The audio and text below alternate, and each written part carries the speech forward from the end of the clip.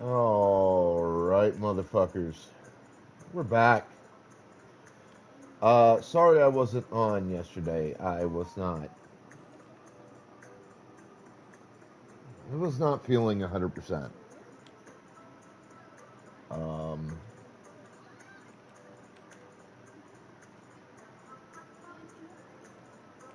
I decided to take yesterday off for personal health day.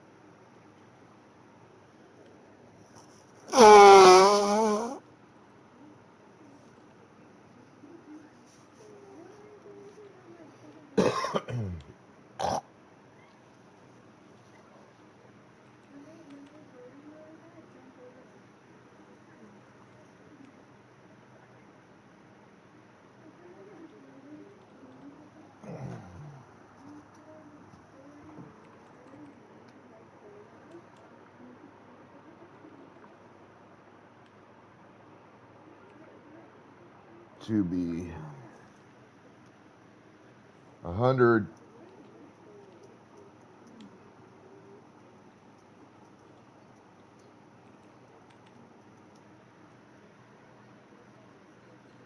be 100%.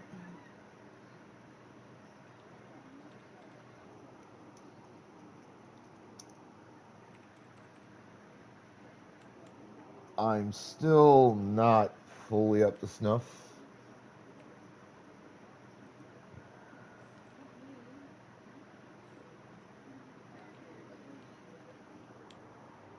Um, Still feeling kind of like shit.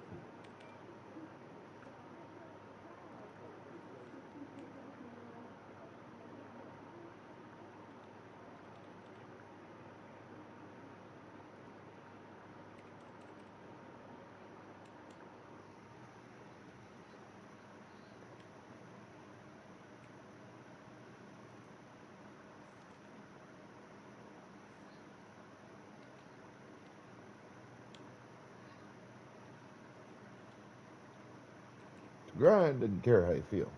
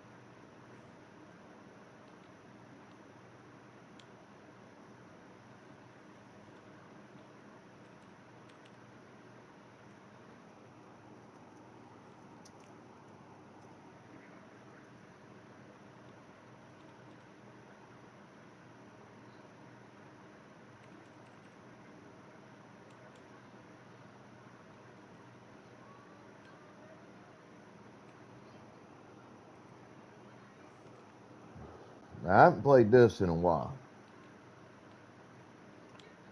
but that won't matter much. This isn't a terribly hard game to remember what's going on.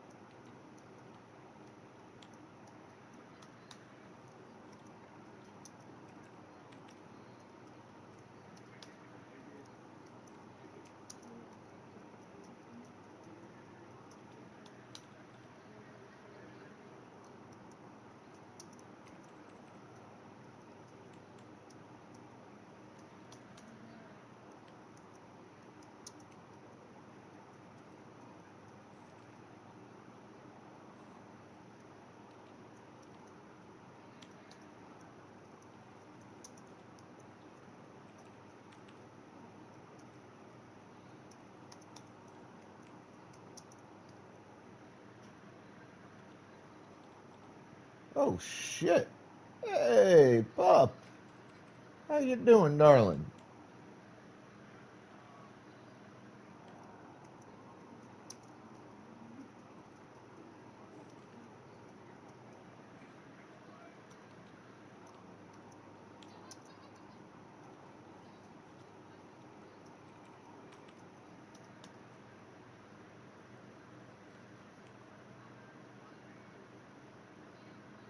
What's up? Hard dicks, helicopters, airplanes, the sky, but not me.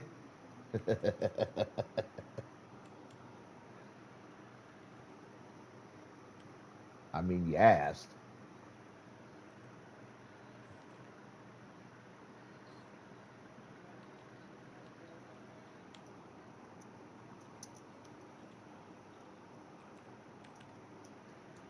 Where's your old man at?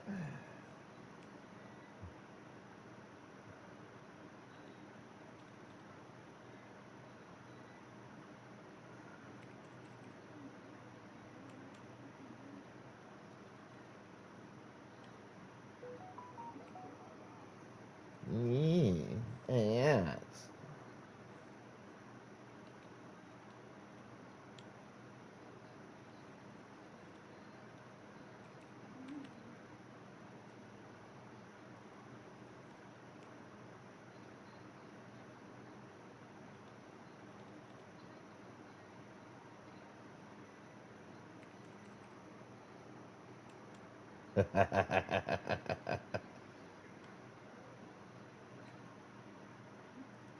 You know how to stop it?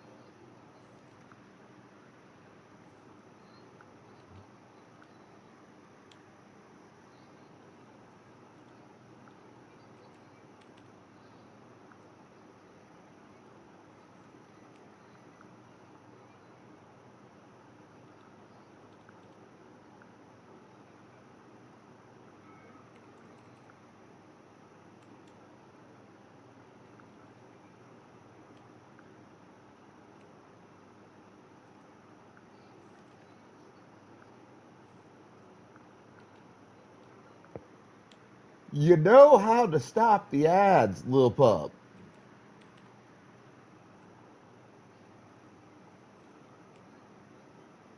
All it costs is $5. Just a wee $5 for a wee little subscription. And then you ain't got no ads no more.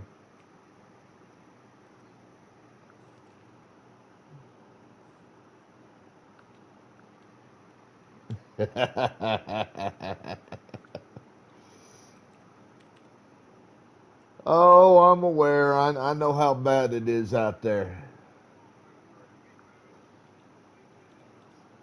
Where's your old man at?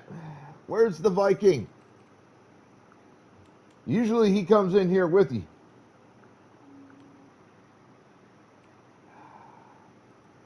Why you keep cussing at me like that in my goddamn fucking chat? Saying that dirty, nasty, evil, vile fucking four-lettered W word. I done told you about that. I'll accept a lot of crap, but that's not something I'll accept. You damn well know it. I should put that back on my banned list of words just to be an ass. Hey, what's up, Duncan's lady?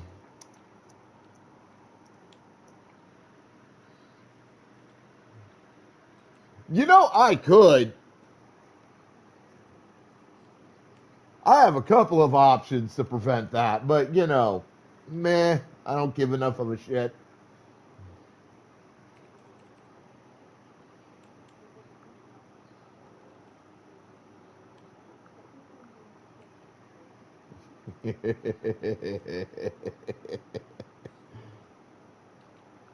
It has been hilarious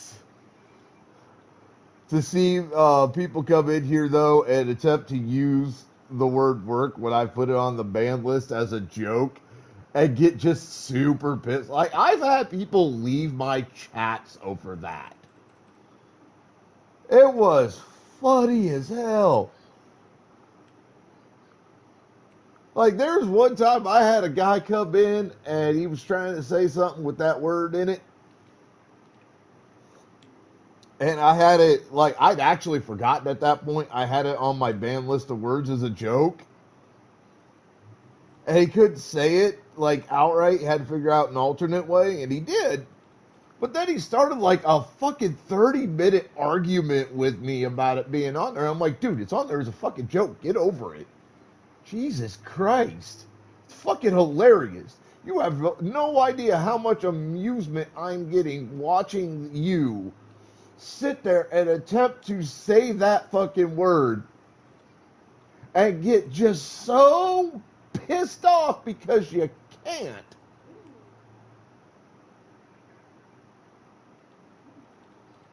Because I put it on the ban list of words as a joke.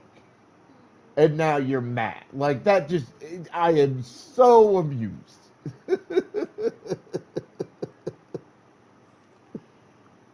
Oh, I love it when people do shit like that because it's just so dumb.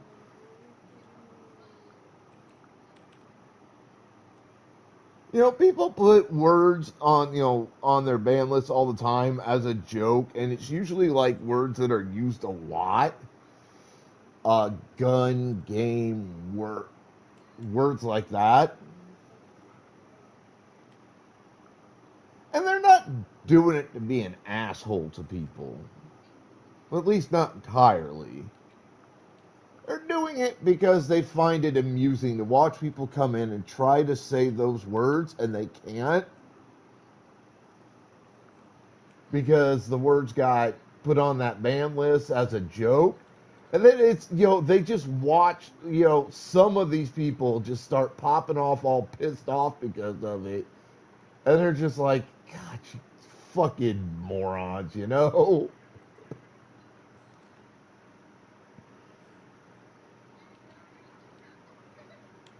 What about the game? Are we talking like WWE, Triple H, aka Paul Levesque, also called the game, the Cerebral Assassin, etc.? Or are we talking about like a different, like, first off, if you're gonna come in here and go the game, you need to define it.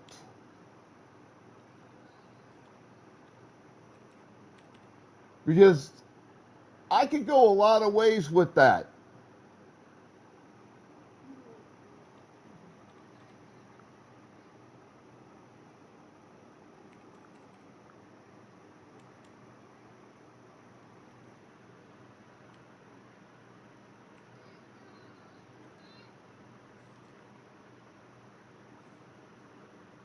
Oh, you're talking that dumbass fucking bullshit where somebody says the game or whatever, you're like, oh, I just lost the game. Fuck that shit. I never paid that shit any goddamn attention. That is not a 90s thing. No, no, that is a post start of the millennium bullshit. We didn't do that shit in the 90s. I should know. I grew up in that era. I was born in 79, lady. That was not something that was a thing in the 80s and the fucking 90s.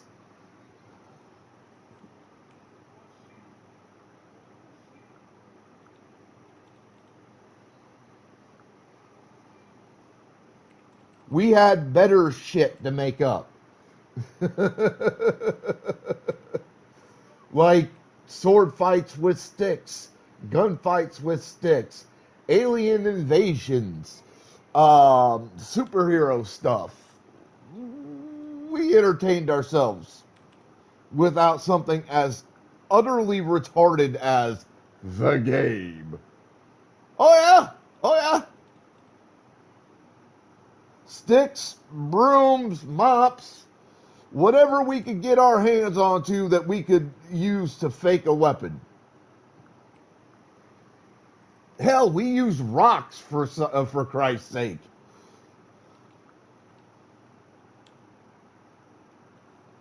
We had games like Smear the Fucking Queer.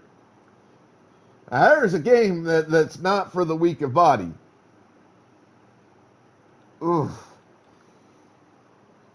Y'all know, y'all know.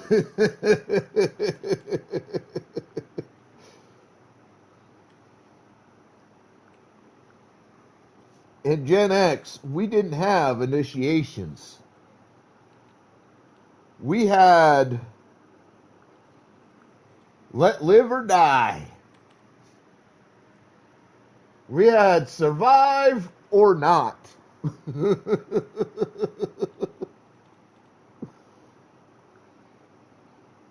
uh, we had fun though.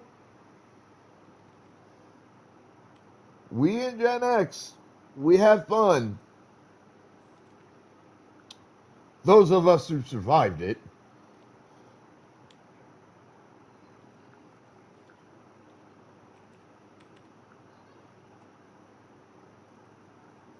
And oh, the playground mayhem we could come up with.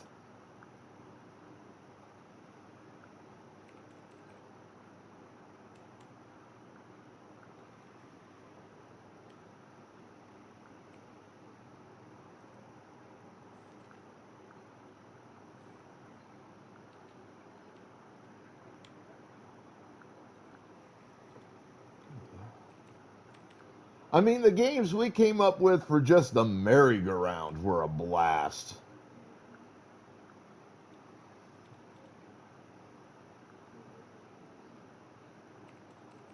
Tell me, my fellow Gen Xers,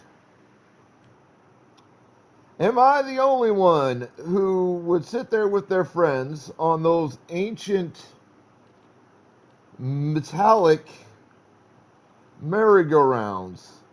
We have anywhere between 3 to 15 people.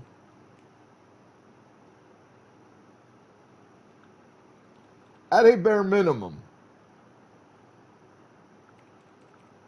And you get a couple of guys on there and you spin that some bitch real fast. Like you'd have at least 3 to 5 of you on the outside of that merry-go-round just hauling that merry-go-round round and round, making that merry-go-round haul ass like it was an actual car, just to see how long motherfuckers could stay on that bitch.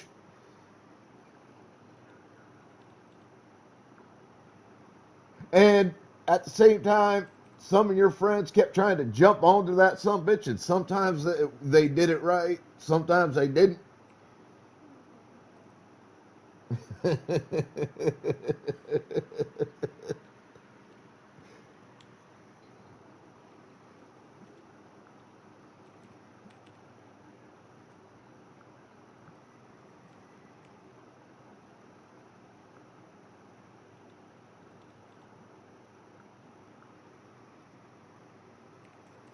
I know I am. I'm proud of every year I've lived and survived.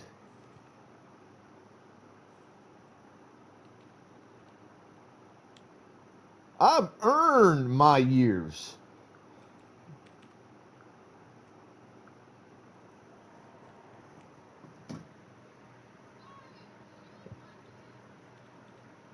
Or what about like here's another. You know, little pup, I'll be honest, I kind of am too. Not gonna lie. I'm a little surprised I survived the song. We did some dumb shit as Gen Xers.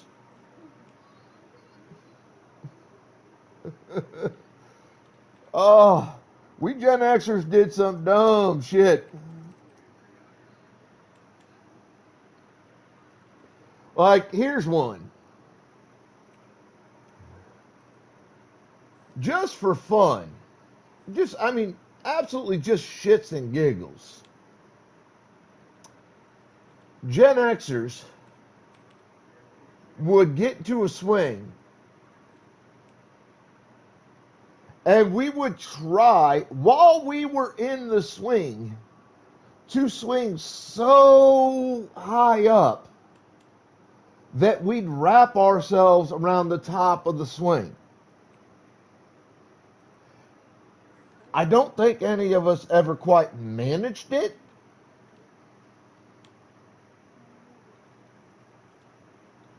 But we gave it a go. I've done it more than once.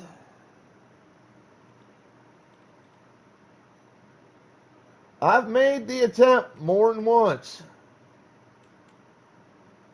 Never really worked out too well for me.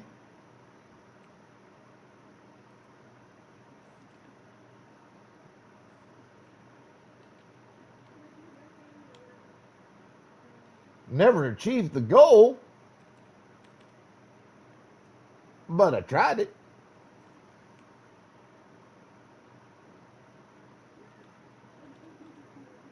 But here's the ultimate. And this was one of our favorite party games. We actually invented the superhero landing as Gen X. And we did it with this particular game.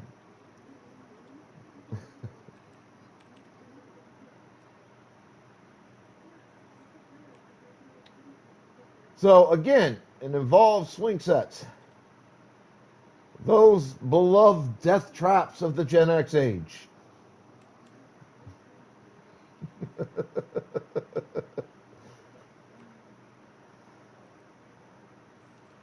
So, when we weren't busy trying to wrap the swing around the top of the swing set with ourselves in it, another fun little game we tried to do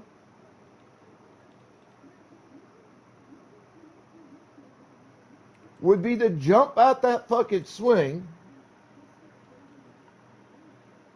without hurting yourself.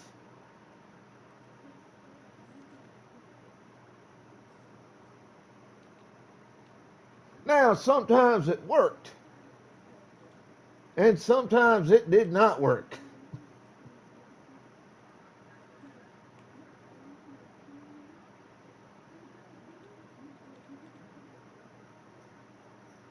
Sometimes you were very successful doing it.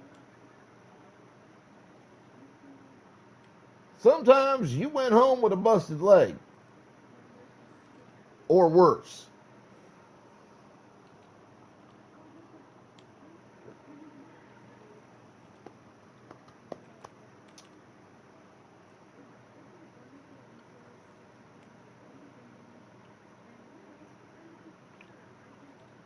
Now, I don't recall never breaking a limb pulling that particular stunt.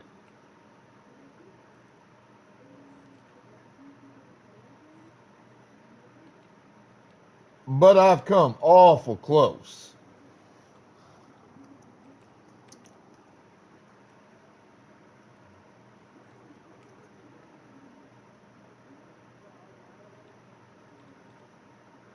And hello.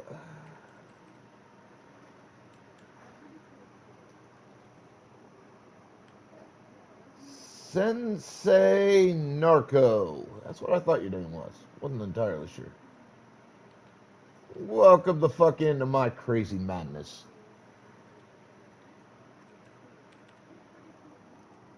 Welcome the fuck into the insanity that is me.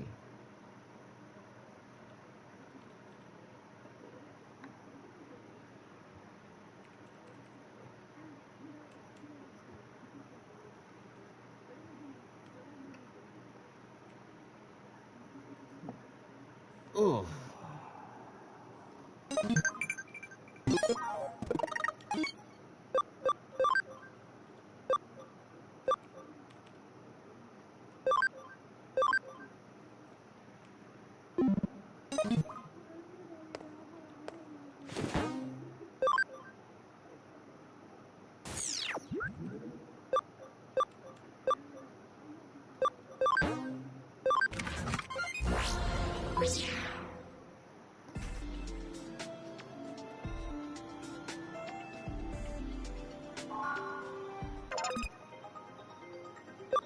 I'll tell you.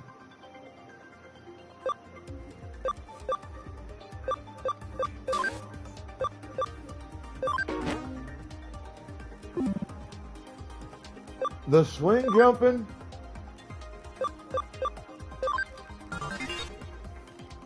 was an absolute blast.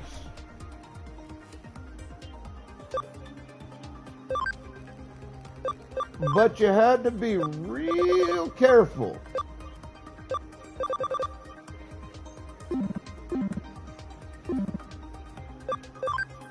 That you didn't hurt yourself.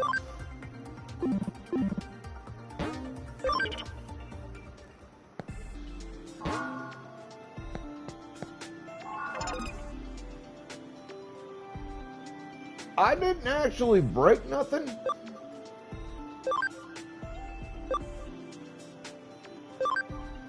But I've come close.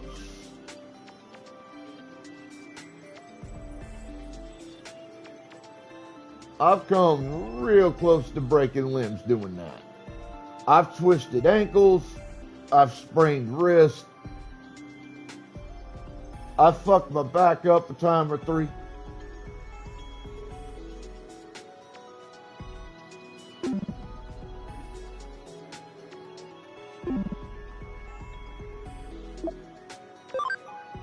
But I ain't never broke nothing.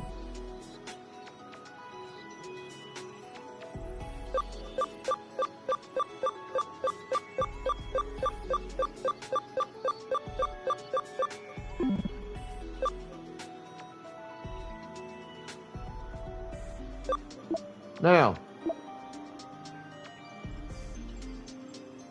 another favorite game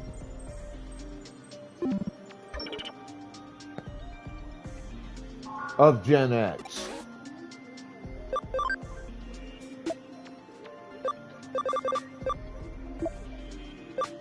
was jumping off really high shit for no goddamn perceivable reason.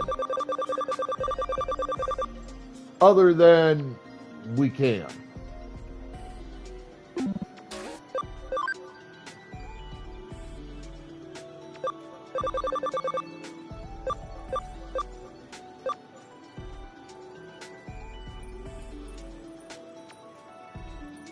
Was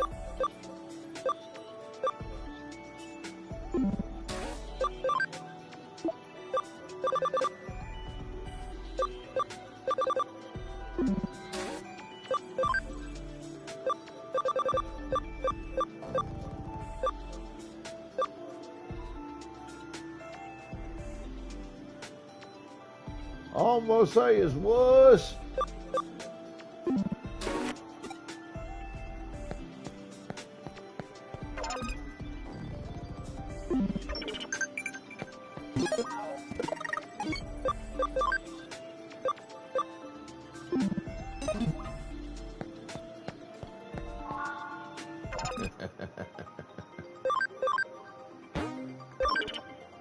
don't. Oh, I used to not mind heights or enclosed spaces. And I'm a little bit more leery of that stuff today.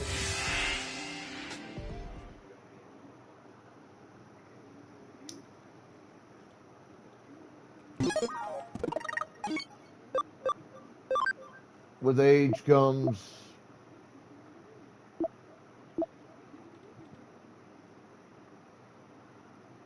well, frankly, wisdom.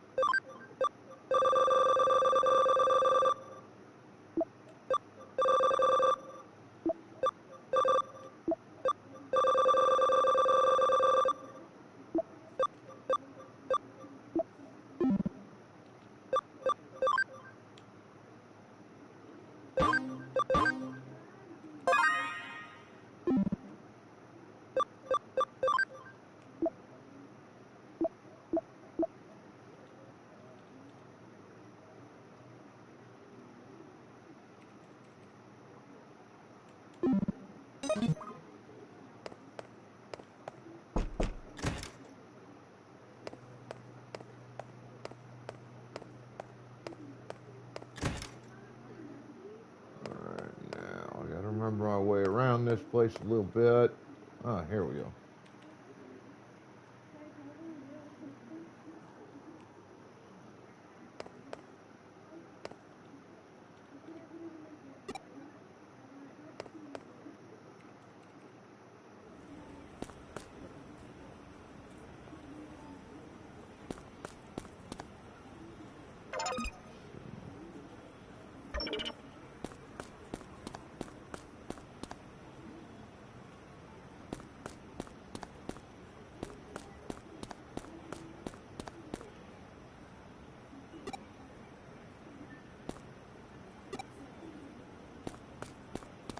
Bro, where? Well, I guess I gotta wander around till I find them.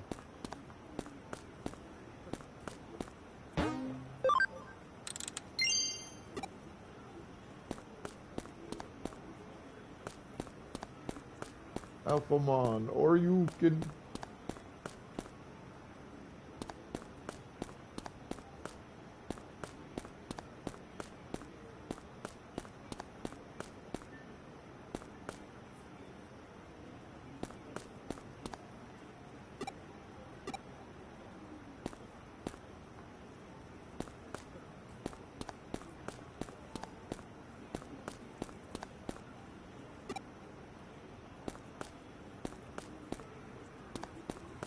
Yeah, we as Gen X, we did some really dumb shit. But we don't regret a moment of it.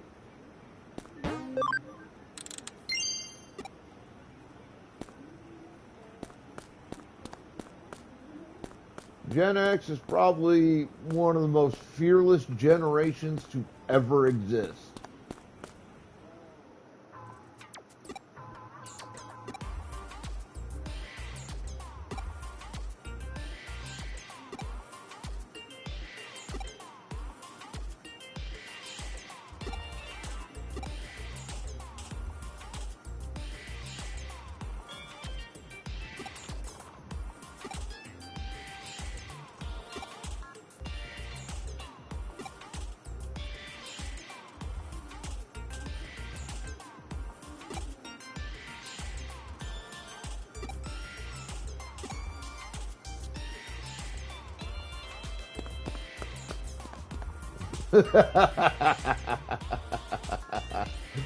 Very much so, Lil Pup. Very much so.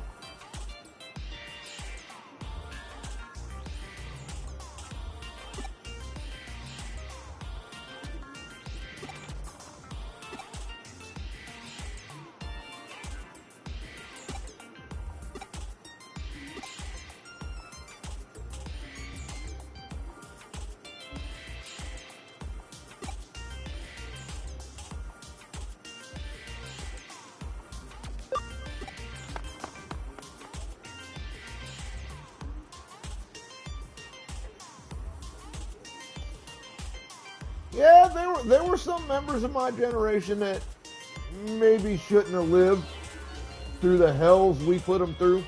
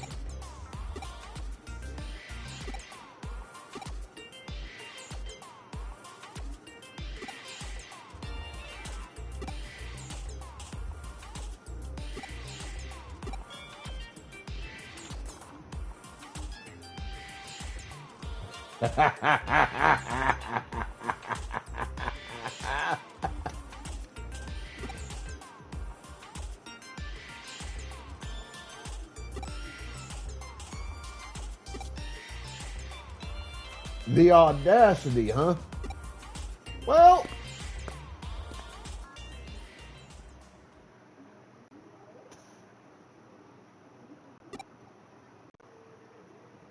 see, here's the thing. We actually had a very good reason for that.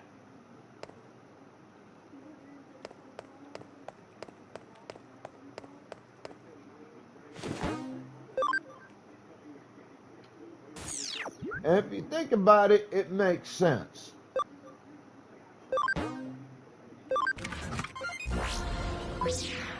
I mean, that was part of it, but that wasn't the main bit.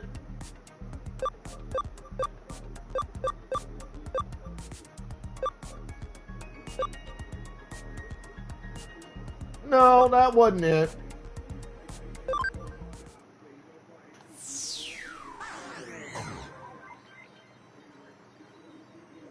Here's the main reason we did that.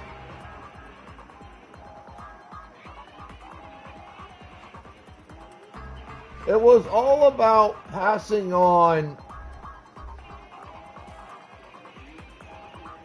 our survival instincts to a new generation. That's it. Really, that's it.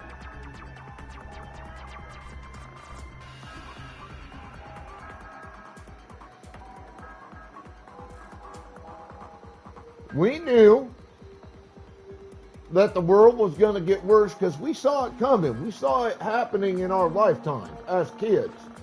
Then we grew up, we realized, holy fucking shit. We were right. We knew upcoming generations were going to need the skills that we could teach them, that we could pass on to them.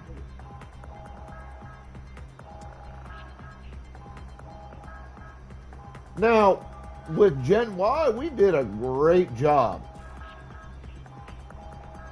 We raised Gen Y exactly the way we were raised.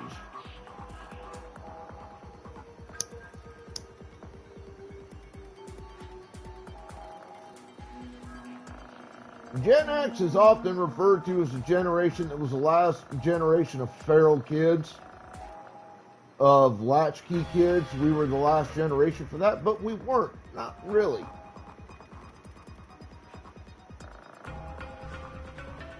Gen Y succeeded us.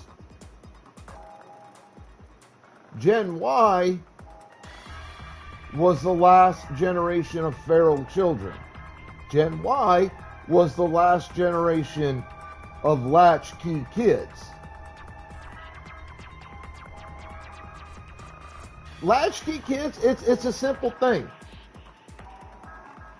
90% of the time we'd come home from like school or whatever, there wasn't anybody home but us. We had keys to our own homes. We'd be at home for anywhere between, maybe a few minutes to upwards of several hours home alone. Not only that, but our friends and their families would leave keys with at least one of us. So if we wanted to, if we wanted to come in for a hot minute, we could come in and hang out at their house while everybody was out of the house. Get a drink of water, maybe, fix up a quick sandwich, something like that.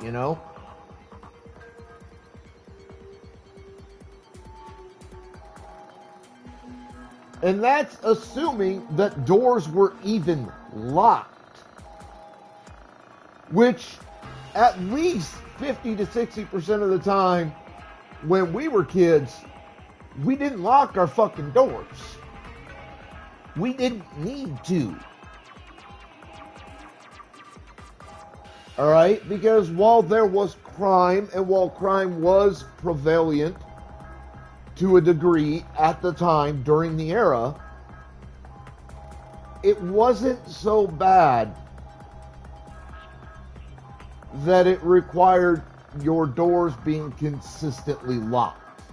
It wasn't so bad that you couldn't afford to just go ahead and get all your kids a fucking key and let them run around with it and not worry about it, Like, it was a different time. It absolutely was a different time. I remember, I could walk into any friend of mine's house up till about 97, 98. I just walked the fuck in. And nobody said nothing about it. It was allowed. It was expected.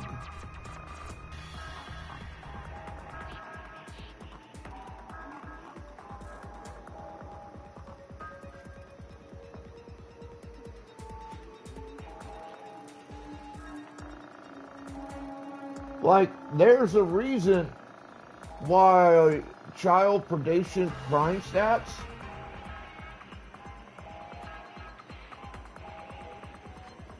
were so low in my generation.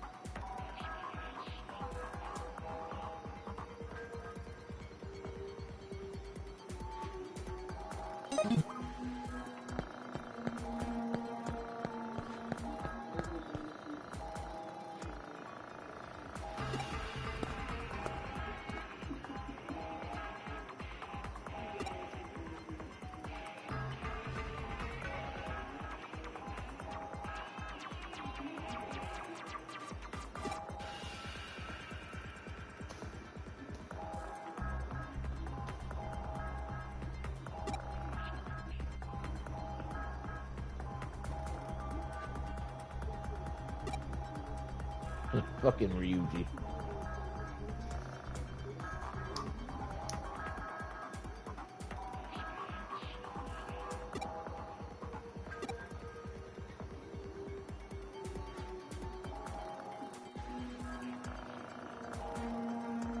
Welcome back. Like I'm saying, there was a definitive reason why, crime stats were low in the 80s and the 90s compared to now.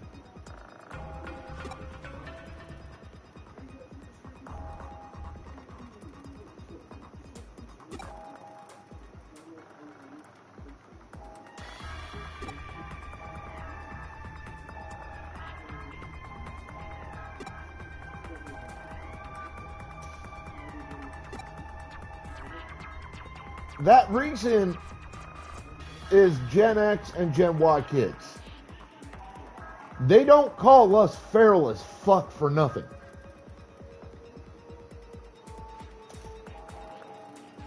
I can promise you this.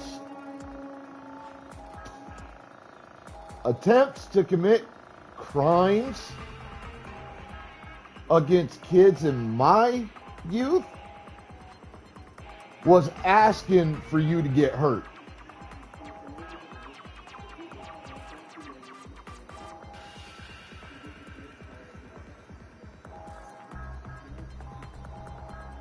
See, Gen X kids used to go out and we'd get bored and we'd pick fights with each other for no goddamn reason.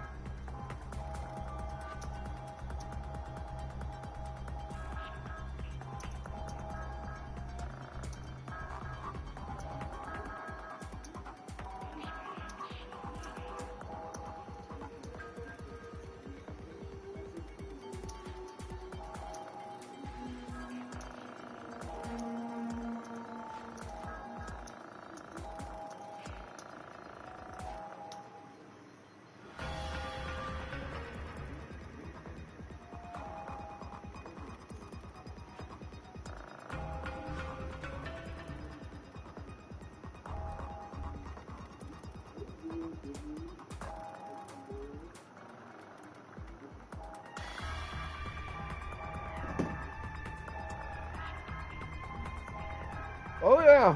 Oh yeah.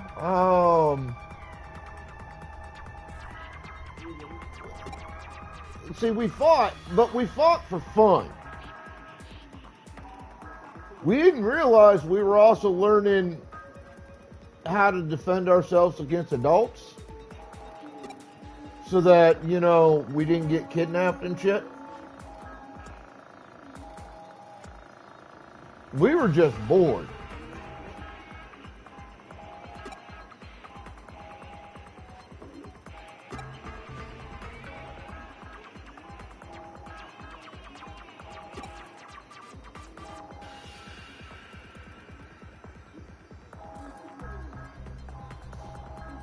But there was plenty of times where that combat experience, that street fighting, came in real handy, and we saved our own asses during attempted criminal proceedings.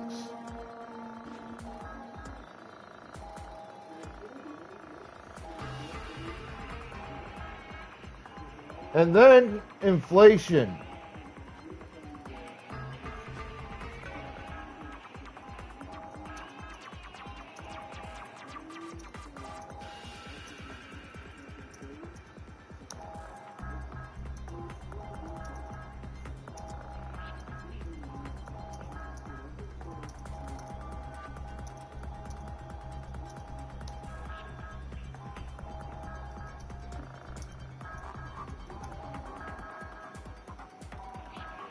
See,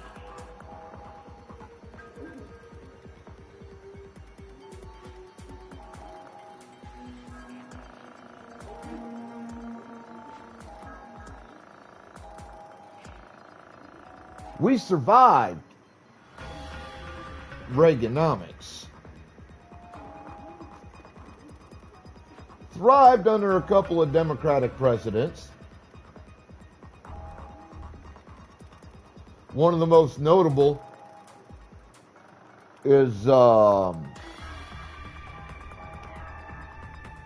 him or hate him, Bill Clinton.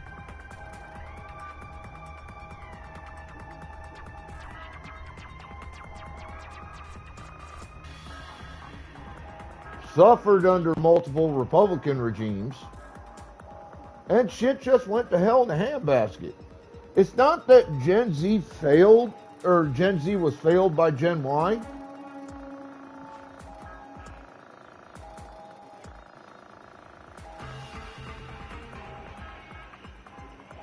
That's not where the problem is. The problem is the boomers and the silent generation were bribed by the ultra wealthy, and they made shit start getting terrifyingly expensive and bad and hard to, just survive. And it got to a point where Gen Y had to make a choice, and so did Gen X. And that it was a terrifying choice. It was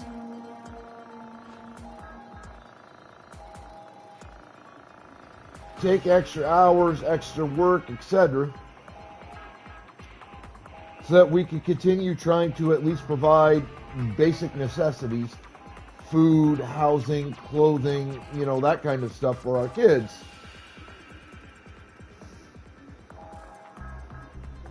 Or forego the extra jobs and or extra money.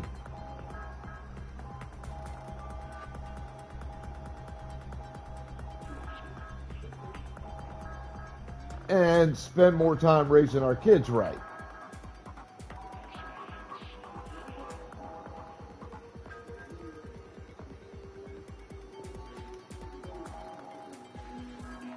That's a terrible choice to have to make.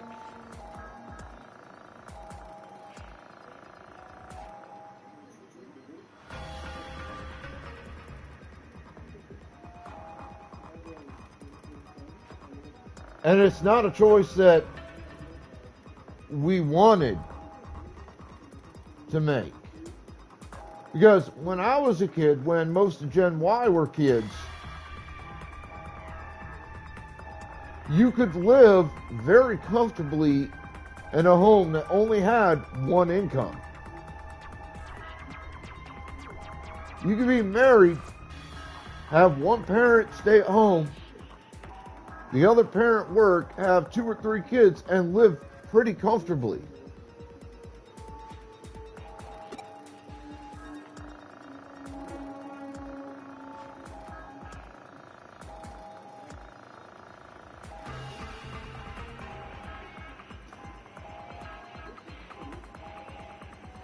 And then, we had, like, the real turning point was that recession back in the 90s that Bill Clinton had to help America climb the fuck out of. It wasn't a hard recession, but it definitely took its toll. And during it, prices on shit just went through the roof. And when it was over, it didn't improve a great deal.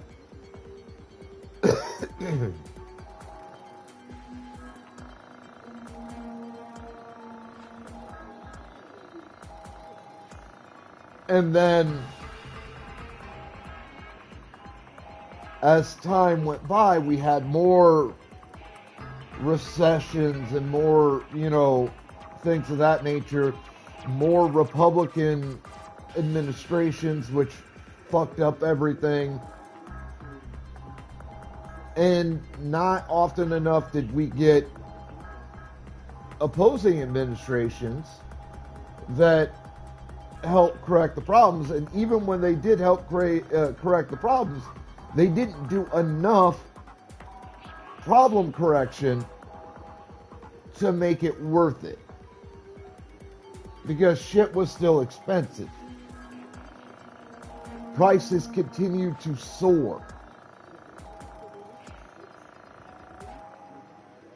Companies continue to get worse.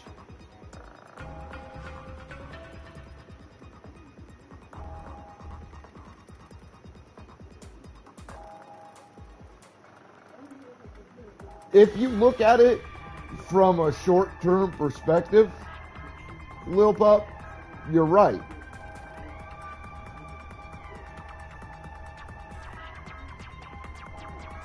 But if you actually look at things from a longer term perspective, you're not right.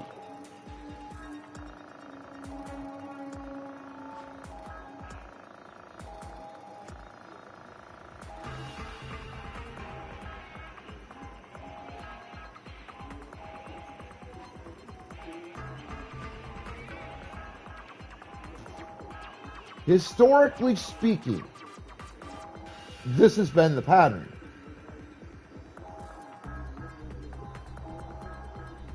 You look at any major long-term country, and you see the pattern. Rome, England, Germany,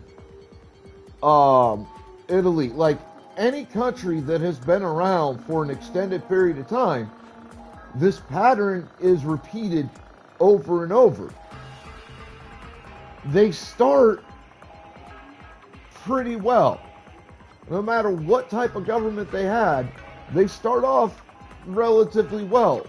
Prices are good, things are affordable, etc. But the longer a nation lasts, the longer multiple nations last, the longer this global economy lasts, the longer the ultra wealthy last, the more control the ultra wealthy take. Because they buy that control by buying politicians. What happens when that happens? Prices go up, things become less and less affordable. Basic necessities, everyday necessities, food, housing, clothing, etc. Prices rise until everything's unaffordable and you're stuck in a two-class system. You have the aristocracy, which is the ultra-wealthy who have all the money and believe falsely that money equals power. So they believe they have all the power too.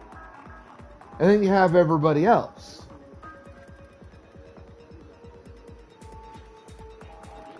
And the problem with that, one of the biggest problems with that, is that everybody else is being brainwashed by the ultra wealthy to believe money equals power. But that's a falsehood.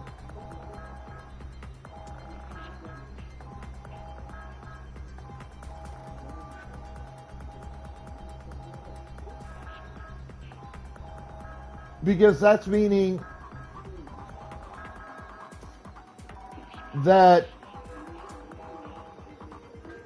we are being brainwashed into believing that only a select few have any power of any kind on any level.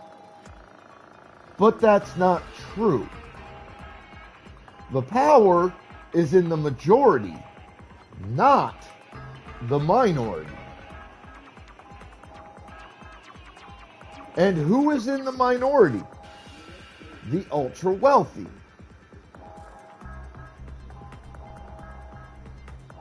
Who do the ultra wealthy fear? The majority. Why do the ultra wealthy fear the majority? Because they know that at any given time, if we start understanding that we've been brainwashed for years, and we start thinking independently, and we start seeing things as they are, not as we are being brainwashed into believing that they are, we see the problems. And then we start working to fix the problems.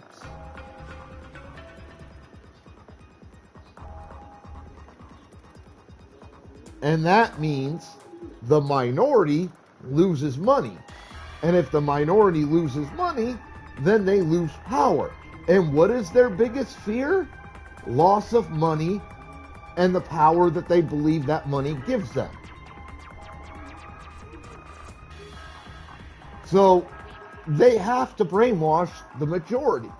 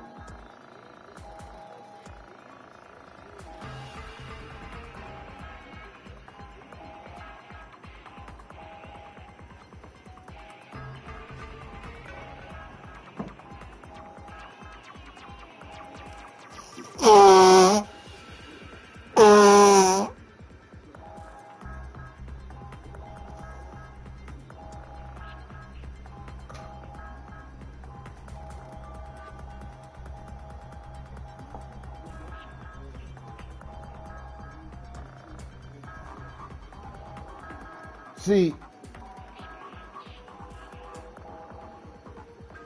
ultimately,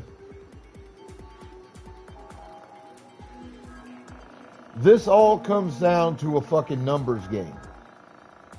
And it's really, really simple.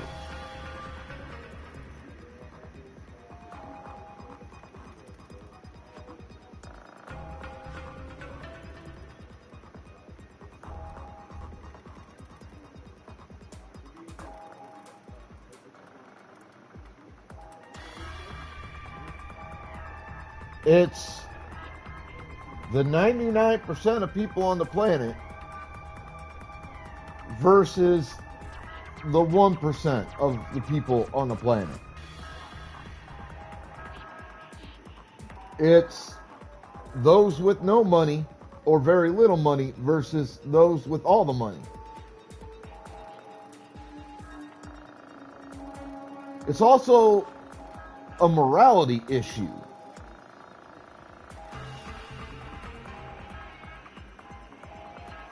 But see, that's the thing with the Second Amendment here in America.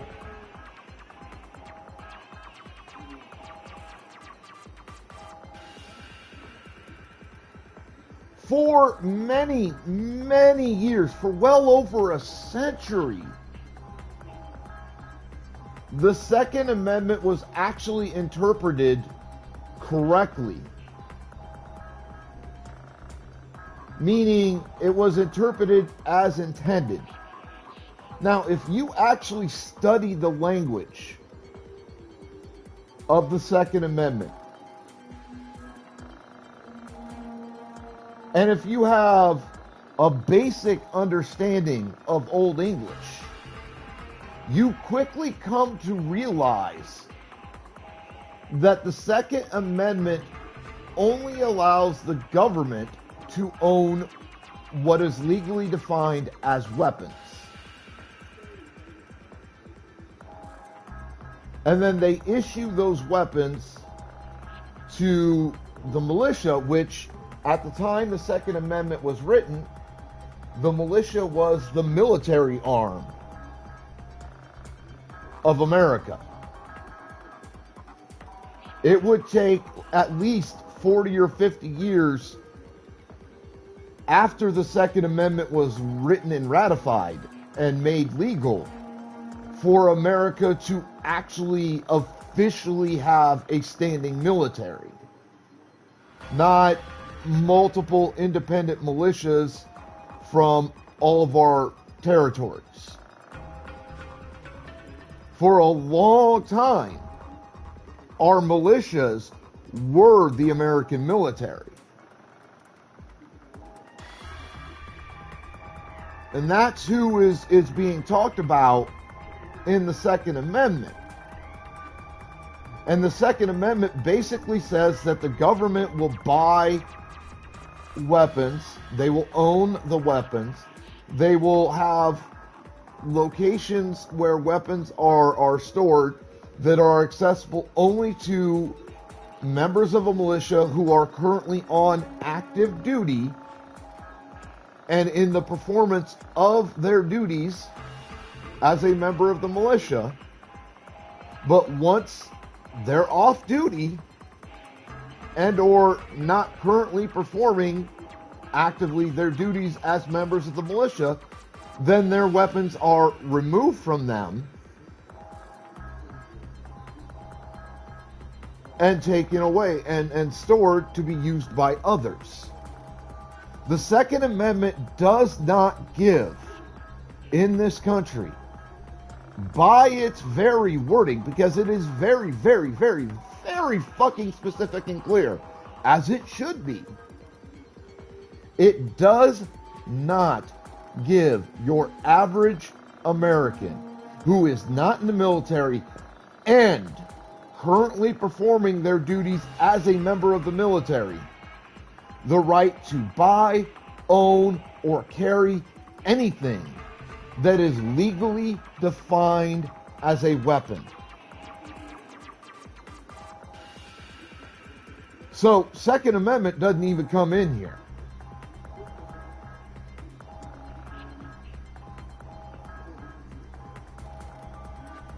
What needs to happen is a new amendment needs to be, because courts got bribed by big gun companies to purposely misinterpret the Second Amendment back in, what was it? I think it was like the 50s. Like there was a big thing where there was a ruling that was in place.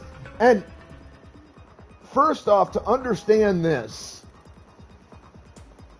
you have to understand that court rulings are not legally binding because they are not laws. So when like a Supreme Court says, well, we look at this law and it was interpreted this way for this long, but now we are choosing to reinterpret it in a different way, that is not a legally binding precedent in the United States of America. It is simply that Supreme Court going, this is how we think it should be interpreted. It is not law. The court system itself, the judicial branch of government, does not have the power and the authority to create laws. Matter of fact, they are not even involved at all in the creation process of laws in this country, which I personally think is bullshit. They're the judicial the judicial branch. My opinion is that they should be involved in the process of creating laws on some level, because they're the fucking judicial branch. They're the branch that is going to be forced to interpret the laws. By not giving them at least some minimal authority and the ability to create laws with Congress, with the legislative and the executive branches of our government, you are hamstringing to a degree the judicial branch and its authority. And most people don't understand that that is the case with the judicial branch. So I have to preface what I'm going to say about all of this by stating that the judicial branch has absolutely zero, less than zero authority to make or create or adjust a law in any way, shape, or form on any level. They simply cannot fucking do it. They only are allowed to interpret a law. That is why laws are looked at so differently in so many different locations. Hi, Mystic. Apparently we're on American History Day today. Welcome the fuck in. And no, the system wasn't designed to fail, per se. No, American history.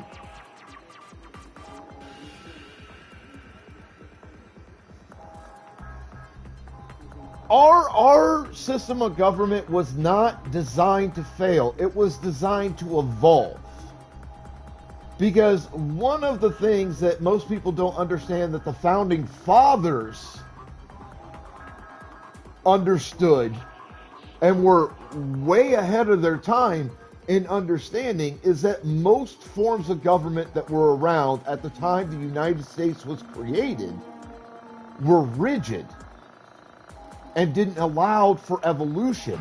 So when evolution needed to occur, it became this massive conflict. And that conflict often resulted in bloodshed before anything could get done. Our founding fathers understood that was a huge weakness in most governmental systems at the time.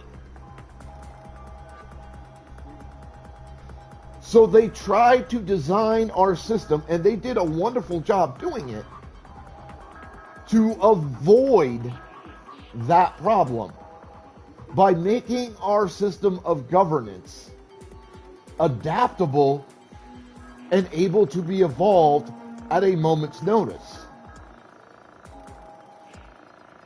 That is above anything else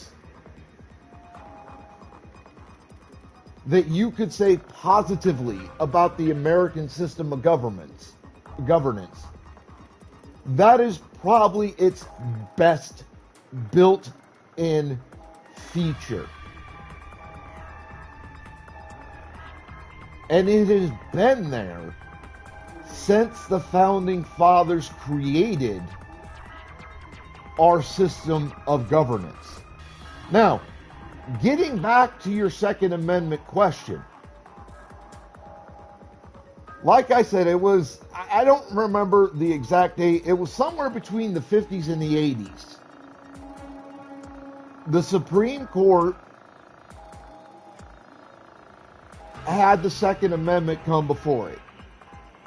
Somebody was challenging the Second Amendment and the way that it had been interpreted, which it was the correct interpretations for well over a century at that particular point in time.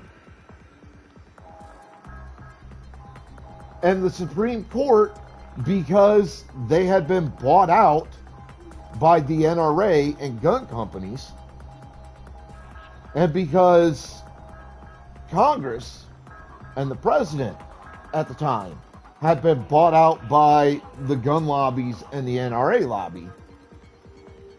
Because what most people are not aware of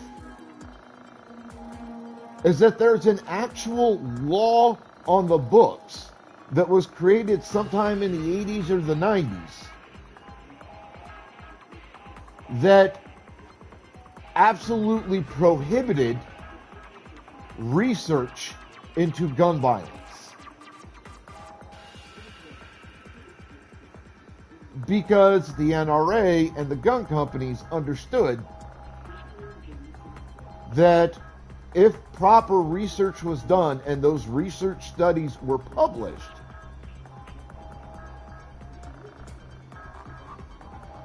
gun companies would lose money because Americans would go, holy shit, we need to stop buying guns. So it wasn't even about weapons and what's legally defined as a weapon in general. This became a fight about guns and only guns.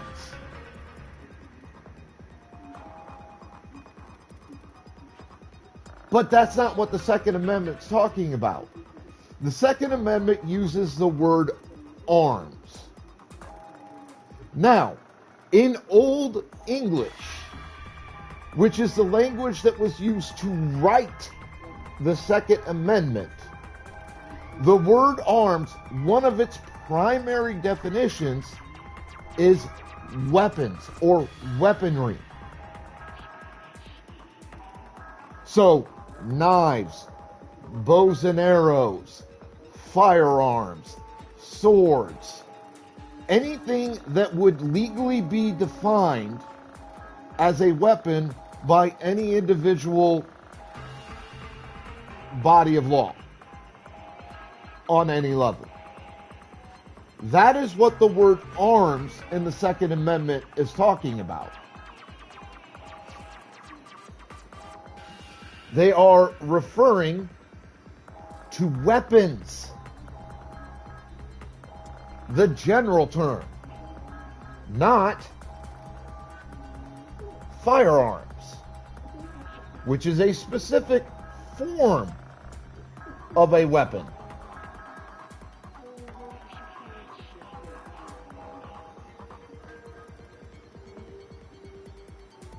But when this challenge was brought before the Supreme Court, and I think it was sometime in the 50s, if my memory serves, against the Second Amendment, the Supreme Court of the United States decided to overturn the correct interpretation of the Second Amendment, which every law professor or anyone who knows the law and understands Old English and has read the Second Amendment still states today was the worst decision that they could have made. The Supreme Court decided to overturn the previous interpretation, which was the proper interpretation of the Second Amendment, and then make it all about guns and say, oh, anybody can own a firearm. So no, technically speaking, by the Supreme Court's newer interpretation that occurred during that era of time, no, you cannot own a tank. It is not considered a form of a firearm. You cannot legally own a tank.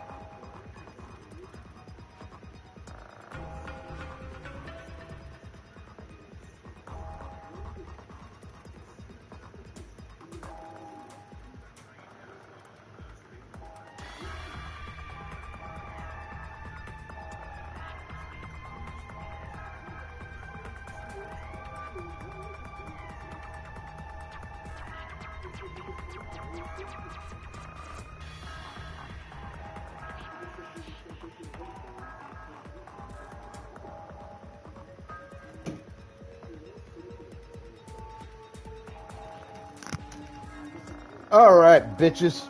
I'm back. But to answer your question, no. Because the Supreme Court's reversal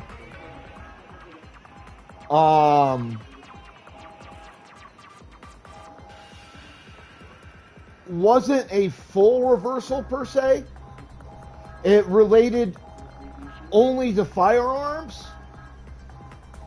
then no, my understanding is you cannot legally own a tank. Now, if the Supreme Court had fully reversed the decision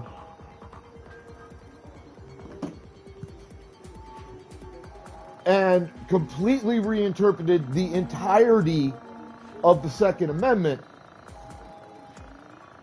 then yes, you could legally own a tank, because a tank would be legally described as a weapon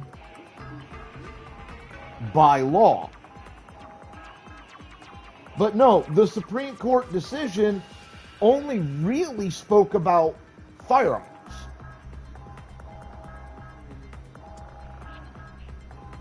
Now, later decisions down the road by the Supreme Court might have, furthered the interpretation to include other forms of weaponry like explosives or whatever. But as I understand it, the Supreme Court decision only talked about firearms, guns.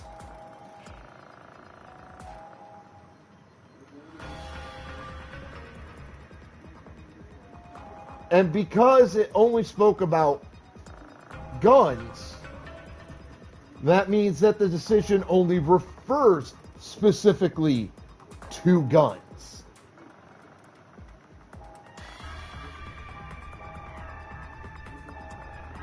Which, if you think about it, actually makes the reinterpretation so much worse. Because, again, I go back to the fact that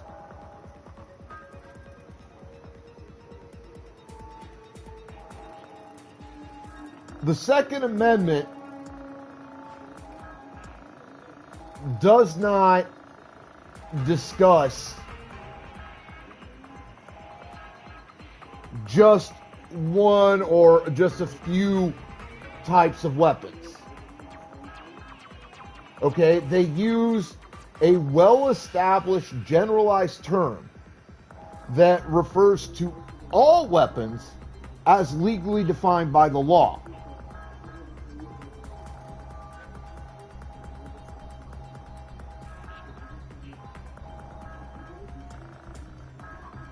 So they're not talking about just firearms or blades, daggers or whatever. They're talking about anything that could be legally defined as a weapon by the law. Which means, okay, so I'll give you an example.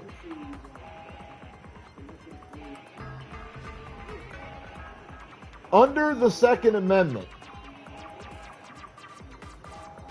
any home that has kitchen knives, those would be illegal.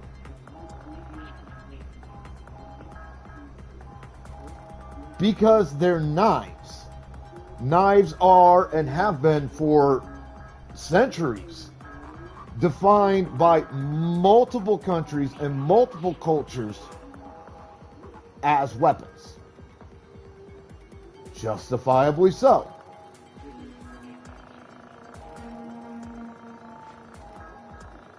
Justifiably so. They technically are weapons. It is very easy to do great harm or even kill people with basically any kind of a knife. Even a butter knife. You can torture people with knives. You can very easily threaten a person with a knife. Its legal definition as a weapon is well deserved. But under the Second Amendment, it's completely legal to own pots and pans. Because even though pots and pans can be used as weapons, they are not legally defined as a weapon. Because it is much more difficult to cause serious bodily harm or death with a pot or a pan. Same with plates, cups, things of that nature. There are extra steps involved and a great deal more violence involved to make something of that nature a weapon that does great harm or even causes death. You see, that's where you have the definition in a layman's term of what is legally defined in pretty much any country across the U.S. or across the world as a weapon. One of the first and most major things they're going to look at is how easy is it for this particular item or items of a similar nature to cause a great deal of harm or even death.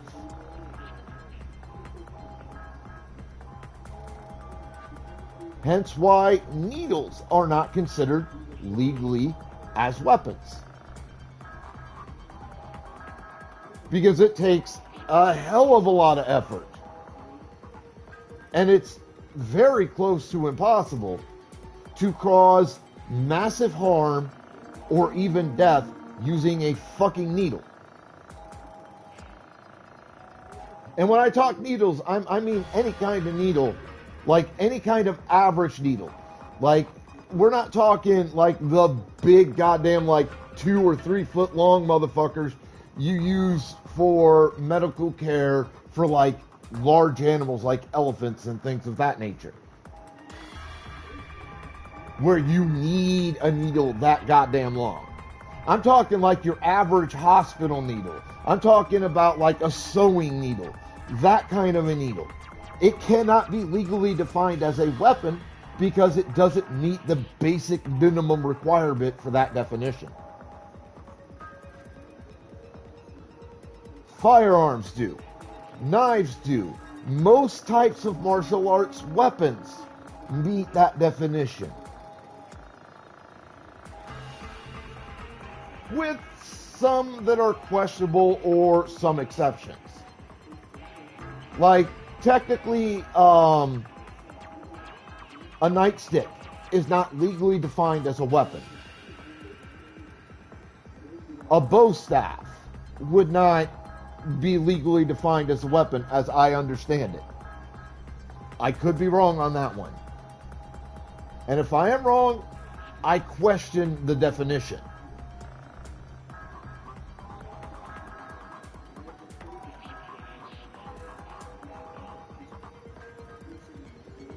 But regardless, it's all about what is legally defined as a weapon.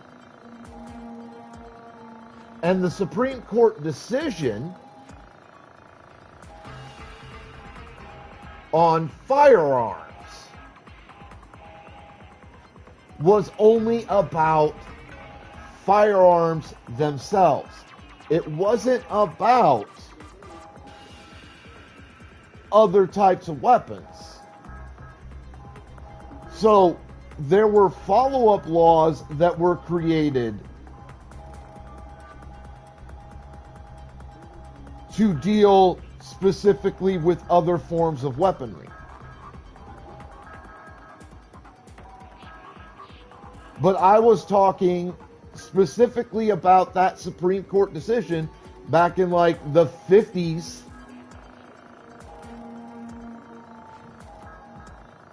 that discussed firearms by themselves.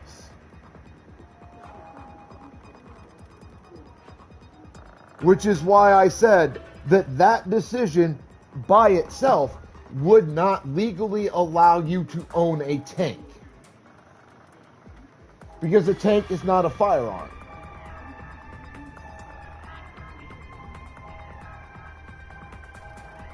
It uses firearm style technology, but it is in and of itself not classified as a firearm. So this Supreme Court reversal back in the 50s or whatever that reversed a long-standing precedent that spoke only about guns themselves would not legally allow you to own a tank or a military-style jet or any other weapon, because the decision was about guns and guns only. It did not deal with other forms of weaponry as legally defined.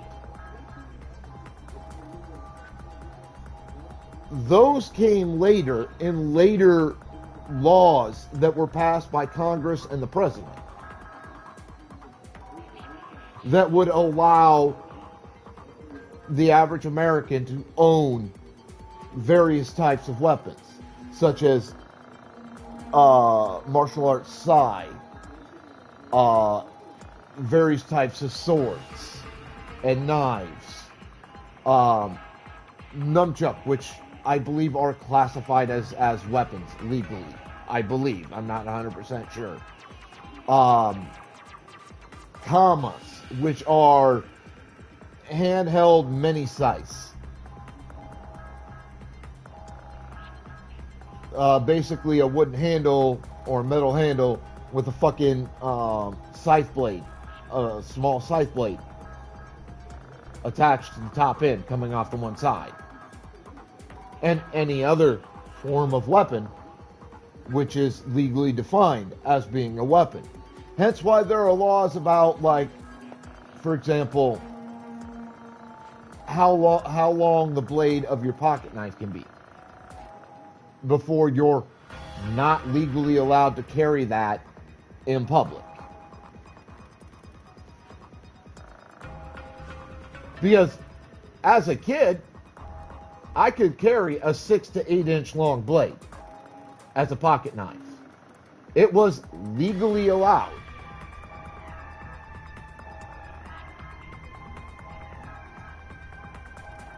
For people of a certain age. So like back in once I hit about 15, I could legally carry around a blade or a pocket knife with a blade between 5 to 8 inches.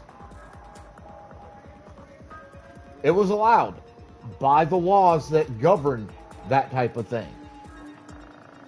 But today, you're not allowed to carry a blade, a pocket knife, with a blade that's longer than I think like 4.5 inches. 4.5.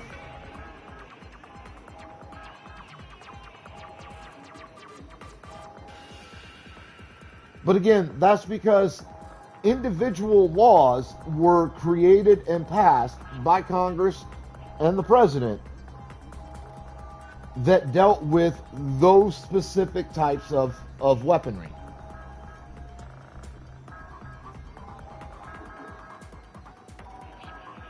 But that has nothing to do with that Supreme Court decision in the 50s or whenever that reversed the long-standing precedent and the correct interpretation of the Second Amendment. Completely separate from each other. Because again, that Supreme Court decision, going on 70 some odd years ago, specifically dealt with firearms. And only firearms. To my knowledge and understanding, it did not in any way, shape, or form mention or deal with any other form of what is legally defined as a weapon. Now we come to the modern day, and we go back to your previous question. You asked, well, the system is fucked up right now. And the ultra wealthy control everything, and all these people are brainwashed. They don't understand what the right thing is, what the wrong thing is. They understand what true power is, and that true power comes from the majority, not the minority of people. How do we fix this? Well, it starts with an education.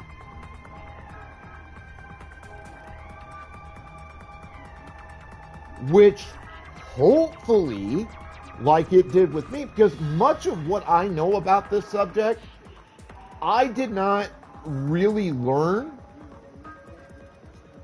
until I was in like my 30s. I didn't learn and understand much of it until I was in like my 30s.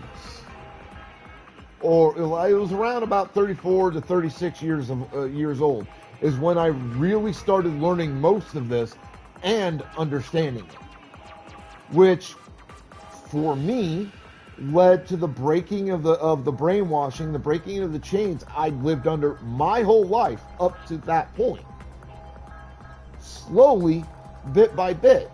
And that is step 2. Step 1 has to be, you have to get an education. All right? You have to start understanding what the truth is and how and why it's gotten perverted in the ways that it has over all this time.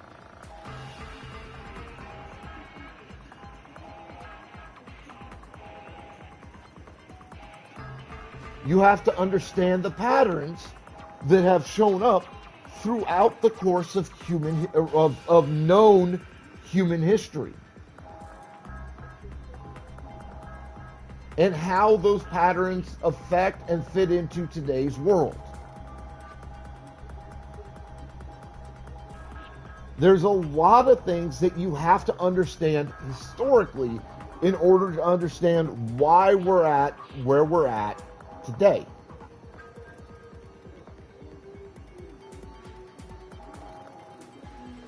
So you have to get that education.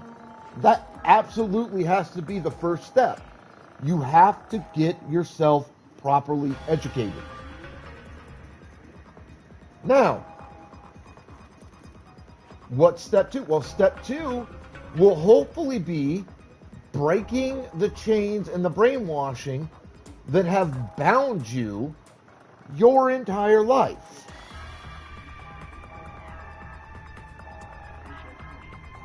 Because once you do that, you regain the ability of independent thinking that had been essentially stolen from you by the brainwashing. But while those 2 steps are absolutely fantastic first steps, they're only first steps.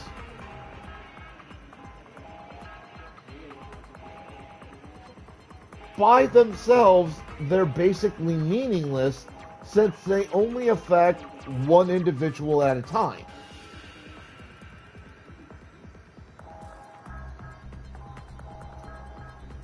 So step 3 is getting this knowledge out to the public and then encouraging others to do the research for themselves so that they can understand what's being discussed, and then thus understand why things are the way they are and how we might thus change things.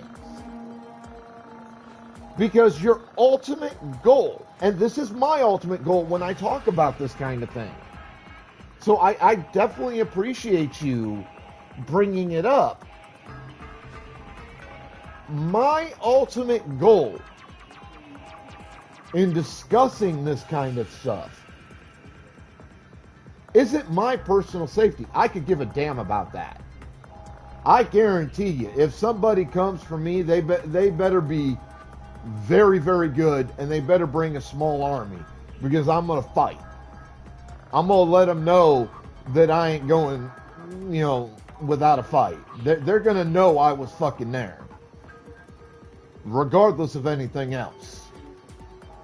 Will I win? Probably not.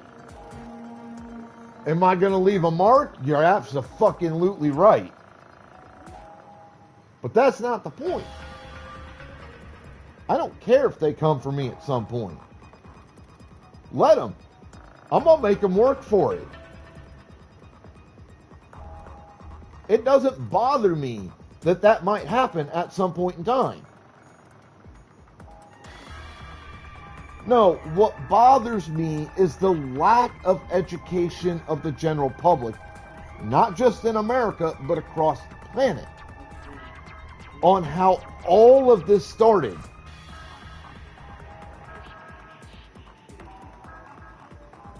And why it is the way it is right now.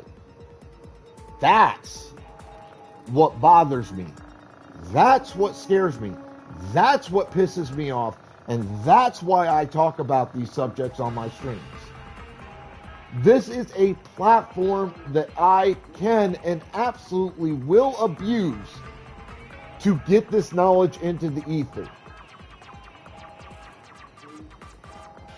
To get this out there so people can hear it and understand it and listen. And maybe, just maybe, a few of them will not just hear what I have to say and understand what I have to say, but they'll fucking research it. They'll educate themselves.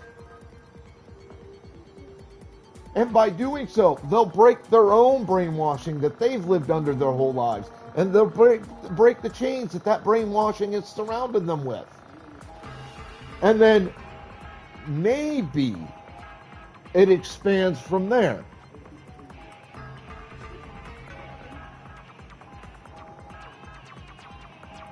That's why I do what I do. I do what I do by talking about these subjects in the hope and in the faith that even if it's only a small number of people, that small number of people will hear what I say, will understand what I say.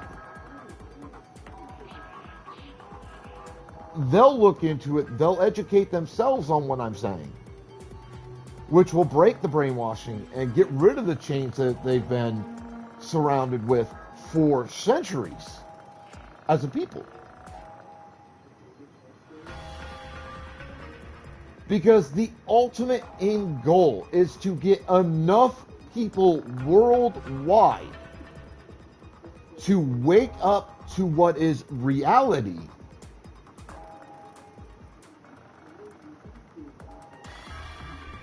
to wake up to the facts, to wake up to an understanding of why things are the way they are.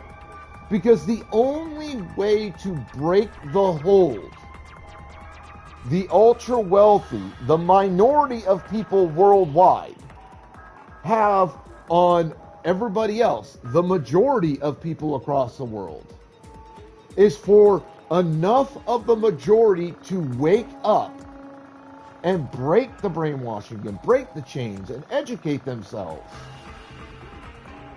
That we all stand together and we say, enough! We've had it with your bullshit. We're done. We are taking back our power. Because it's our power. We are the majority, motherfuckers. There's way more of us than there will ever fucking be of you. We are the true power. The power comes from us. So from now on, you're going to do things our way, or you're not going to have anything, because we will fucking take it from you. That's what needs to happen to correct the way that things are going right now, and the way things are at the moment. We have to wake up enough of the majority to the truth.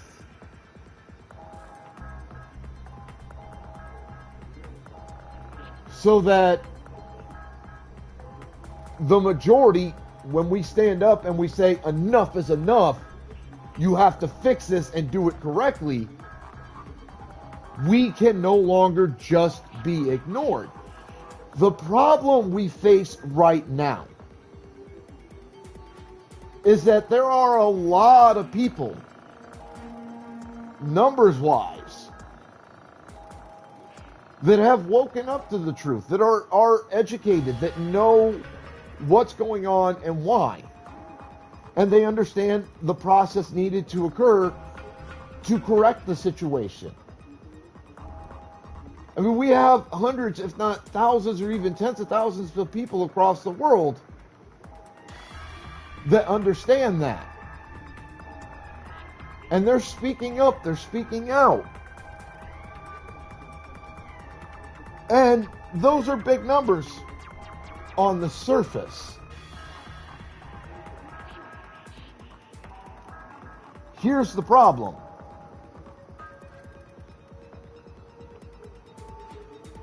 Comparatively speaking, those numbers are so small as to be relatively non-existent when compared with the fact that there are what? Somewhere between 7.5 to 9 billion people on the planet?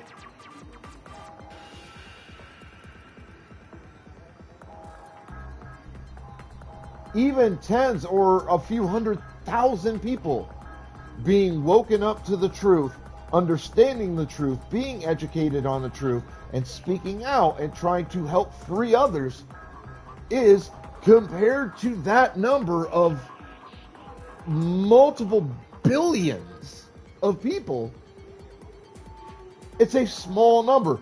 It's a barely registered fraction of the total number of people on the planet.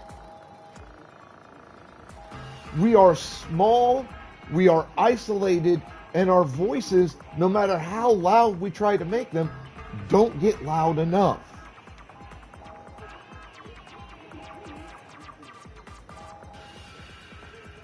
And there's, as far as I've seen, there's no real networking between groups of people like myself to try to make our voices louder through connectivity.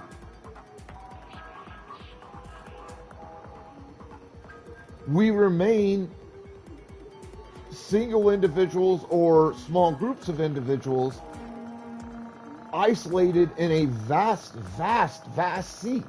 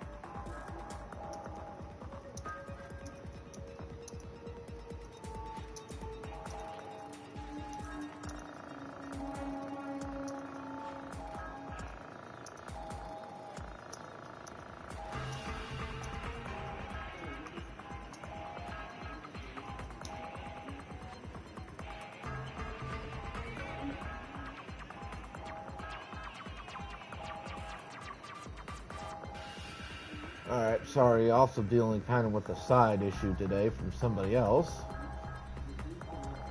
But yes, the basic problem is that folks like myself, either individual people or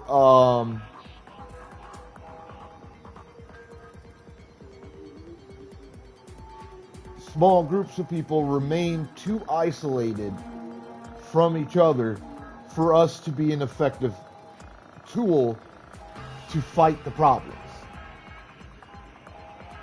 What we need, and this may already exist, and if it does, I just don't know about it.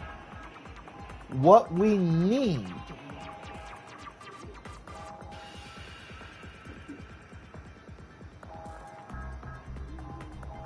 is we need interconnectivity between all these isolated islands of education that are trying to break the majority free and give us back our power. We need all of these isolated individuals and small groups to be able to get together, connect one with the other, because that's going to not only improve the reach that each of us have, but it's going to make our voices that much louder. The louder our voices are, the less we can be fucking ignored. The less we're fucking ignored by people in positions of power and authority within the governments, the more we will force them to actually do the right fucking thing. The more we force them to do the right fucking thing, the more we force them to have to break the strings that tie them to their masters in the ultra wealthy.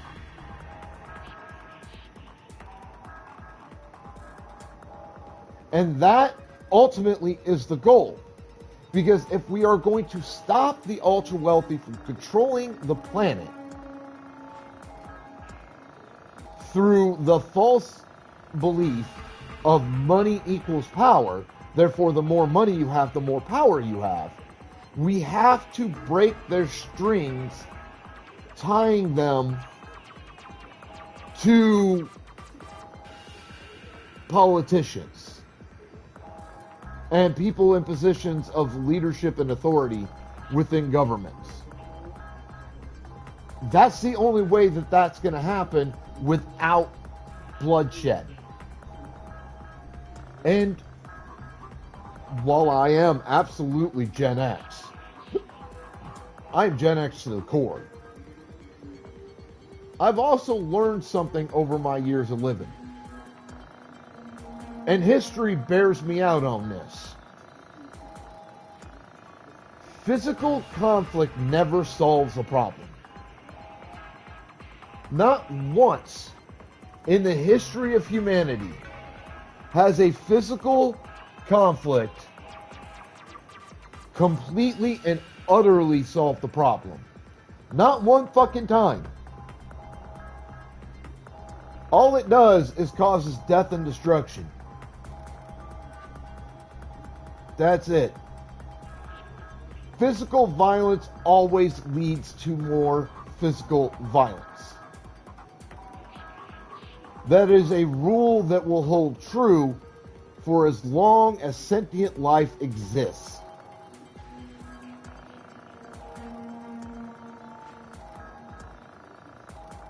So, while I understand what Darth Gouda was saying earlier about how many times, most of the time, vast majority of the time throughout history, these problems were corrected through a clean slate being created. That clean slate he's talking about is almost always a violent revolution.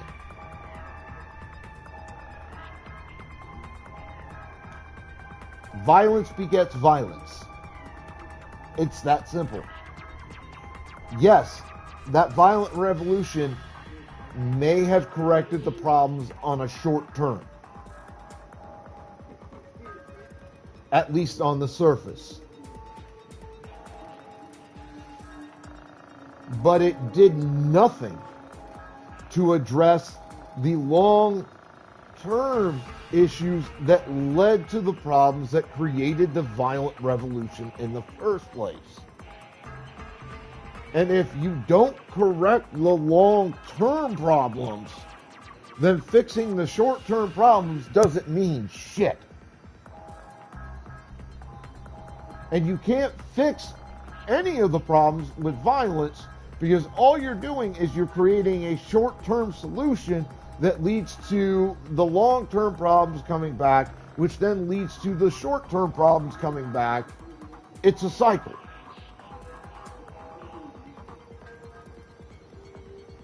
You have to break the cycle.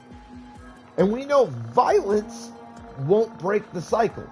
It perpetuates it. So what's our alternative solution? Peaceful means.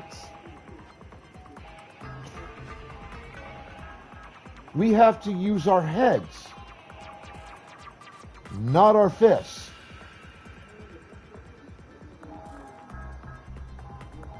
Violence absolutely has a place in the world.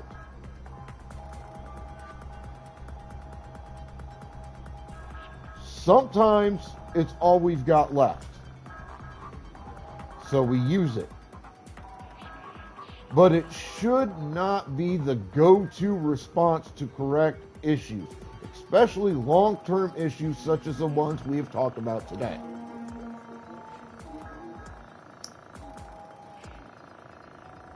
Because violence begets violence.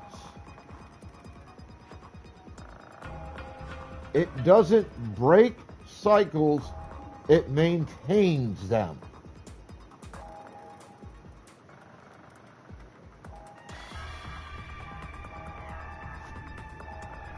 Our founding fathers, I believe, understood this principle. Which is why I believe that they created a governmental system with the inbuilt ability to evolve and adapt to pretty much any situation it would possibly face over the years.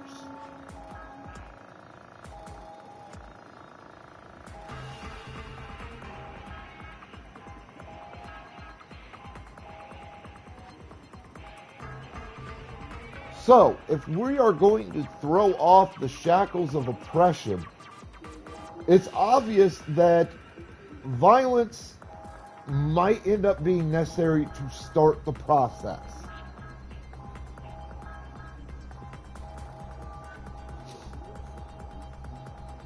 I'll grant you that much.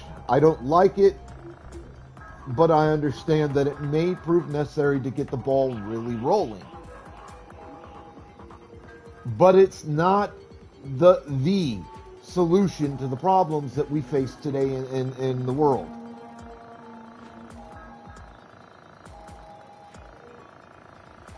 We might have to use violence to start the process of correcting the world's problems. But it cannot and should not and will not be the only solution needed to do the job. No. We have to be smart about this. We have to use our heads far more than we use our fists. Otherwise, we will not correct the problems. It is that simple. It's really that simple. And history bears me out on this.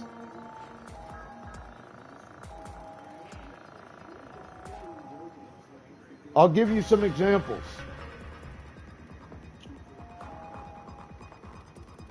Did World War II fix the problem of Nazism in the world? Or did it simply create more problems regarding the Nazi ideals? Your answer is, it created more problems regarding the ideals of Nazi Germany. It did not fix the problem. The violence did not create the necessary solution.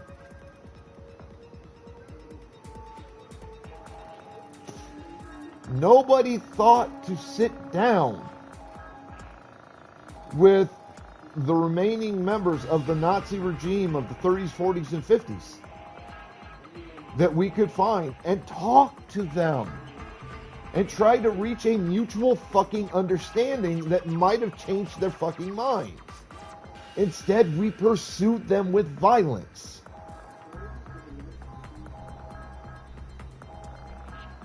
Did the razing of the city of Troy all those eons ago, did that fix the problem that created that massive war to begin with? No. It just simply led to retaliatory violence by other countries at a later point.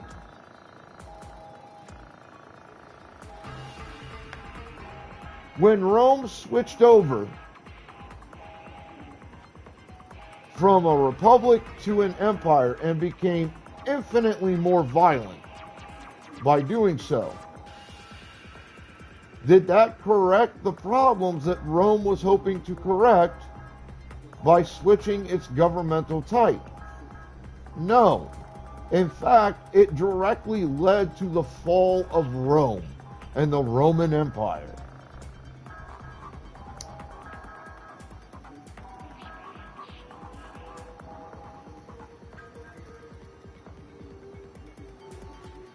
Now let me ask you this. And I'll give you a couple minutes to think about it. What is, hands down, one of the most successful and long-term governments in the history that we currently know of humanity?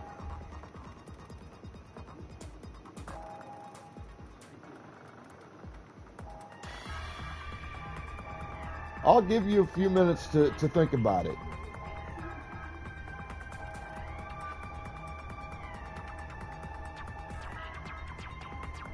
Who the fuck you talk about was eating our kids and probably still are? I don't know what that's necessarily a reference to.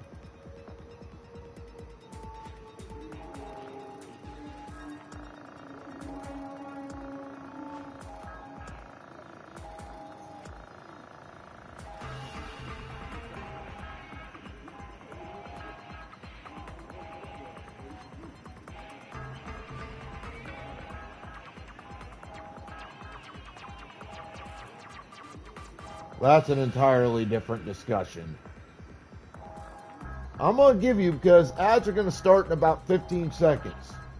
I'm going to give you till the end of the ad break to think about my question. What is one of the most successful and long-term governments in the known history of humanity? And why?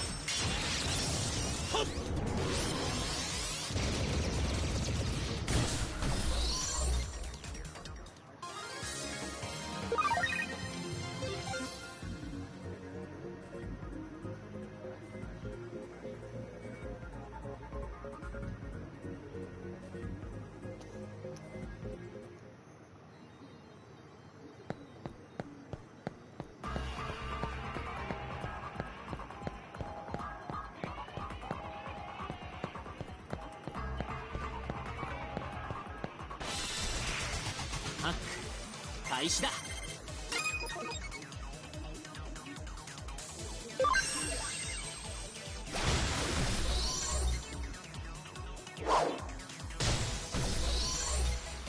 なんとかなったね。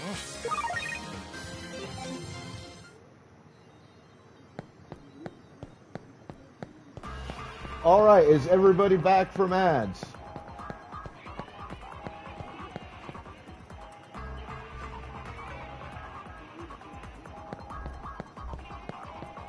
All right, so you had about a minute and a half or so to come up with a response to my question. What is one of the most successful governments in the known history of humanity, and why is it considered one of the most successful? Do we have responses?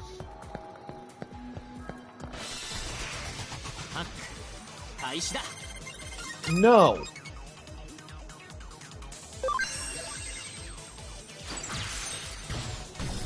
No. Yes, monarchies were typically a very long-lived form of government, still are. There are still existing monarchies. But I would not consider them successful.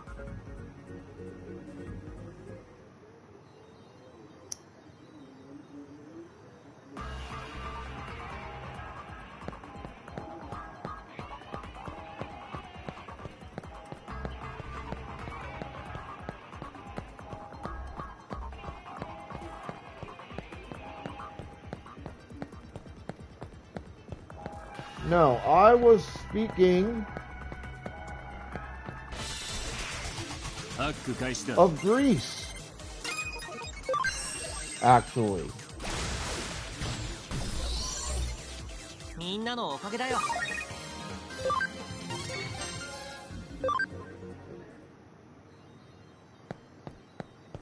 For the majority of its history,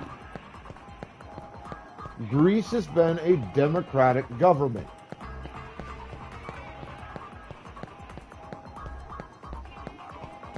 They talked things out. Most of the, like the majority, the vast majority of the time, they talked things out. They made peace, not war.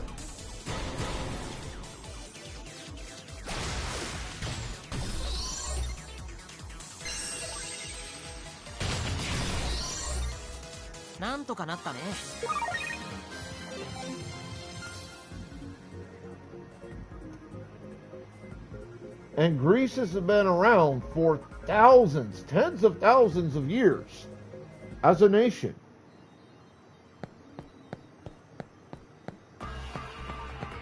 And as I understand it, its history is very much anti-war. It has not dealt with a great deal of wars over the course of its physical history as a nation. At least in terms of starting a war. They have fought plenty of wars. Sure. In that regard, they're like any other country on the planet, or that we know has ever existed. But, as I understand it, タック開始だ。 Greece did not このまま start 押し切れ。 most of those wars. They fought for their own survival, and they capitulated when needed.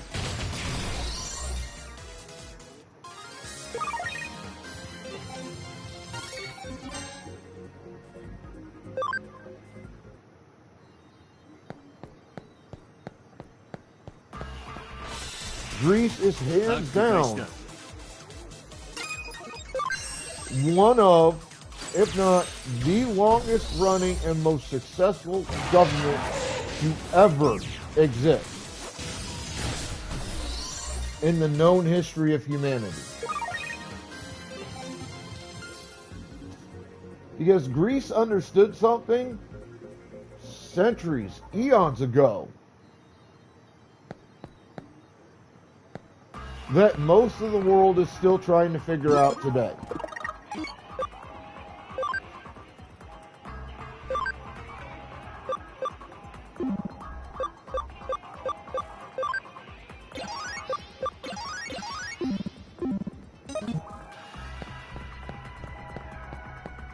They understand that using your head, being peaceful, is going to be far more successful in the long run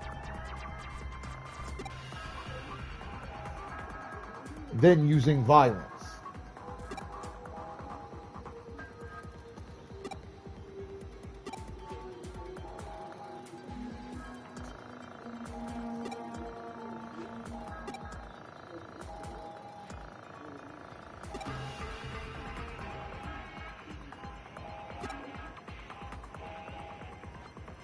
Consider that.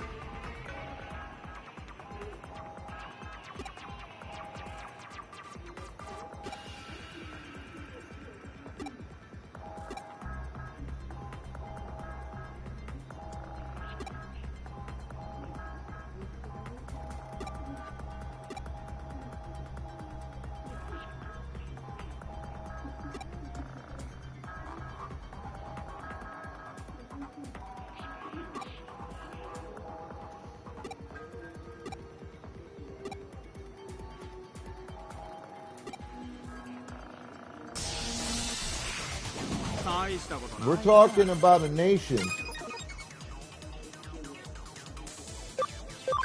that has survived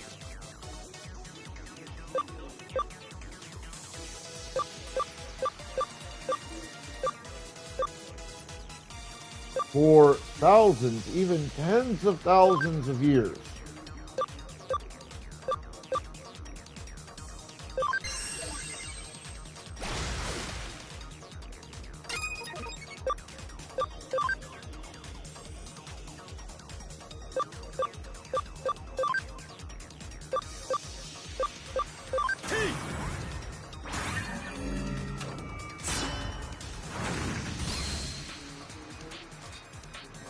And they've survived because they understand one of the most basic principles of government: the power of negotiation.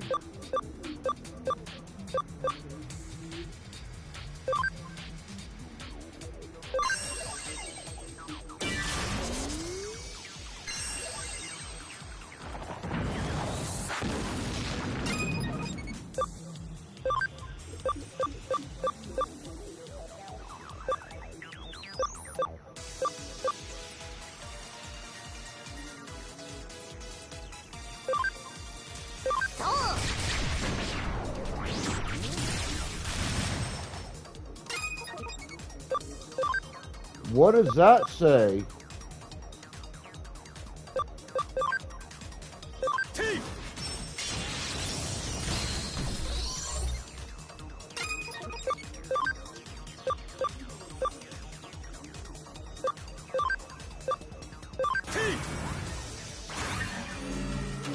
About the difference in violence as a solution versus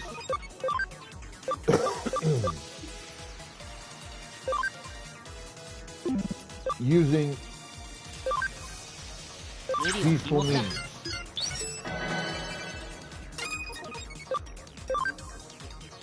Because if you ask me,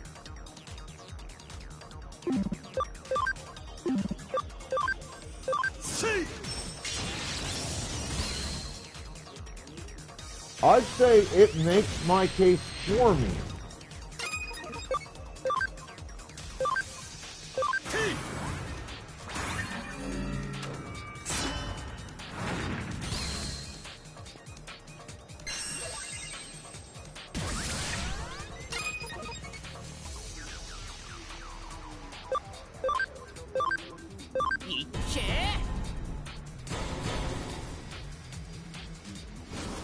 And that's the point, ultimately, that I'm making here.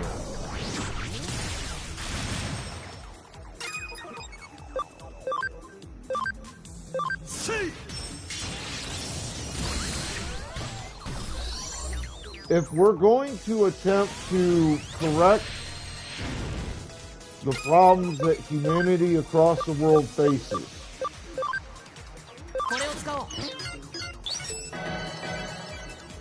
using violence to do so won't cut it.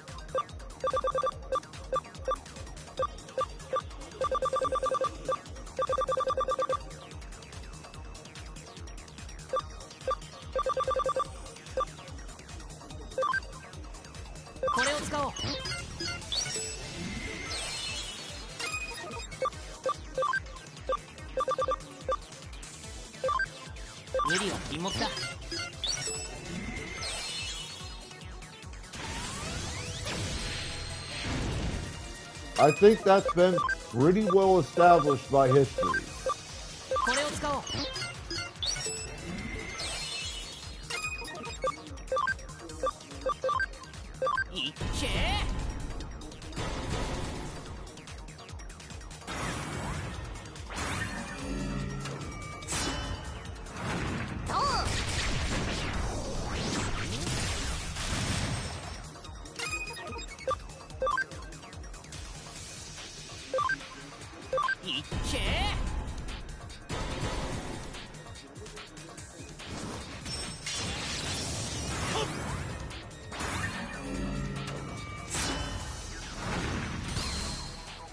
And honestly, there are a lot of countries around the world,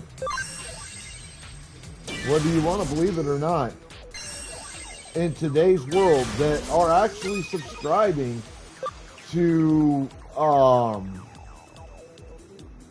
the idea of peace through negotiation.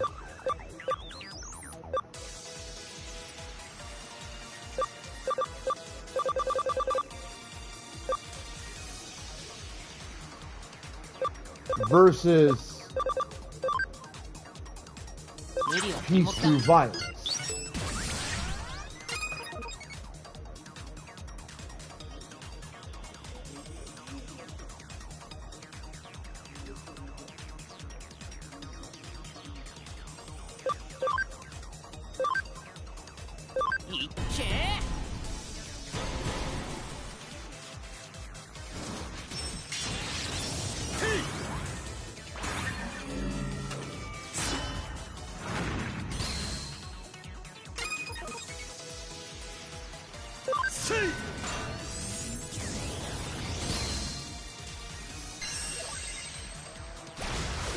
Because peace through negotiation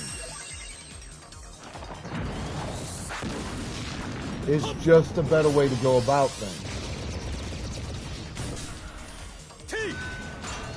It's a smarter play, and it creates longevity that you won't see through alternative means.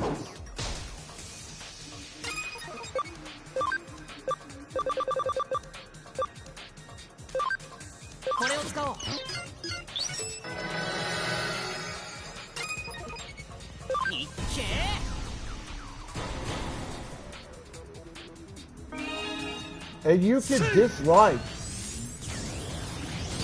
what I'm saying if you want. I'll understand if you don't like what I'm saying, if you don't agree. Not everybody thinks the same way that I do. for a multitude of reasons, but for one reason in particular.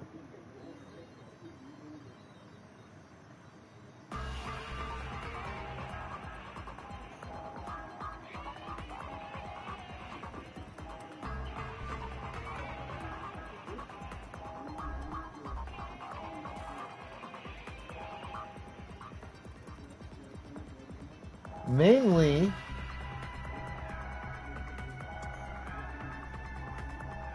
most of humanity is still ruled by the lizard brain section of the human brain.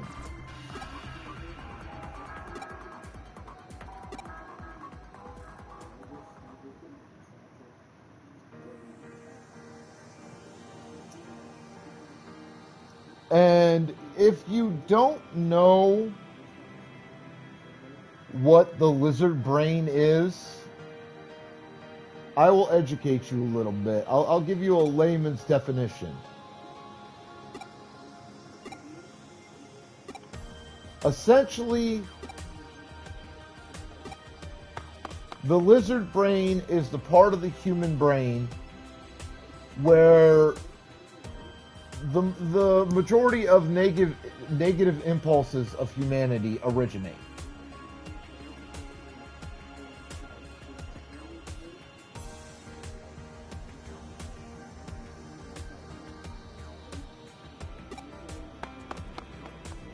Violence, competitiveness, jealousy, hatred, anger, all that kind of stuff originates from the lizard brain.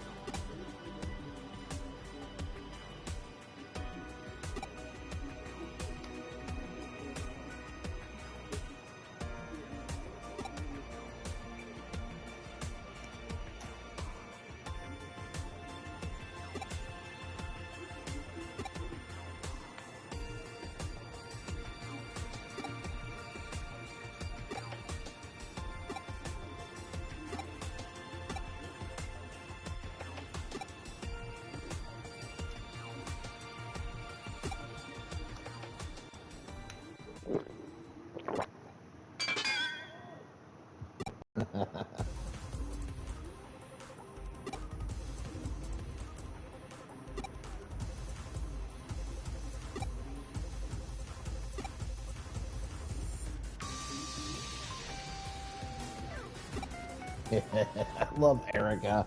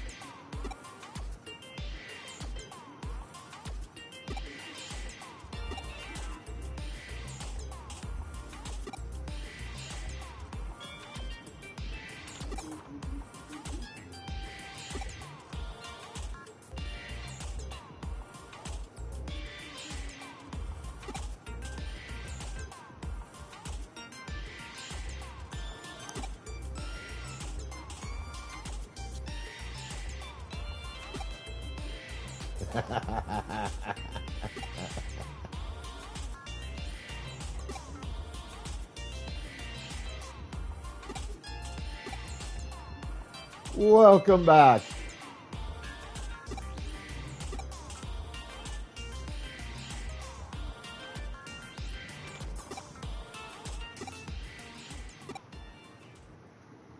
So like I said, the only real long-term solution to the world's problems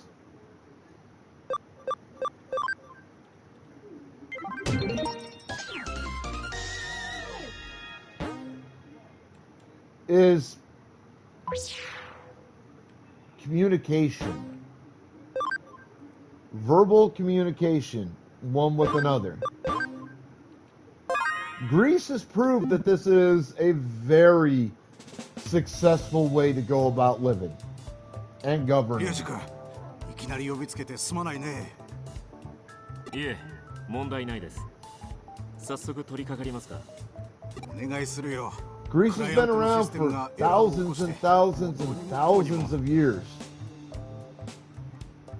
Hell, Greece is one of the oldest currently known current civilizations on the planet. 攻撃されている可能性がありますね。Very few civilizations that are currently around, as they are right now, have been around for as long or longer than Greece. And Greece survives through negotiation. 大丈夫。俺、オーナーのお兄ちゃんとマブダチだから。それよりさ、バイトちゃん、仕事終わったら飯でも行かない？残念。私今日シフト朝までだもん。おっとっと、いらっしゃいませ。何時間ご利用っすか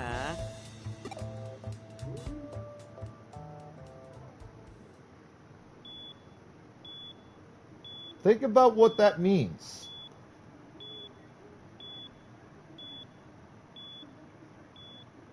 Because it's basically proving my point of brains over brawn as the way to go to solve problems.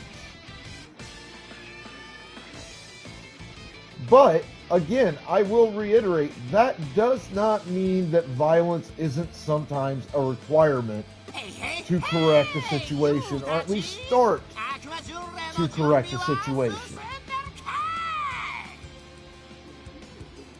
There are absolutely moments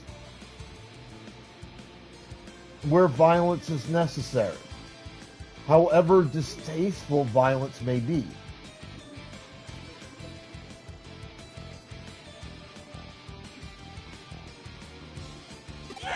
But that doesn't mean that violence should be your go-to at every opportunity. Matter of fact, I would state that it should be the opposite. That violence should be your last possible resort to solve a conflict. いいねいいね、この本番よりもむしろ本番らしい感じ。今のユウたちを例えるならそうだな。グロッキーイブ、遠足前夜は眠れない。本番前にヘロっちまいそうな感じがぴったりだ。I fucking despise Jimmykin. 伝わる？このフィーリング。オッケー！すでにエキサイトしちゃってる悪魔キッズに俺様の新曲を聴かせてやるぜ。フー！イエーイ！ジェミケン最高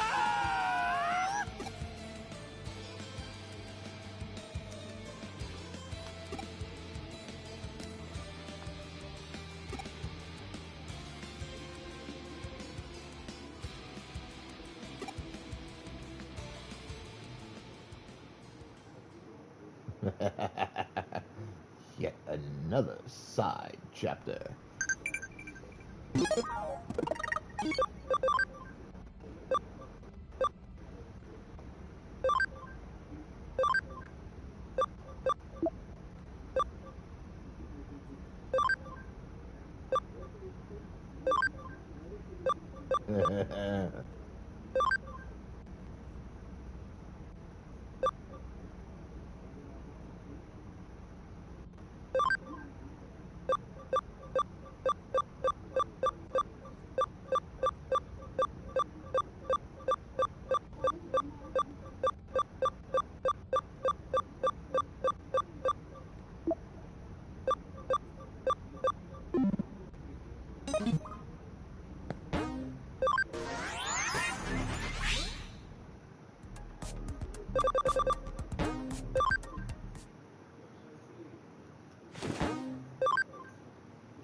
But yeah, that's why I always tell people,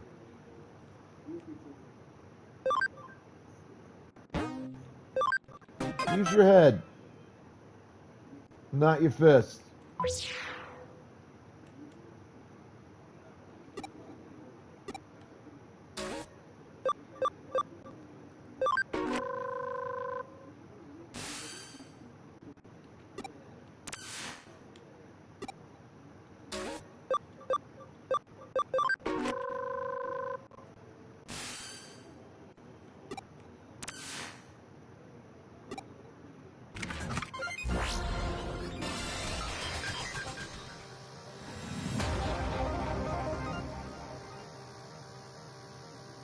The Chinese dynasties were around for a long time, but they faced, in my mind, many of the same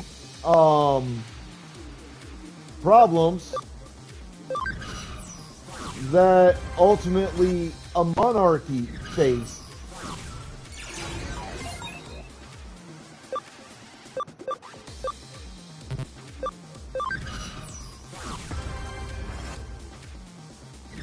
And that is,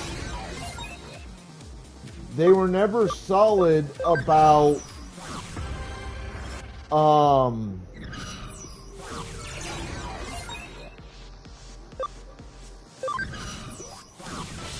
maintaining long-term stability, which is why China no longer has dynasties.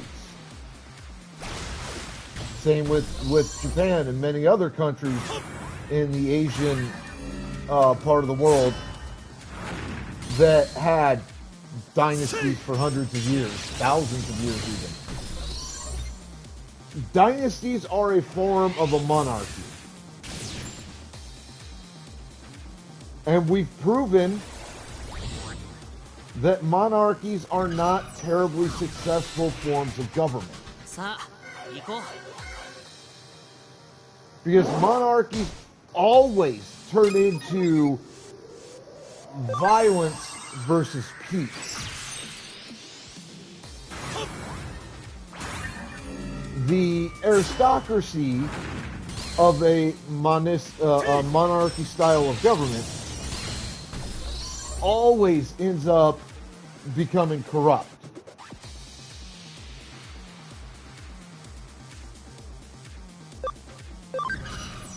That is unfortunate.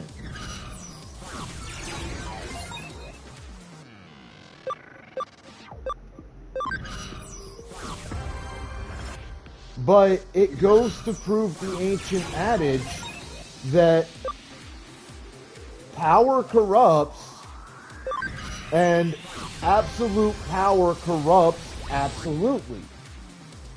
And that ultimately ends up being the problem with a monarchy style of government, is that the aristocracy gains ultimate power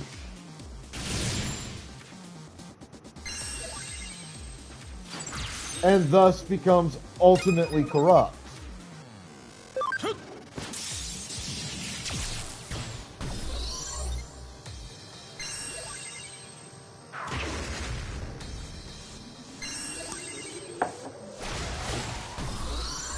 Thus, monarchies long term are not successful styles of government. And I don't say that to be mean. Monarchies certainly have their place in the world, don't get me wrong.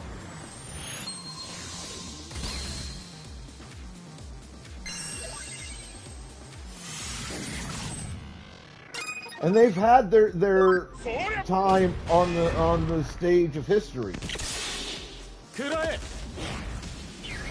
But they will always be ultimately unsuccessful.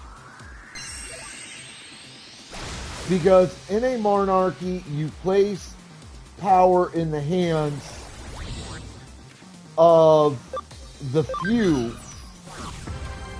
leading ultimately to a great deal of corruption. 私だっても Because ultimate power corrupts ultimately.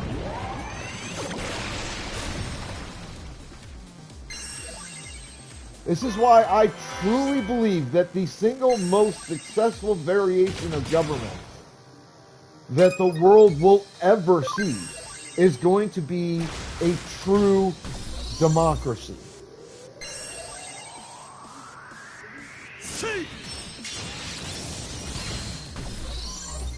Because a true democracy focuses less on, or at least it's supposed to focus less on placing ultimate power in the hands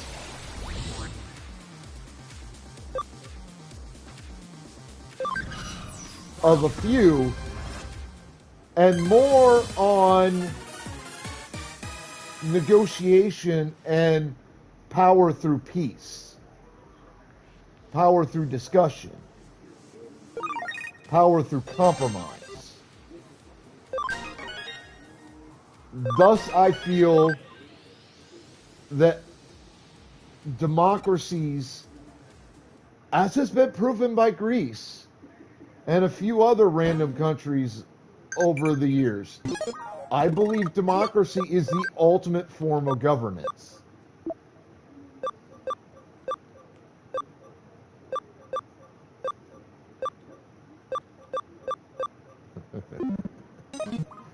Fucking Chitose.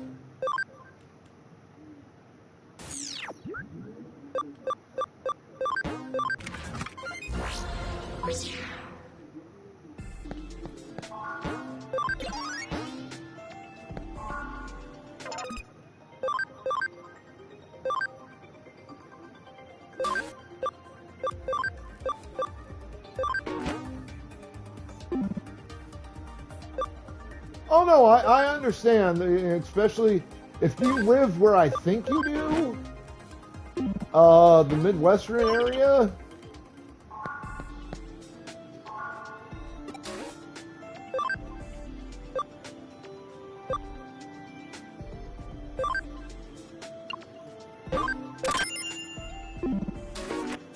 With all the snow and shit that we've had recently,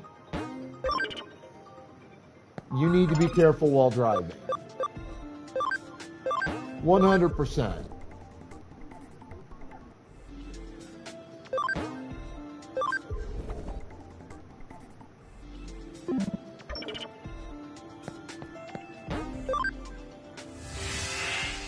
Oh, you live in the middle section of the U.S., if I remember my locations correctly.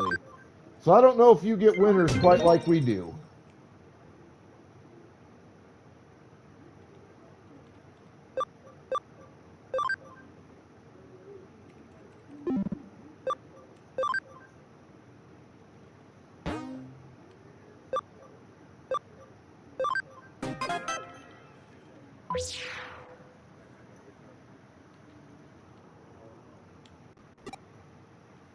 I mean, where I'm at right now, it's currently 28 degrees Fahrenheit.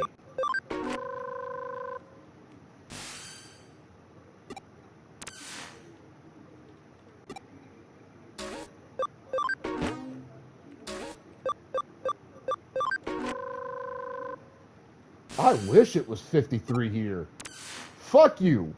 You goddamn bitch. Fuck you. Coming in here, it's 53 degrees right now. Yeah, you suck a dick. I hate you so much right now. Fucking 53 goddamn degrees. We're fucking under. Fuck you, little pup. Fucking 70 on Saturday.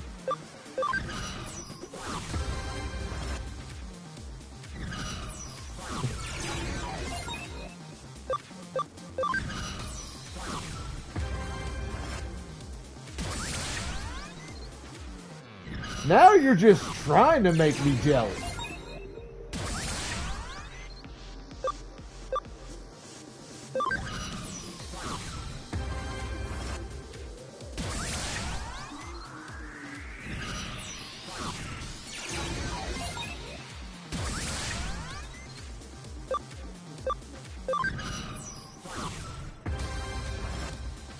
You see the shit I put up with, chat?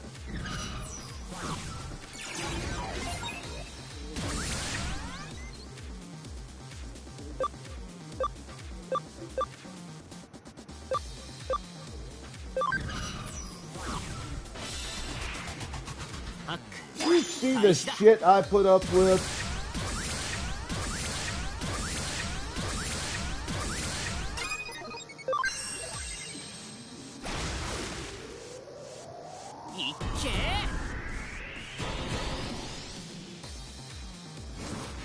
Hey Cindy, haha, guess what? It's fucking 53 degrees here right now. It's fucking supposed to be 70 on Saturday. What do you think of them? Bitch, fuck you! Those apples suck.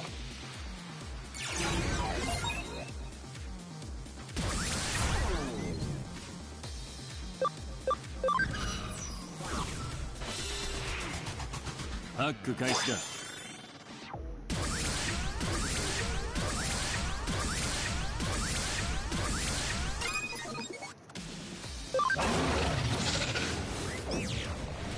Hame! 悪くなかった。Fucking trying to make me jealous over here and shit.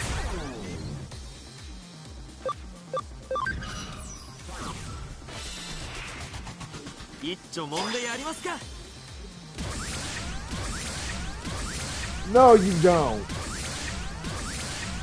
Not when you come in here like that. It's 53 degrees where I'm at right now. It's supposed to be 70 this weekend. Fuck you! Fuck you and your goddamn 53 right now and fucking 78 or 70 something on the weekend. You're supposed to bully your old man. The fuck's wrong with you? I ain't your old man. You aren't dating me. I'm not the boy you sleep with.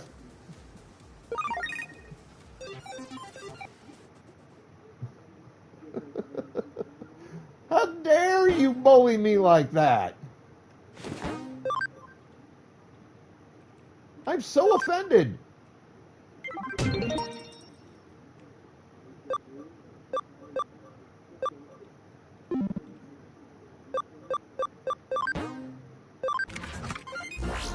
I ain't even the side piece. Shit. I ain't even good enough for that. What the fuck you talking about? Side piece.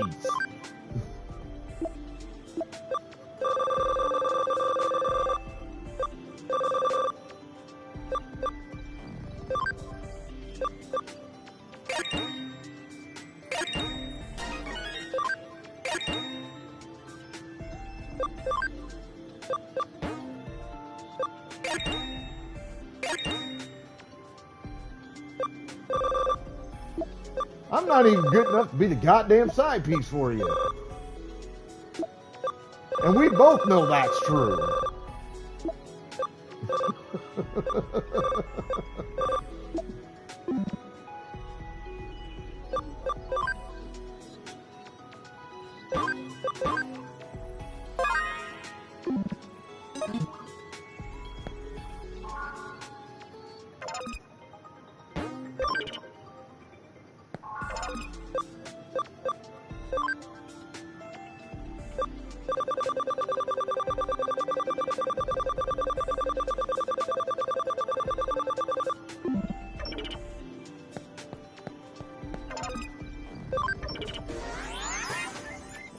Let's go do a quick run through this, try to gather some data.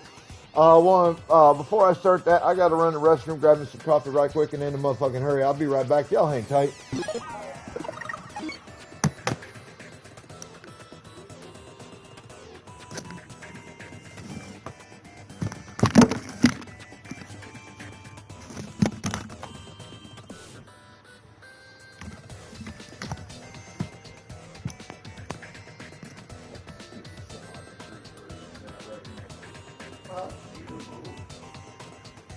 I don't want to hear that shit.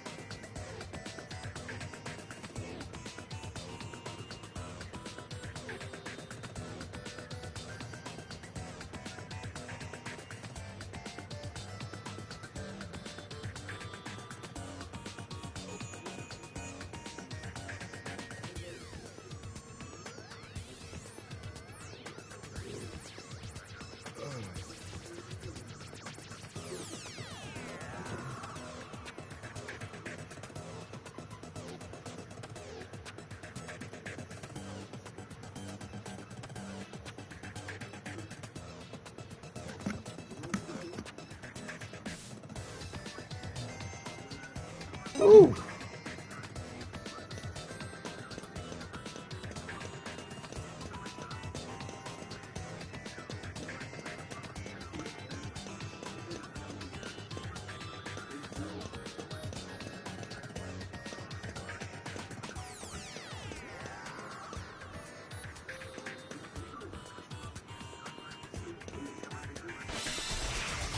ハック開始だ。いっけ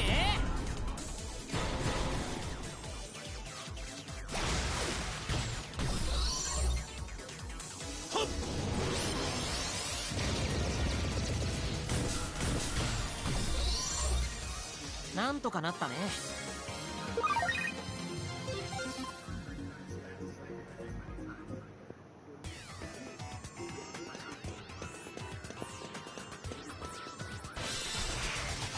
さあ行こう。いっけー。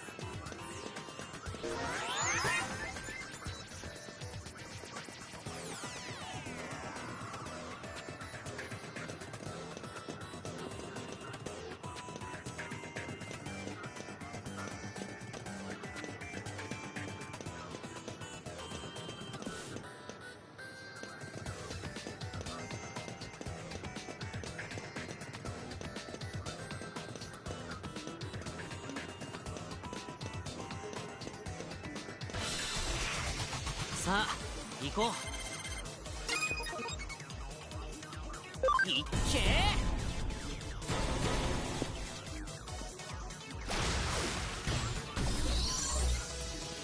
てい。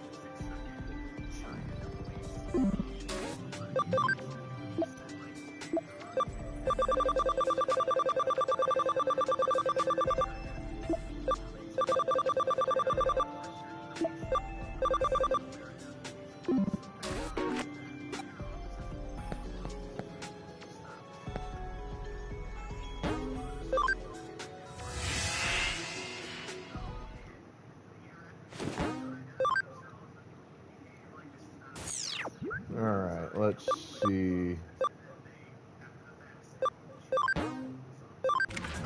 Oh shit, no, that's not what I wanted to do. God damn it.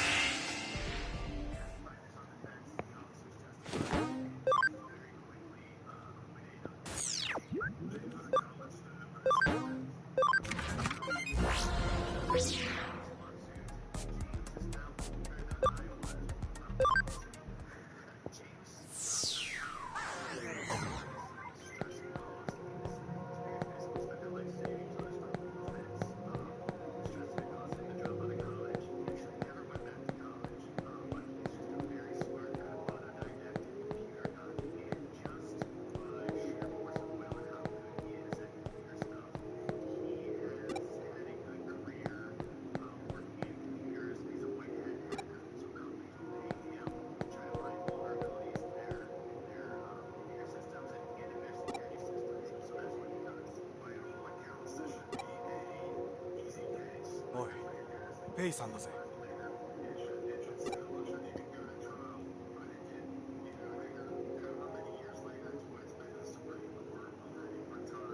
ちょいとアンさん、顔貸して。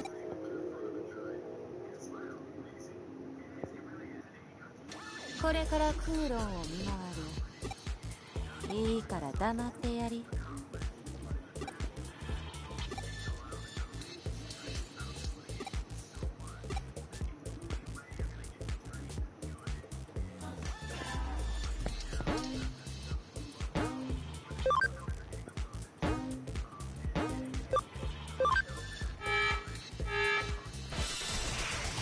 マッチと遊んでくれますの？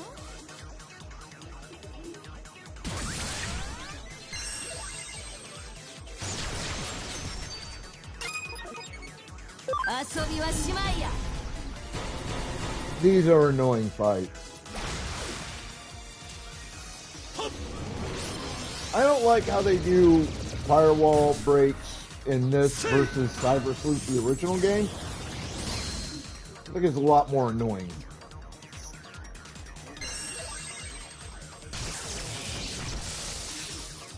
T!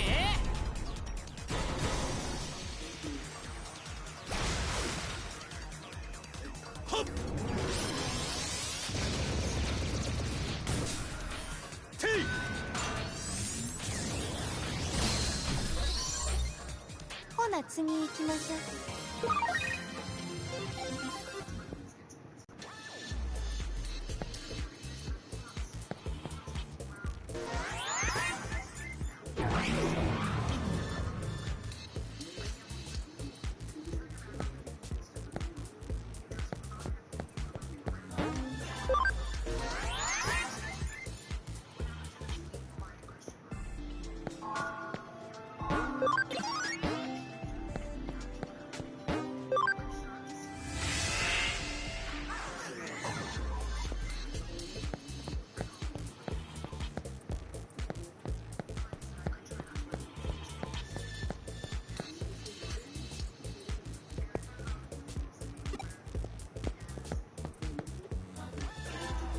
バッチがユーゴハンと出会ったのは数年前。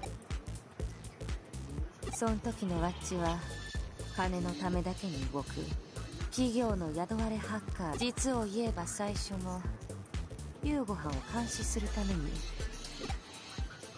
安心し、ワッチはもう身も心もザクソンハッカーや。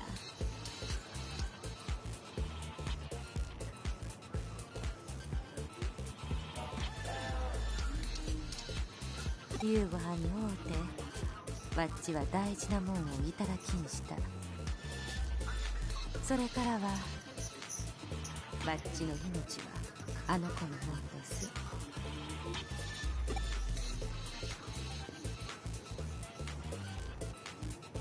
アンさんにこんな話をしたのは理解させるためや。ワッチにとってユーゴハンはもし間違ってでも分かってまっしゃろな。分かればいいんどす。ワッチはアンさんみとうなブサイクがどうぞ戯れ。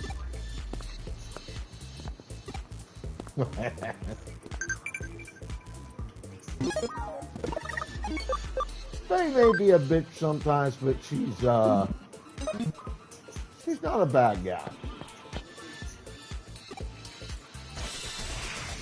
マッチと遊んでくれますの？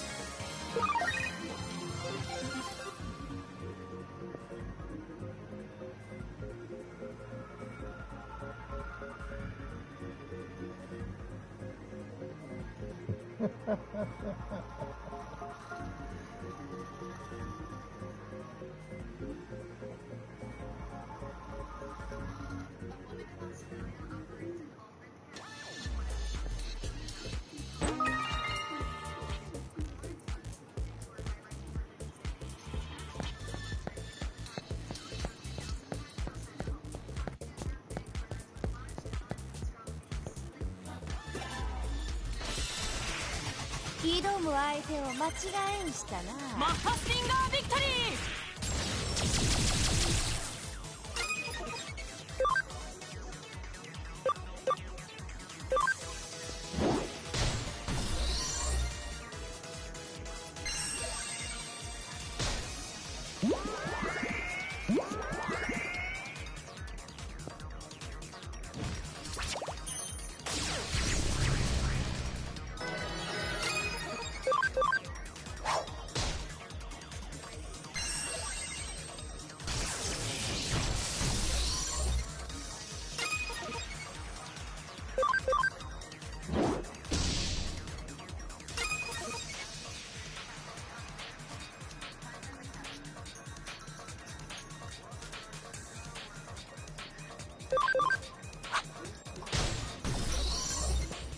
なんとかなったね。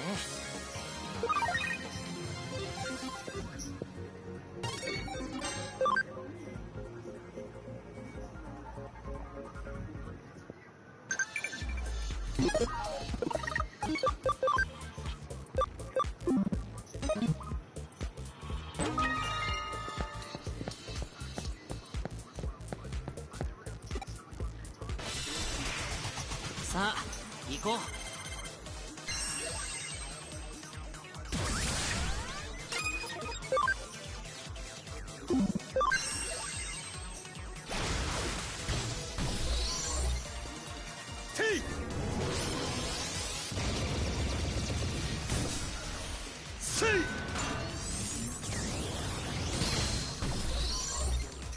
ちーっとも圧ならしまへんな。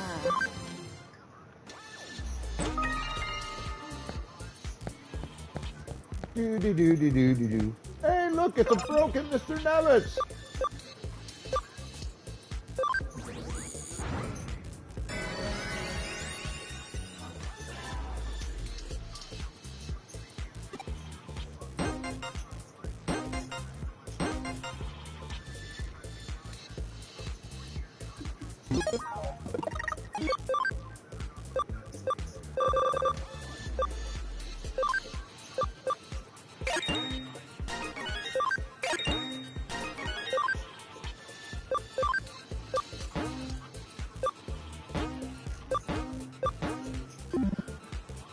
Okay, good. Excellent.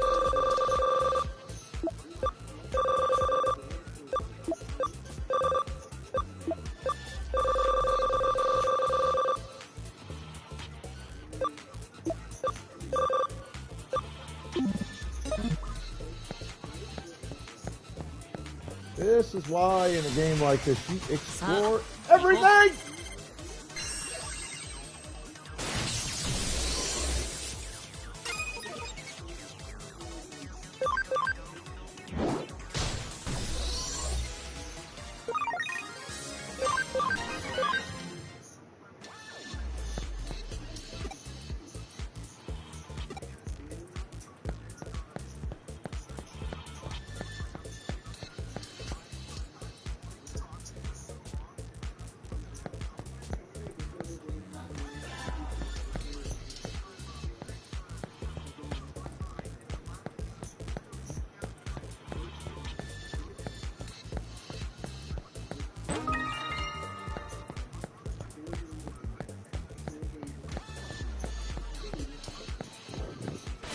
Oh, I burped さあ行こ after I finished my brunch.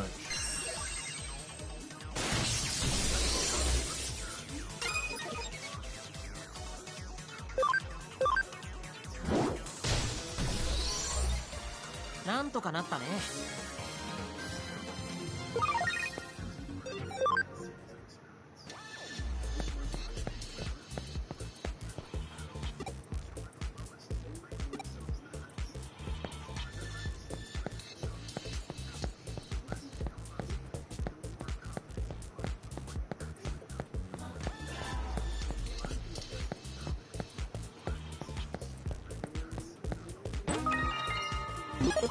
Ooh, memory up. Use that.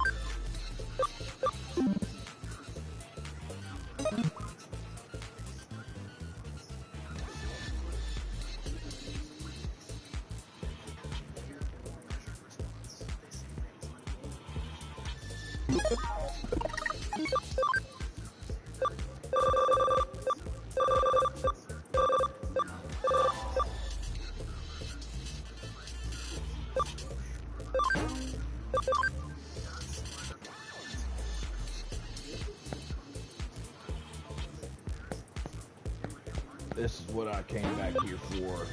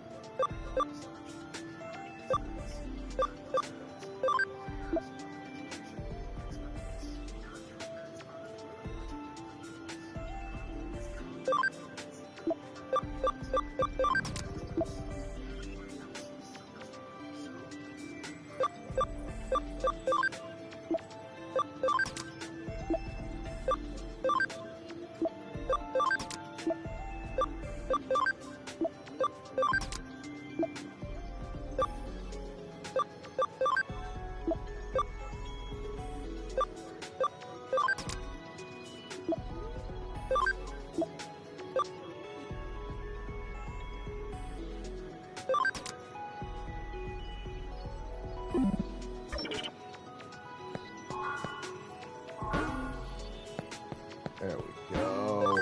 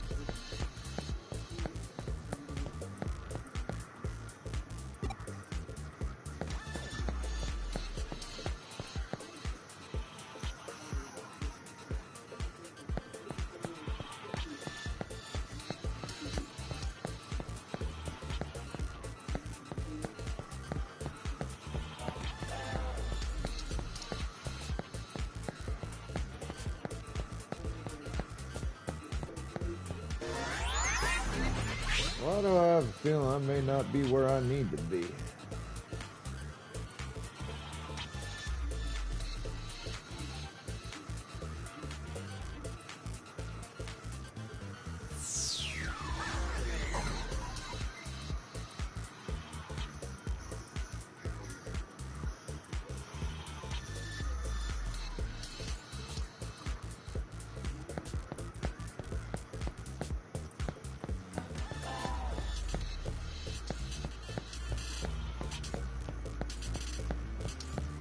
Yeah, I am definitely not where I should be.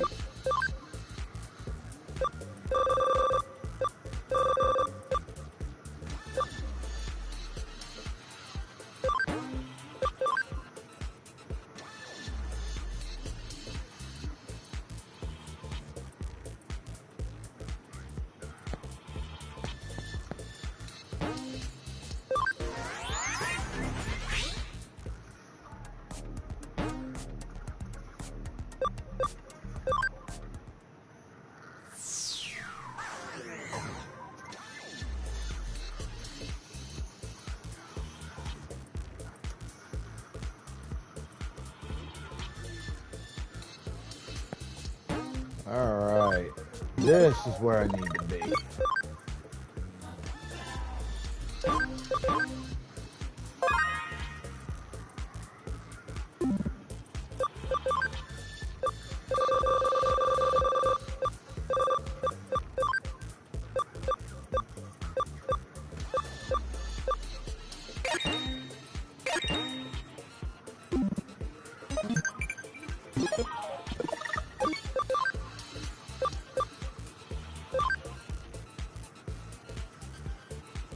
I think it's the Nile.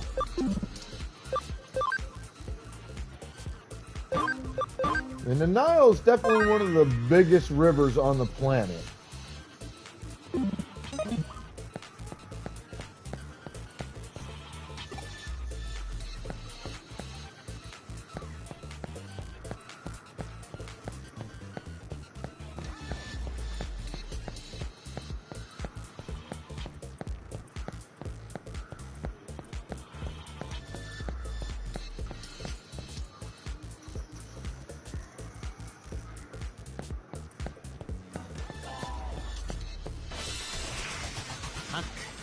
開始だ。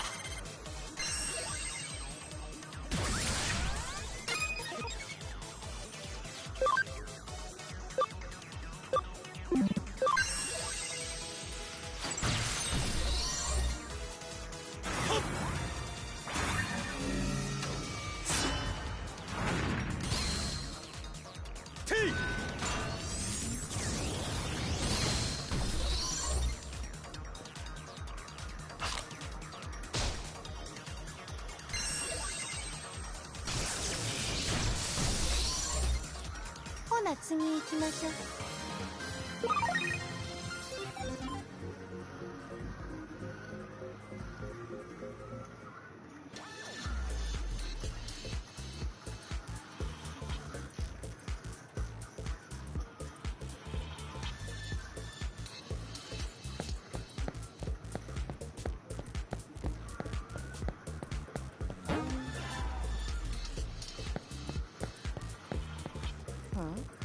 あれ、そこにいるのはひょっとしてここから先へは通れませんよ。私たちはあ？ザクソンさんたち今内部分裂で大変みたいだから私前々からあんたたちの縄張りちょっと多すぎてわかりやすすぎてへそで茶が大方レモンズの尻馬に乗って調子に乗りはったんやろうけど、あんなパチモンもともとザクソンの戦力外なんや。やだ、強がりとか超可愛いんですけど、さっさと引っ込めってよろしおすな。その決体のマスク剥いで下にあるアホ面をめったに夕ごはんは優しゅうでな。最近いつもおいしいところを止められてしもうて、証拠のホテリはあ、メイドだからってそういうご全員一斉に行くんですけど、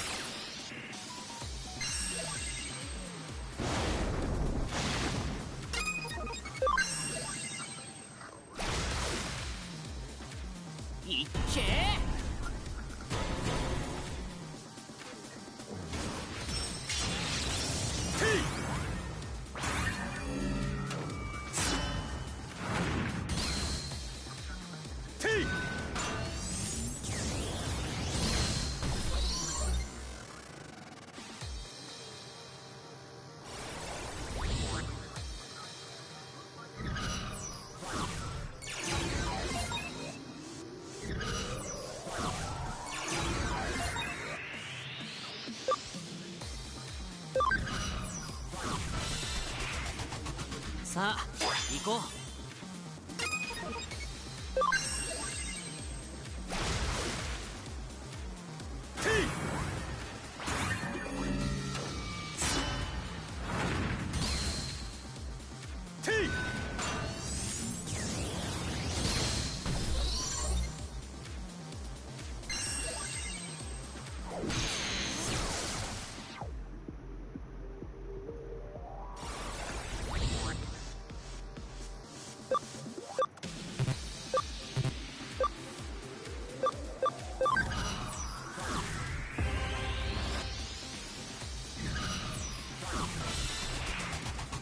アック開始だ。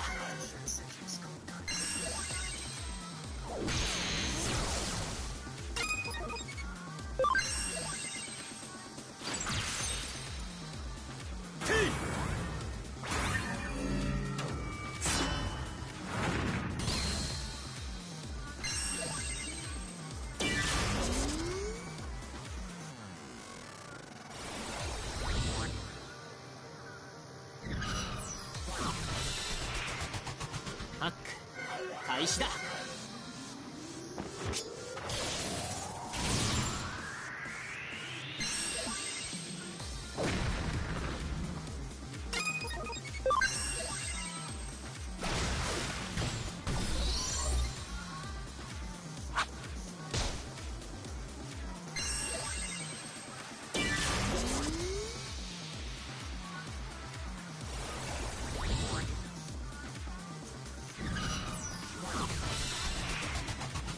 さあ行こう。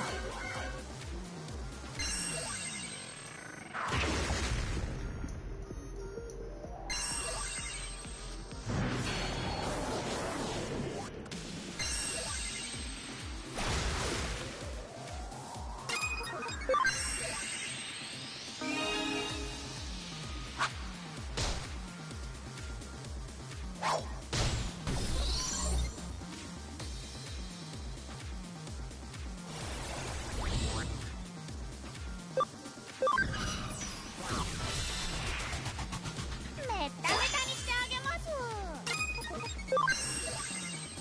I should finish this here. So we'll allow Faye to move up.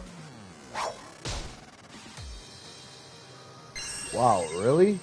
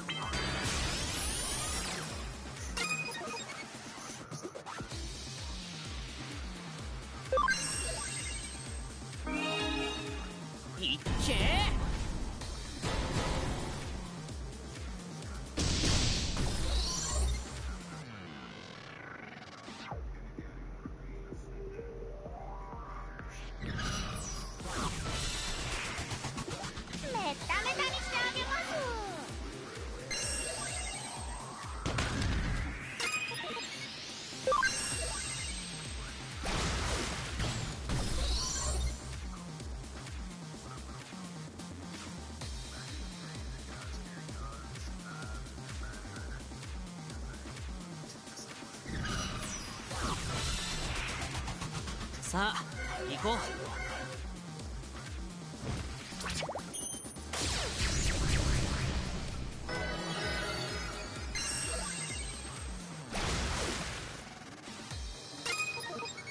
いっけー。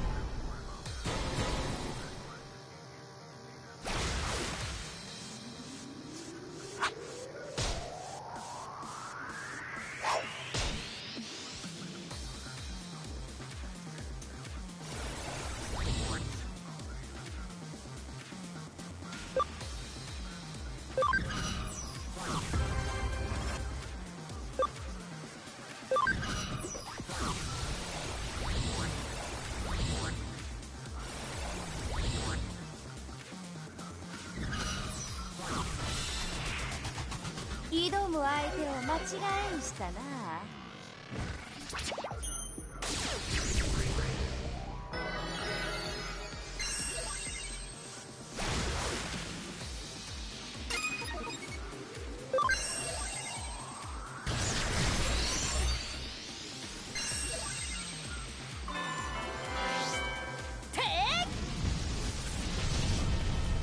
Come on, six. There we ほ go. な次行きましょう。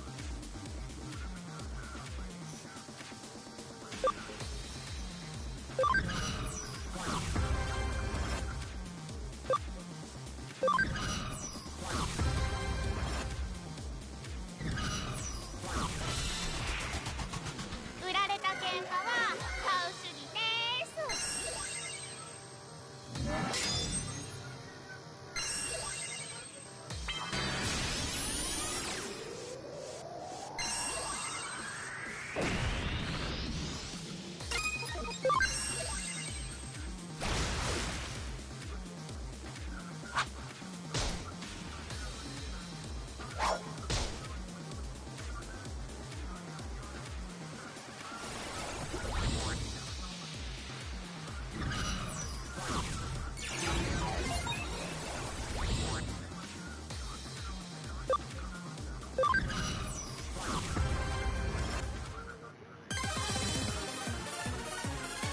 That's how you do that, folks.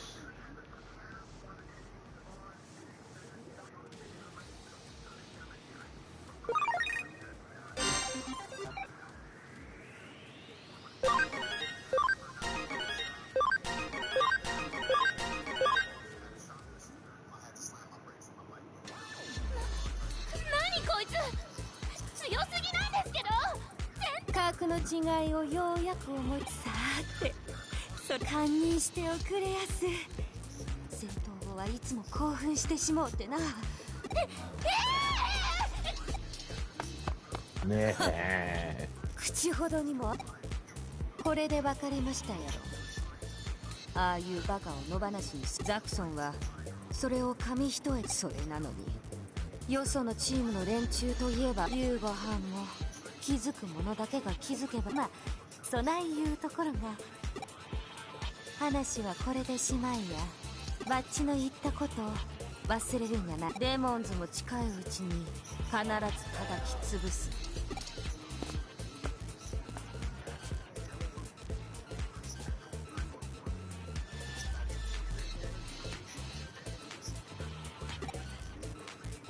Yo, what's up, Ghost Wolf?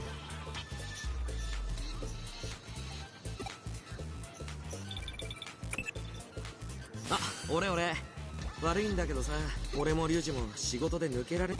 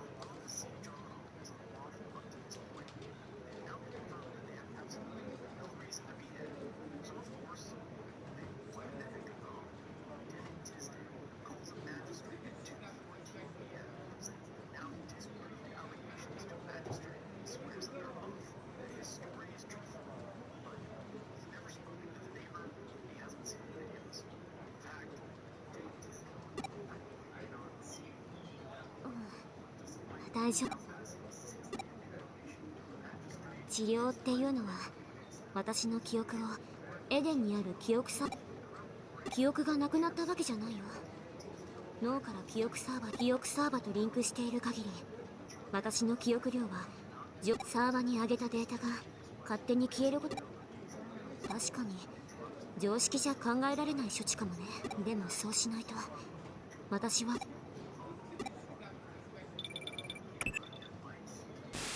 やあ、祭りは楽しんでもらえたかな。どういうつもりか君にも見てほしかっただけだよ。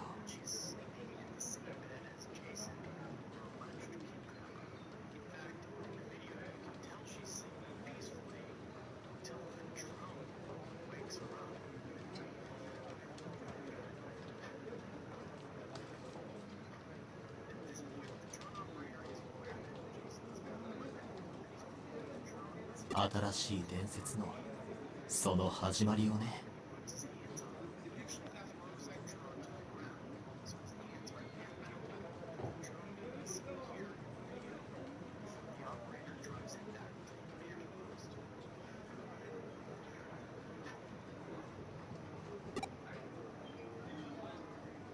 準備は整った。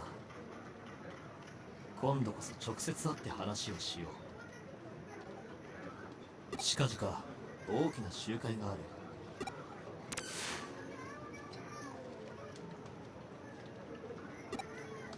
聞こえたよ。今のが君に犯人の情報を流してくるって。まさか本気？絶対怪しいよ。奴の出方を見 Hey, るのが Mister 嬉しく coming ない。 in here with a hot raid. What's up, そりゃ girlie? そうだけど。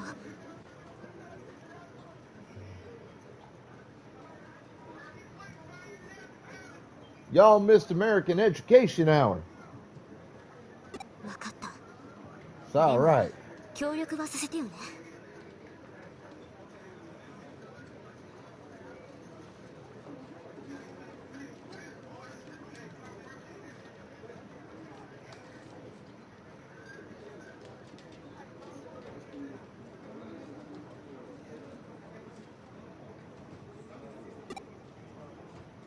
もちろんついていったりしないよ。君一人で行けばいいんでしょ。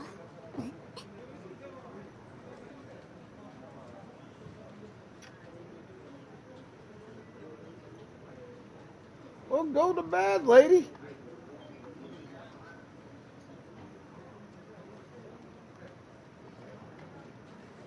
It's all good.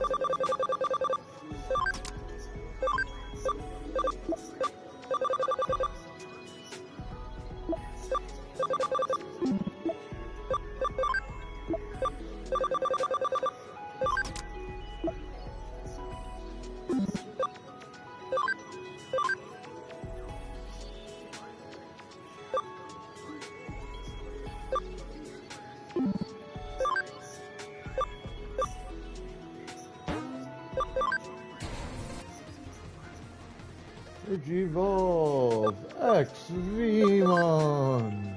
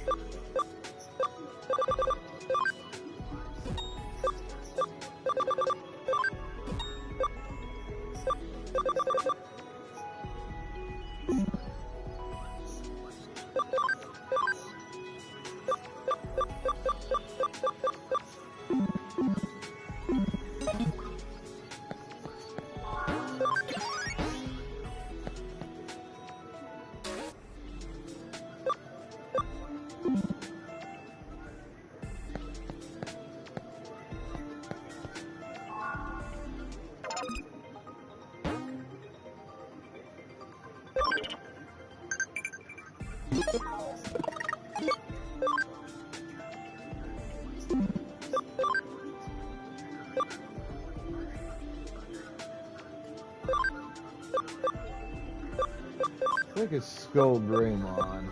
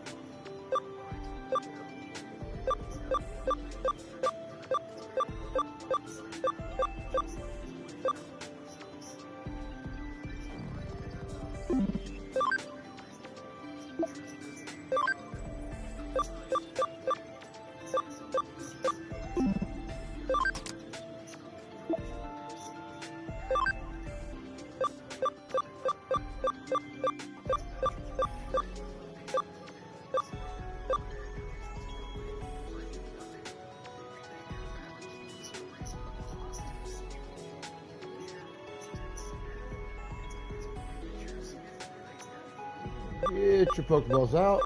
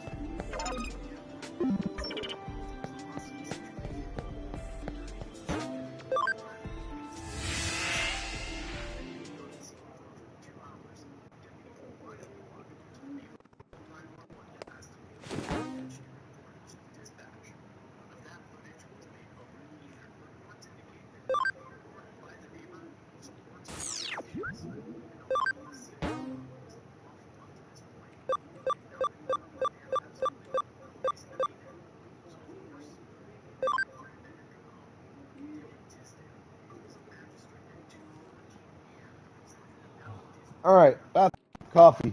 Right back.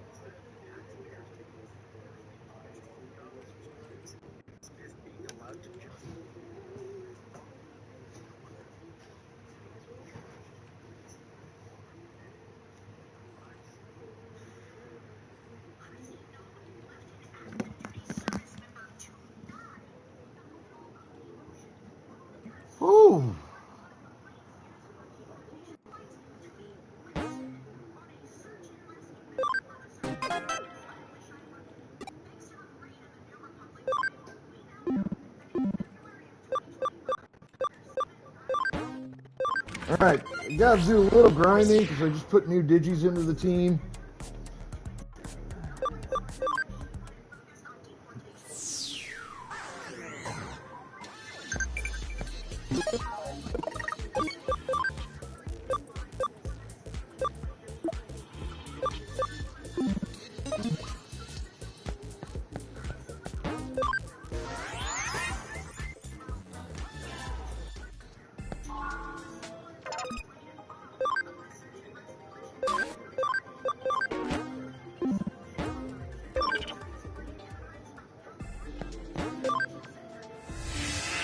So, we're going to do some fighting.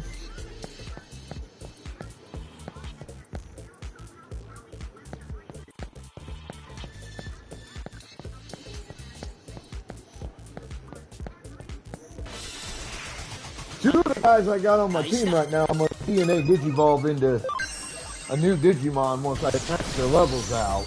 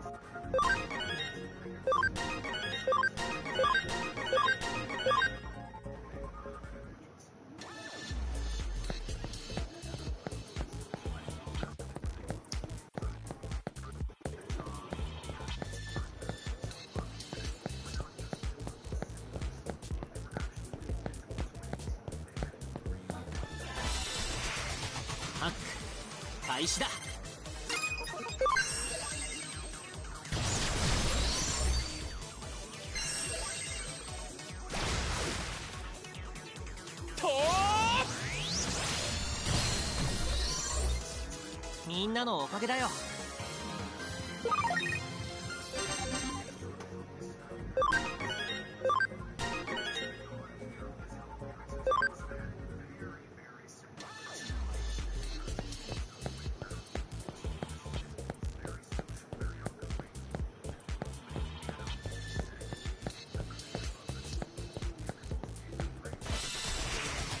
さあ、行こう。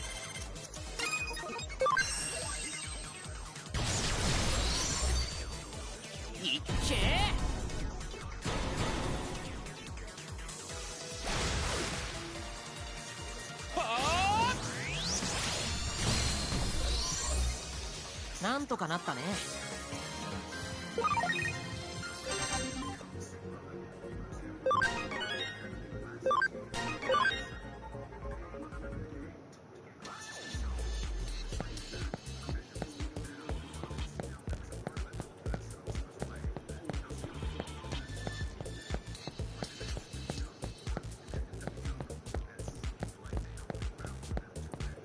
Probably gonna have to grind the rest of the evening. And it sucks, but I gotta get my guys ready for the next series of fights. さあ、行こう。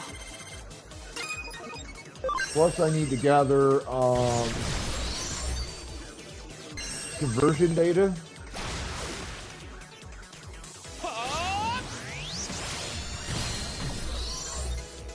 なんとかなったね。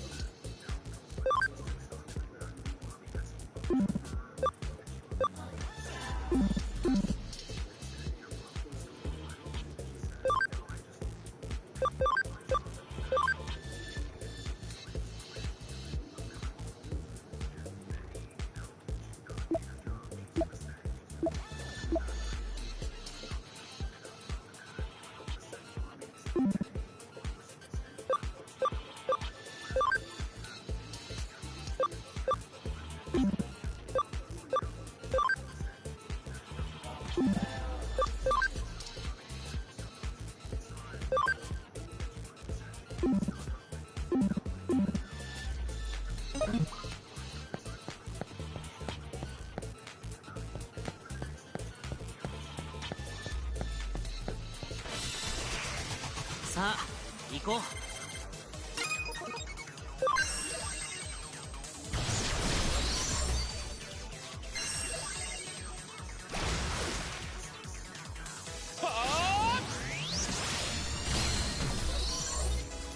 みんなのおかげだよ。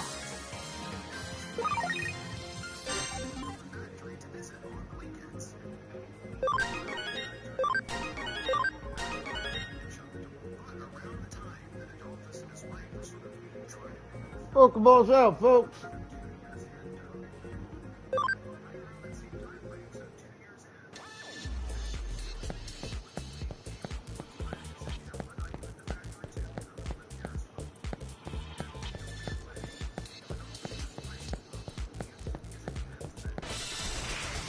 Hack 開始だ。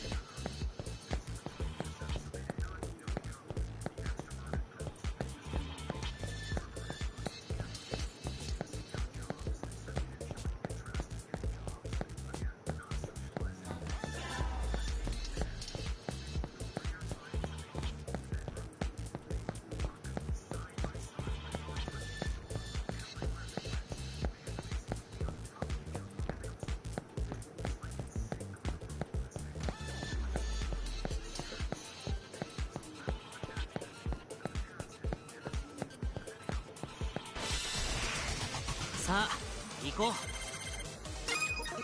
う。いっけー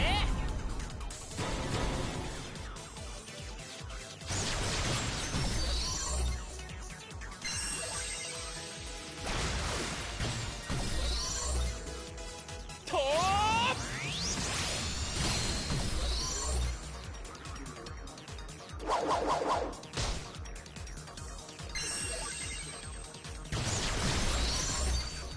みんなのおかげだよ。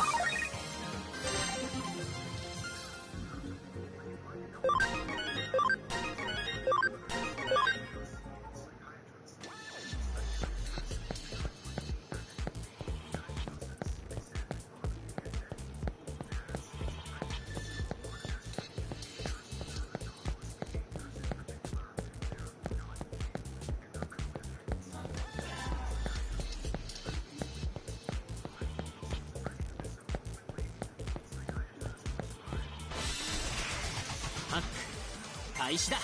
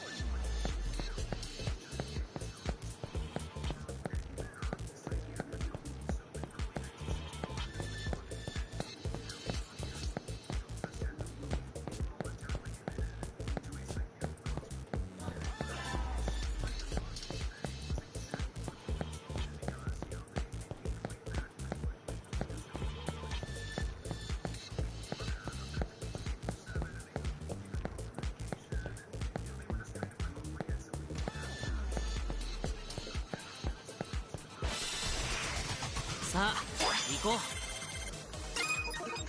う。いっけー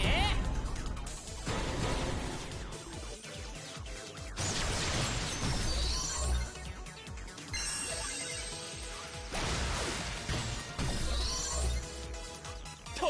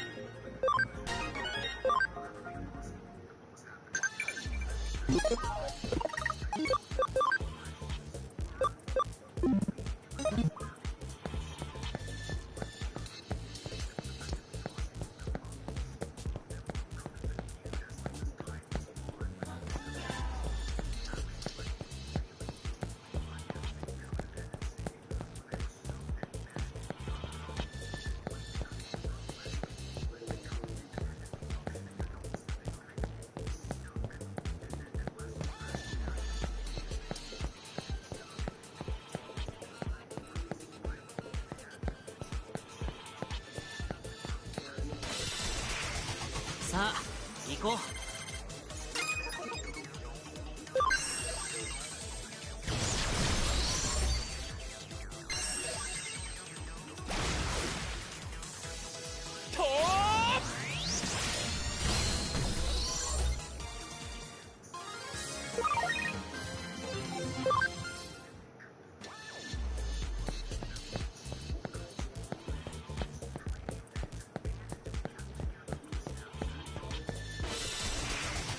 さあ行こ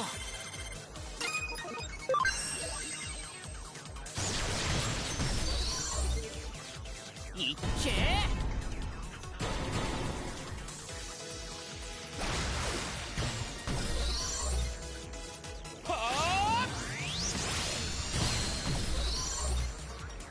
いっけー。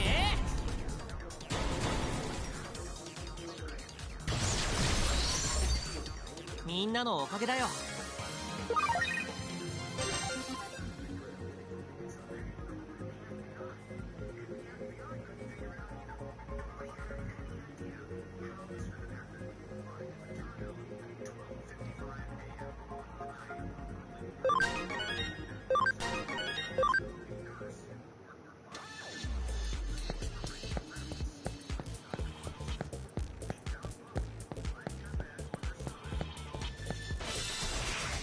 ハック開始だ。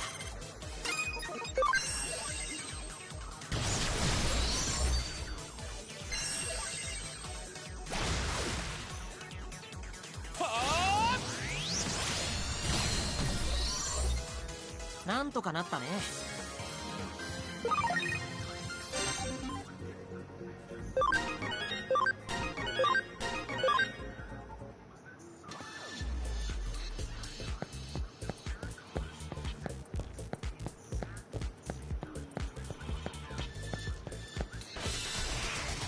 ハック開始だ。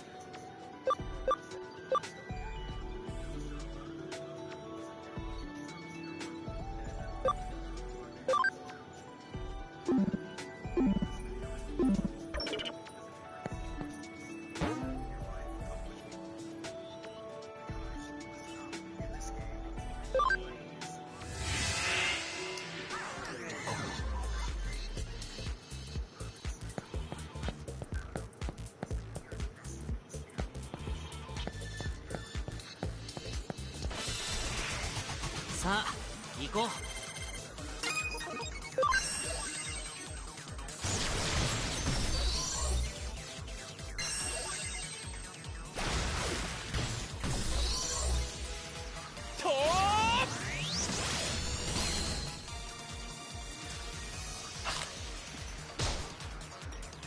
いっけー。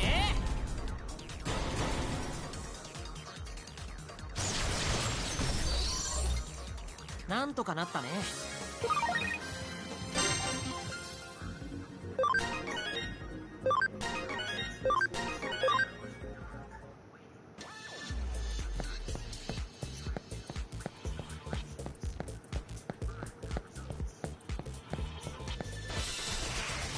ハック開始だ。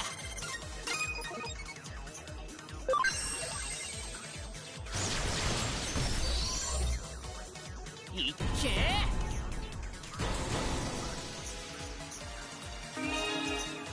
と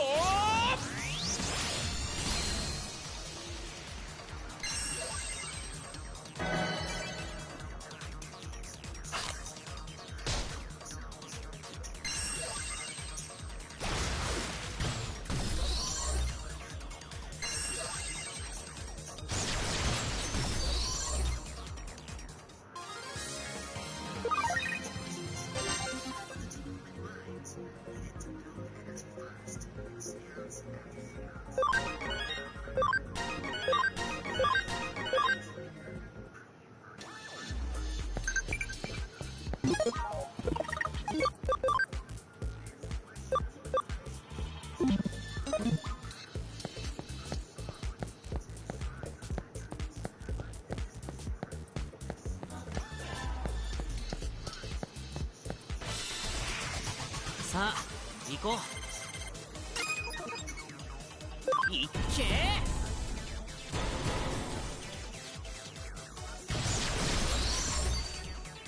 いっけー。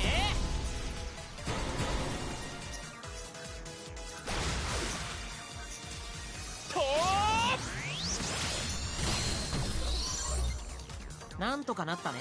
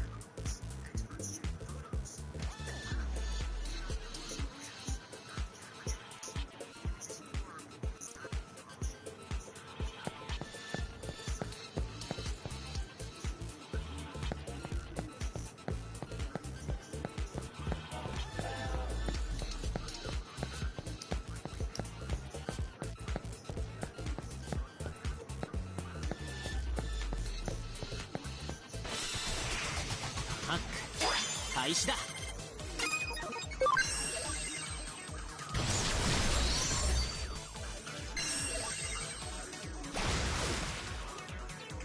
と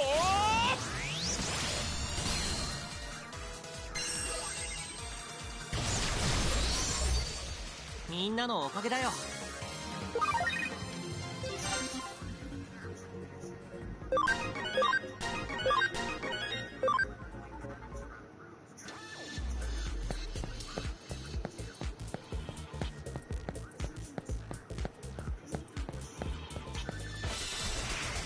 アック開始だ。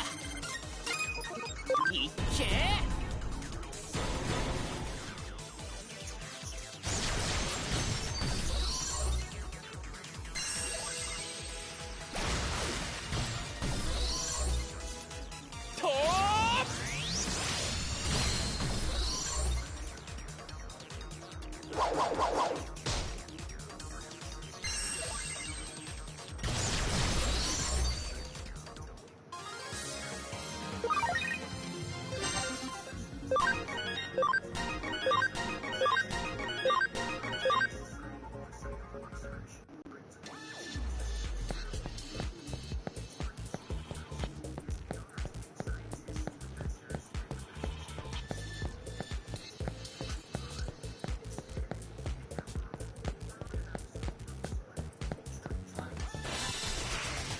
さあ行こう。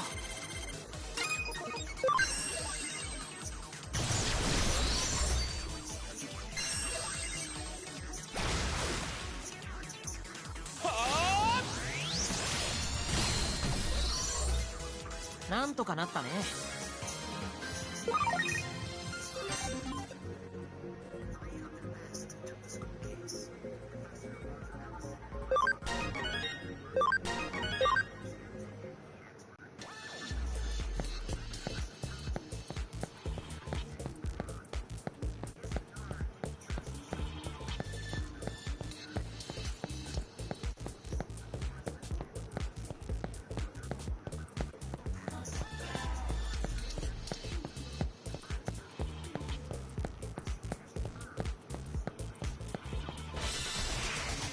さあ行こう。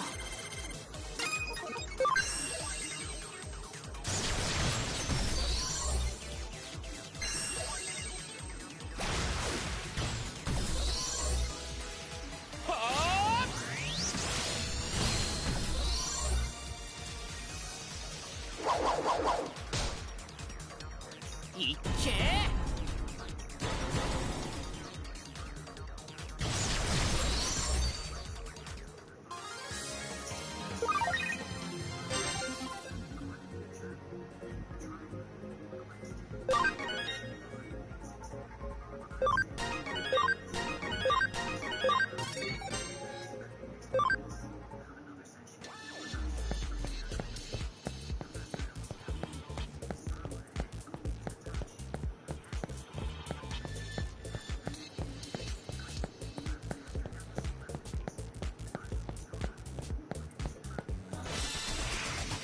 さあ行こう。いっけー。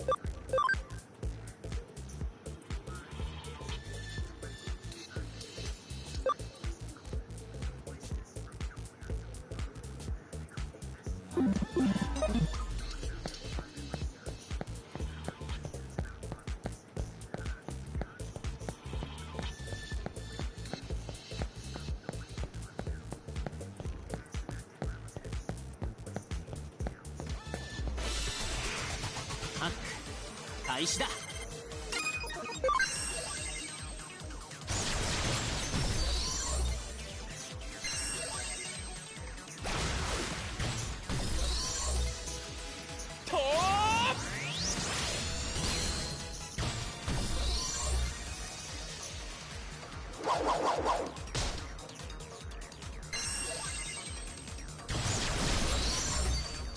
なんとかなったね。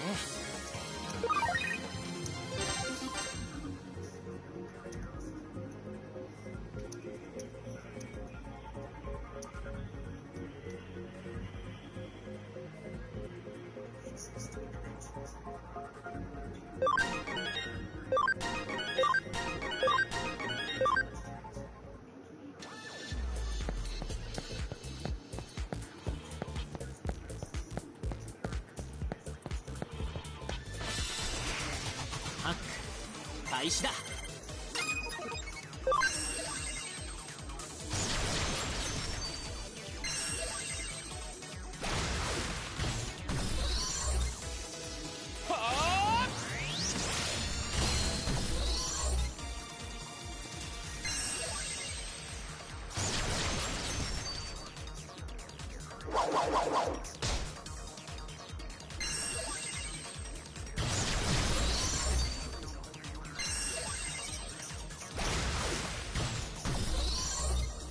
なんとかなったね。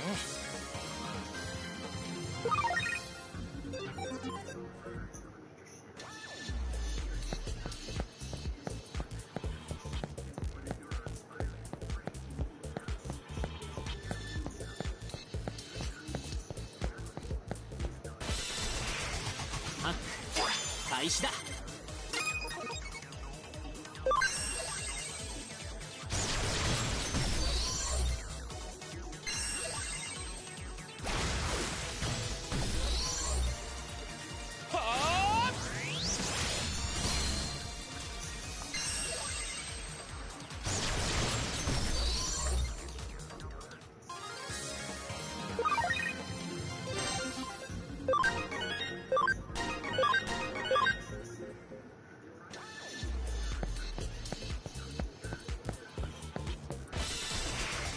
ハック開始だ。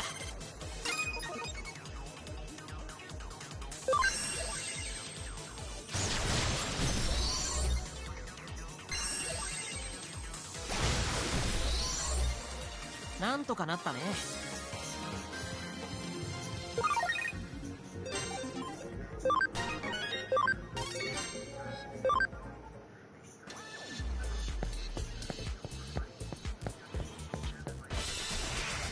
ハック開始だ。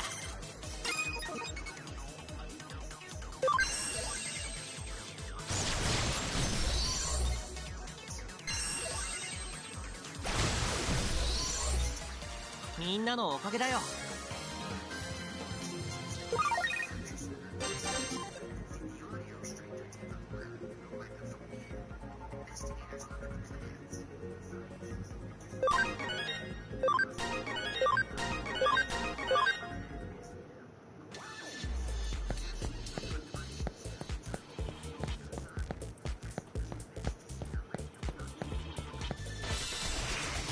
ハック開始だ。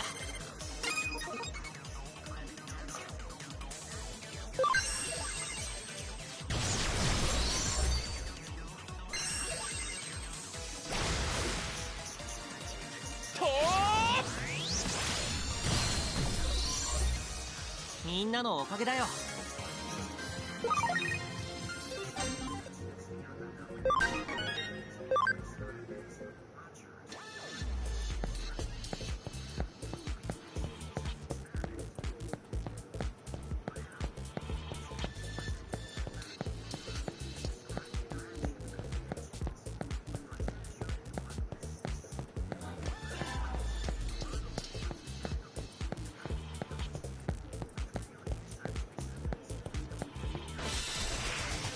さあ行こう。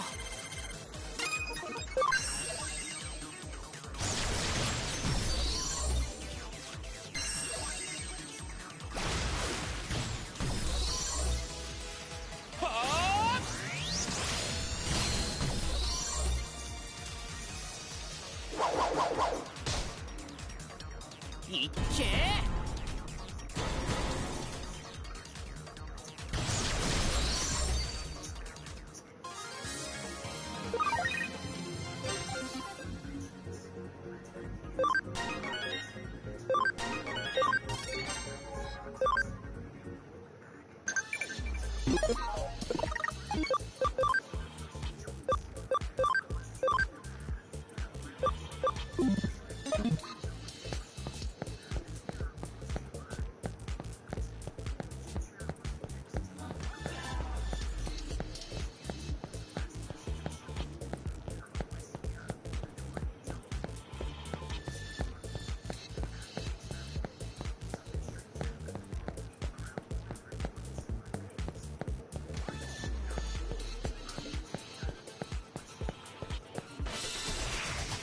さあ行こ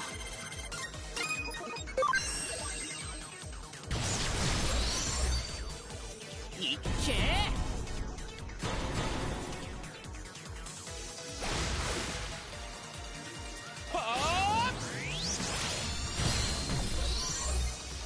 みんなのおかげだよ。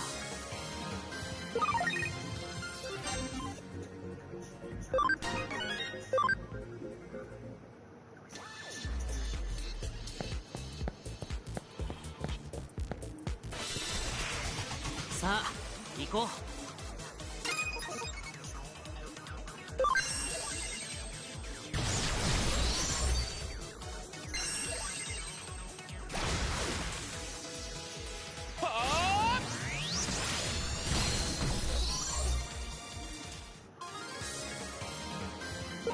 Pokeballs in chat.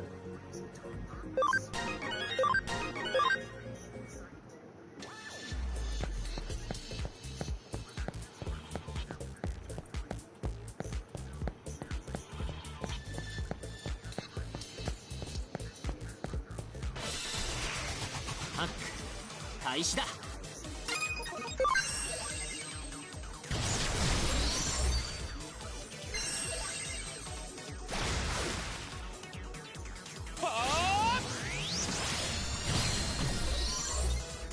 みんなのおかげだよ。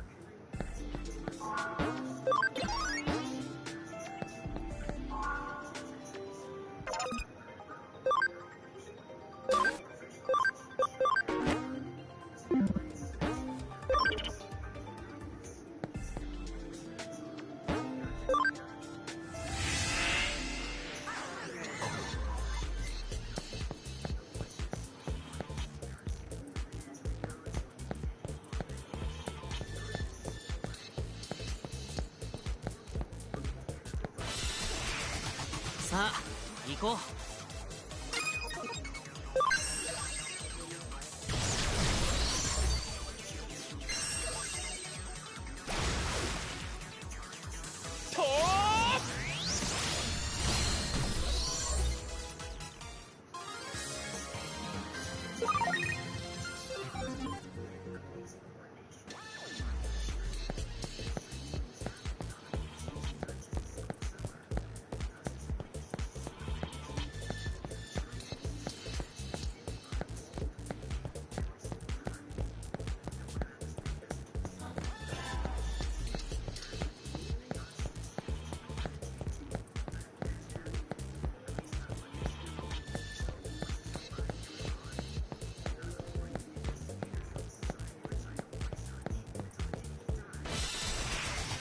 さあ行こ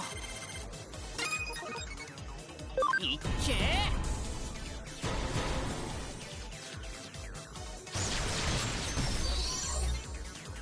いっけー。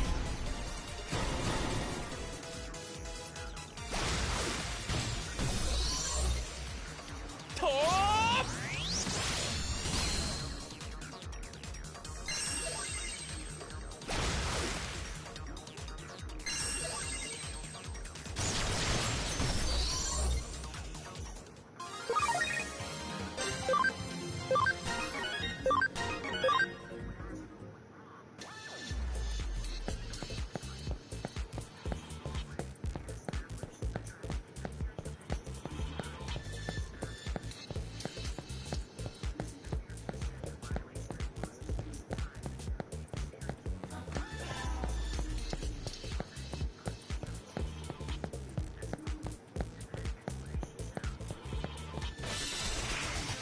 さあ行こう。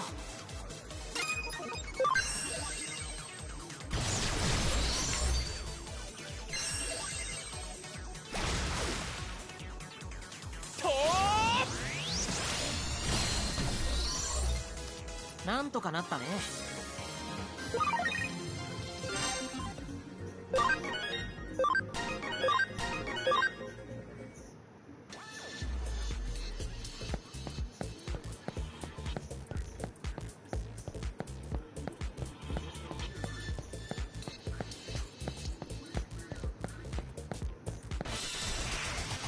さあ行こう。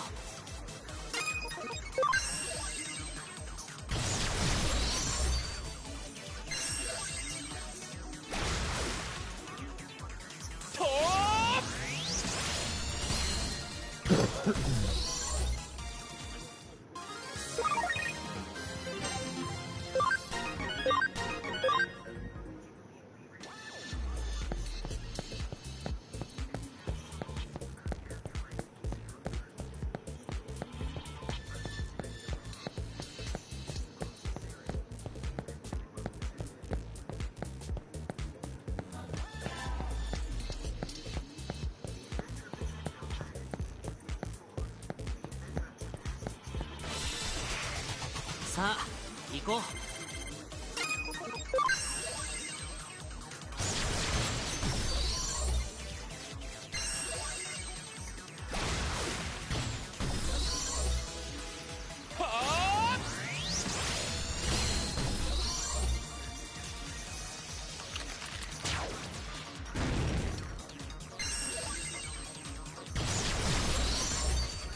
なんとかなったね。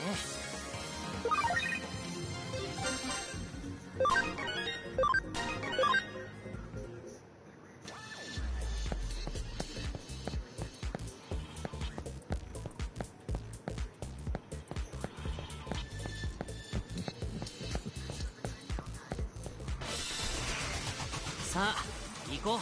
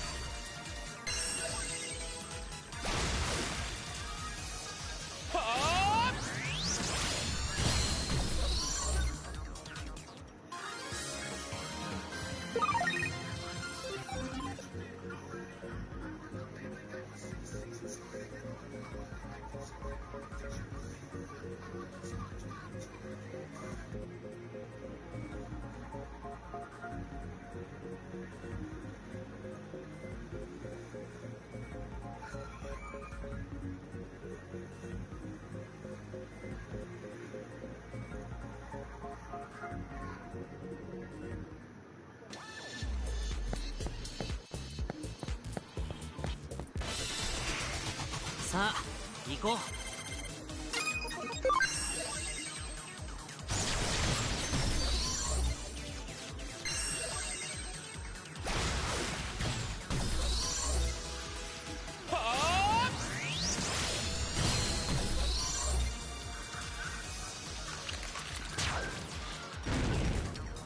いっけー。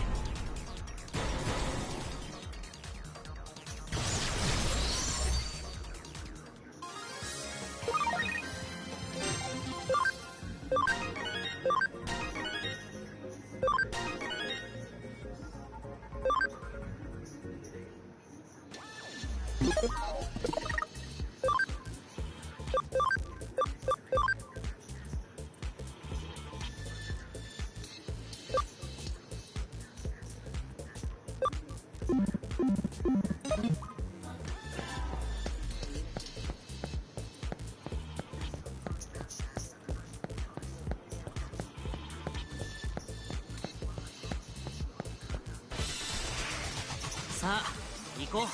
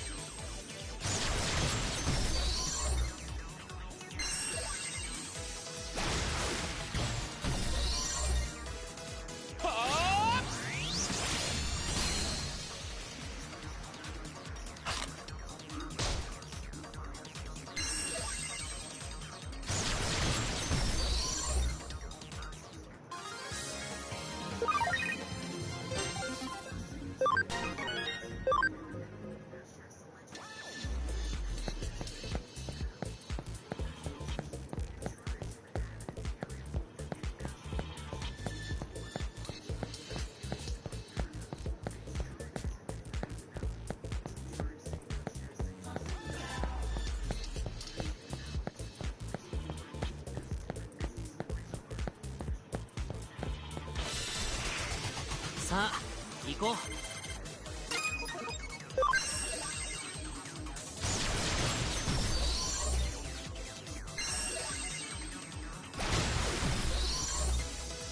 みんなのおかげだよ。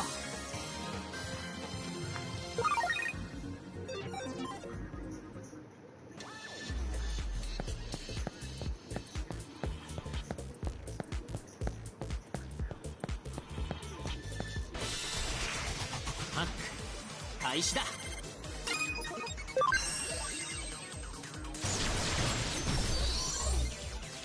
いっけー。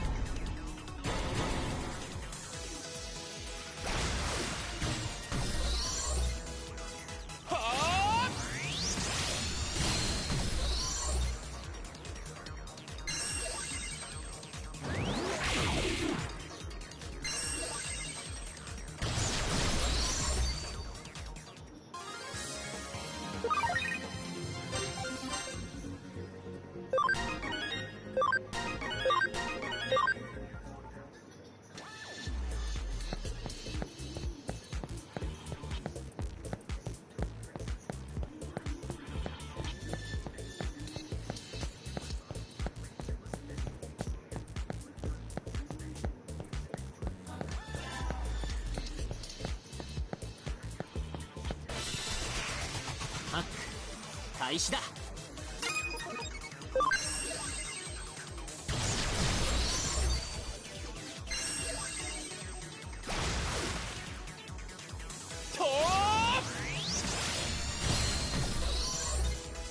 みんなのおかげだよ。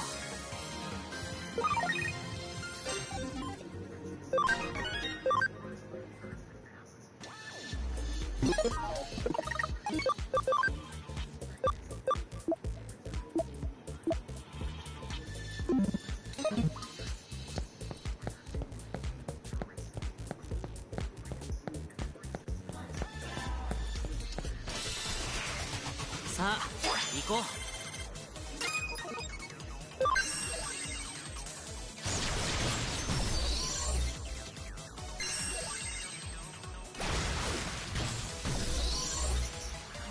いっけー。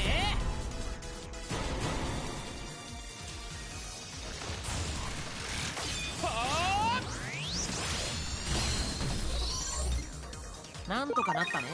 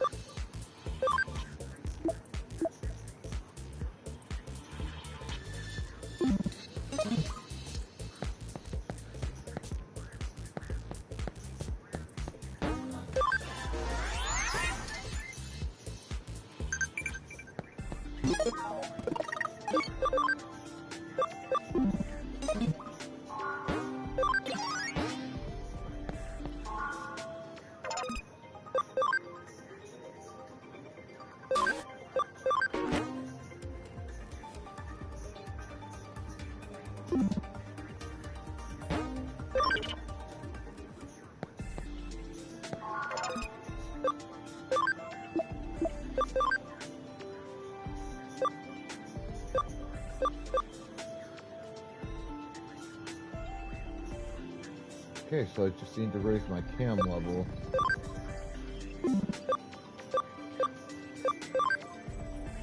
Right now it's at 82%.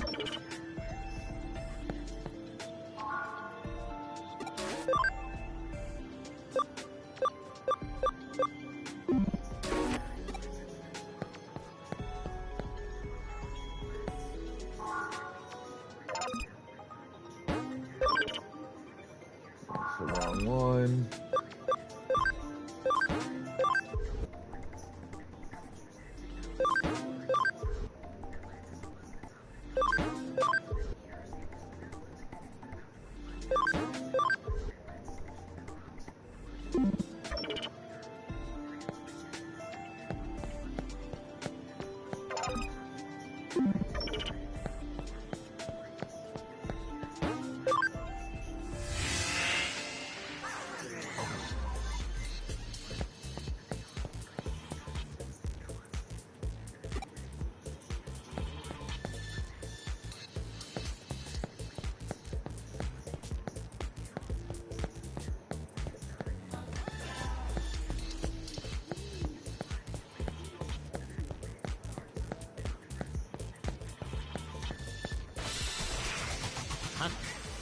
開始だ。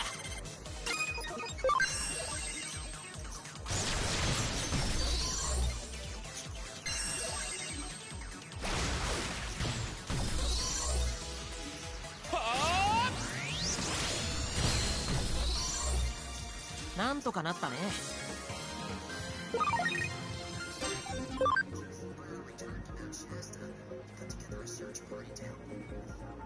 Alright, let's get those Pokeballs out.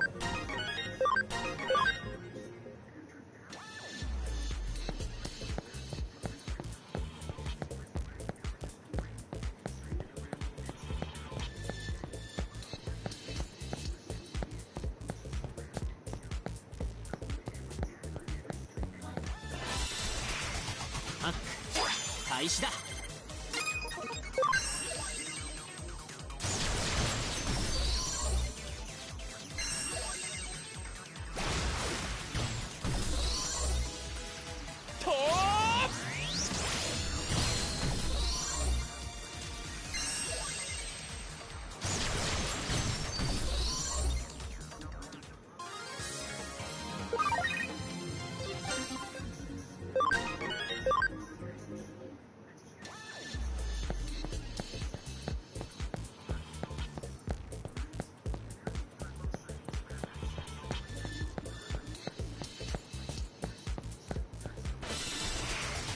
さあ行こう。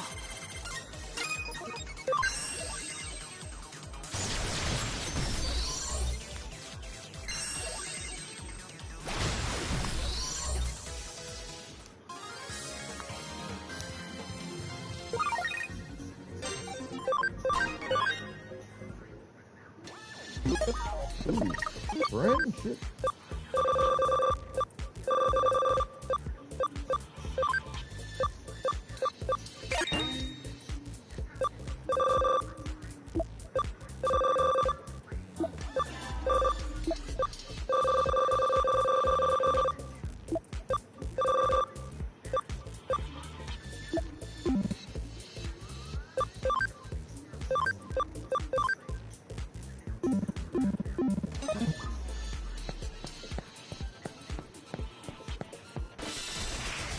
Hack 開始だ。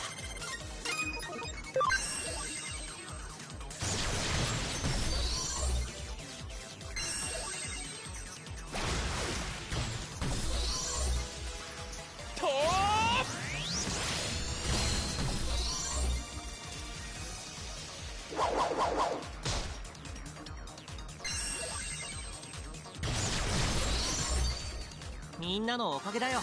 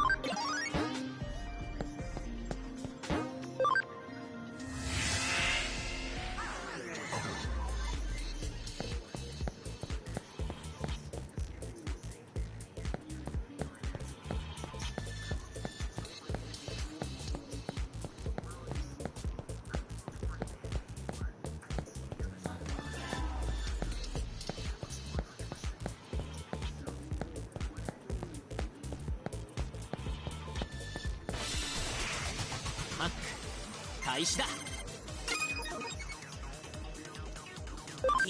All right, bathroom coffee. Be right back. Hang tight.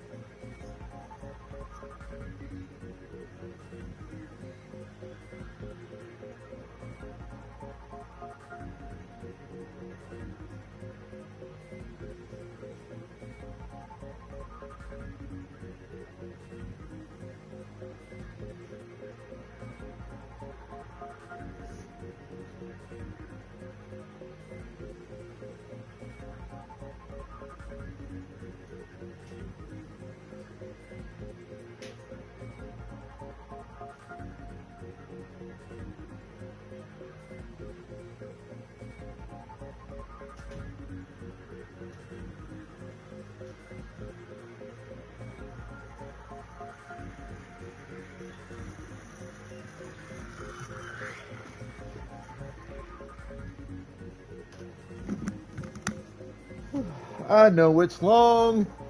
It's boring. And it's super annoying to do what I'm doing here.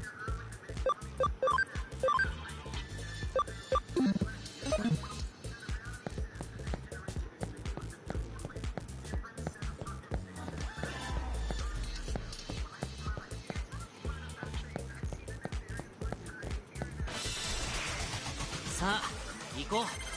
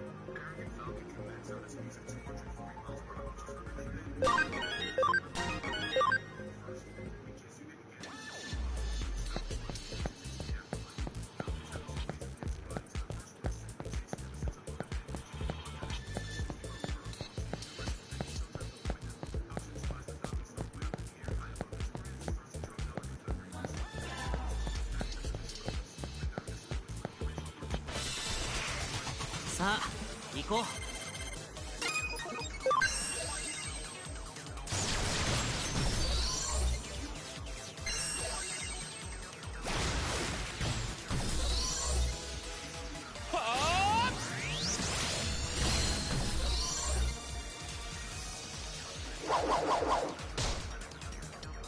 いっけー。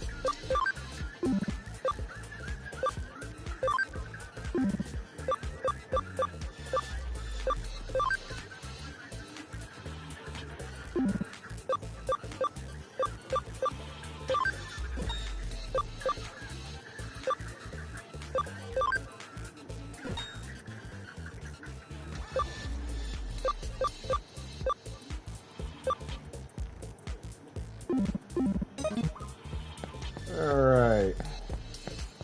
We are going to go ahead and find the guy I'm here for regardless.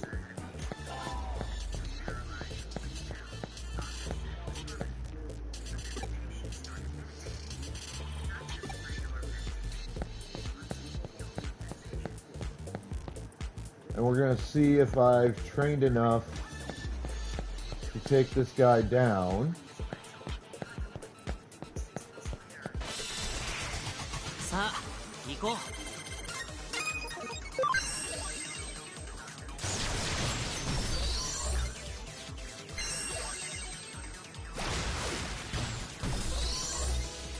なんとかなったね。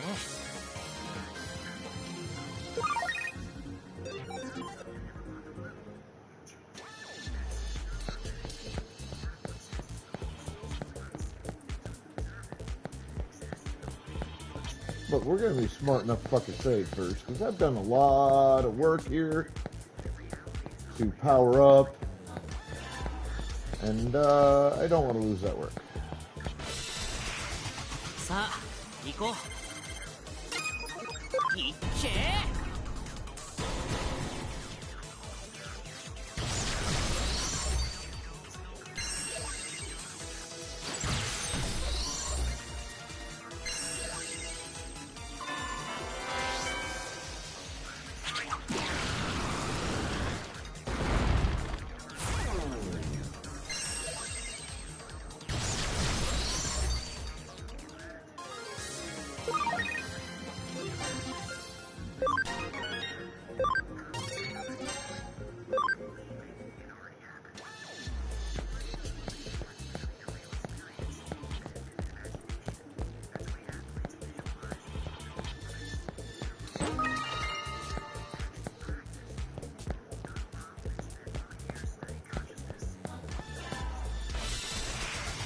さあ行こう。いっけー。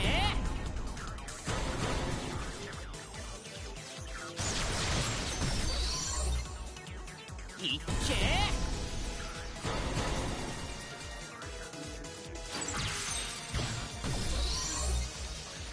はあ。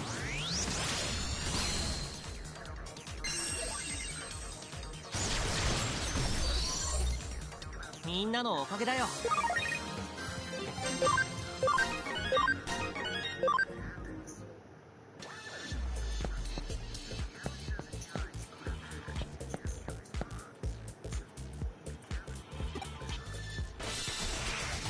ハック開始だ。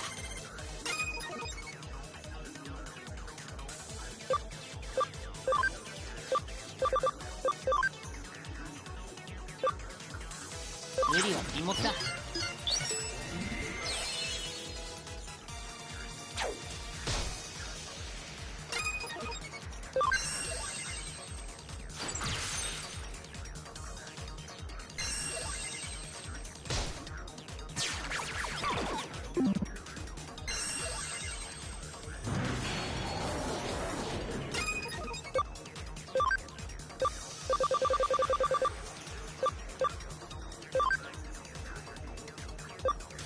無理は禁物だ。は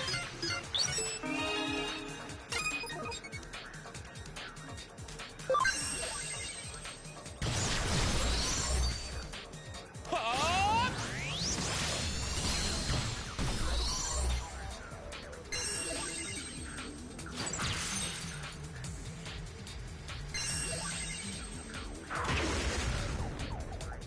いっけー。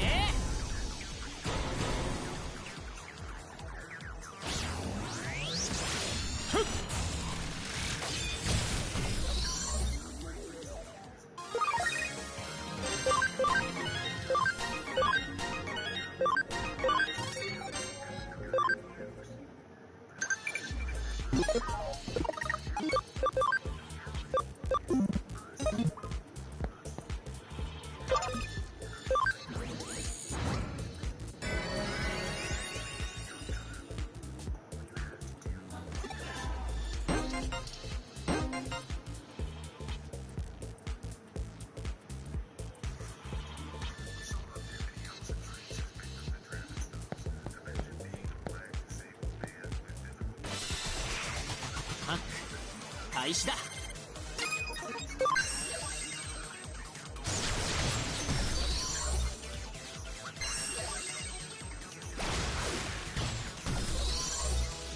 なんとかなったね。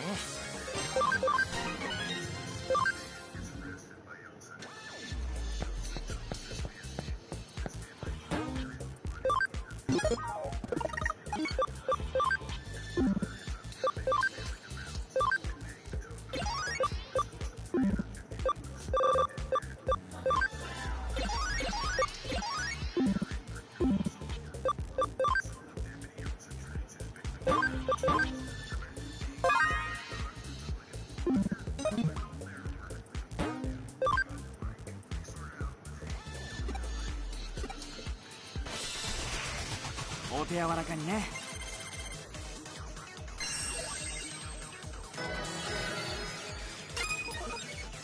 食らえ。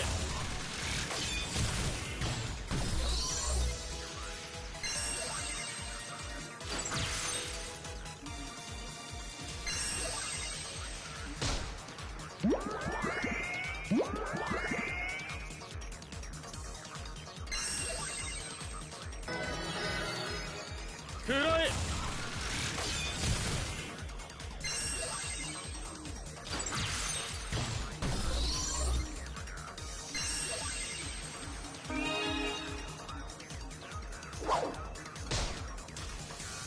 と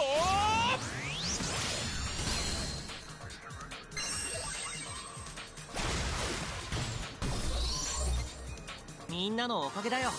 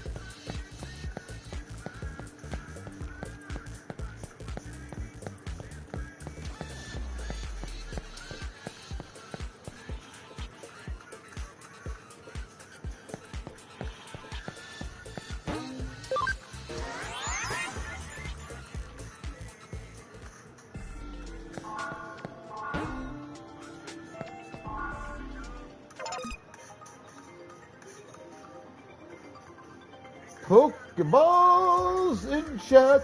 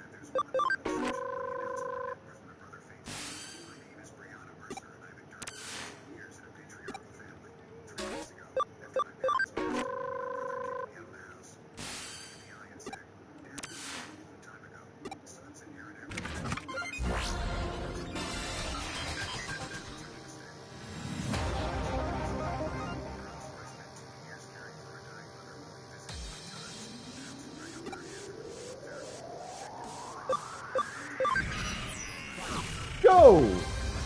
Hit that 5-point marker, biatch!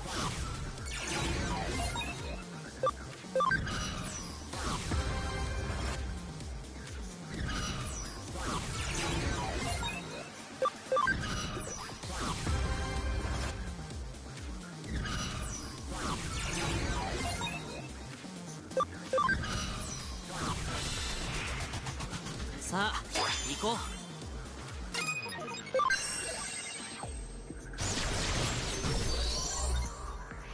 いっけー。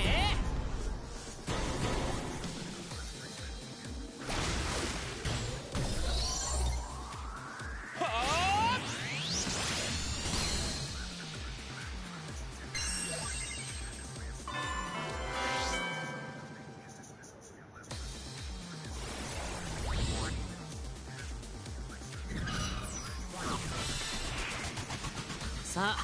行こう。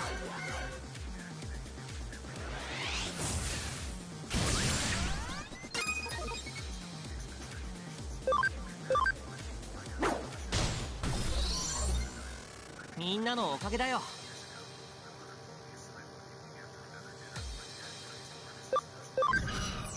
No need to waste special attack points on that.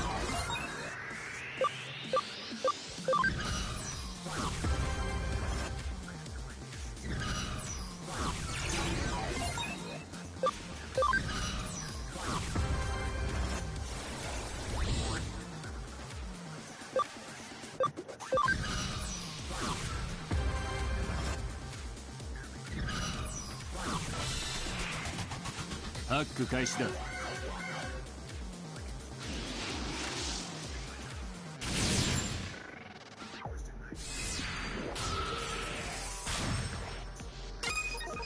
このまま押し切れ。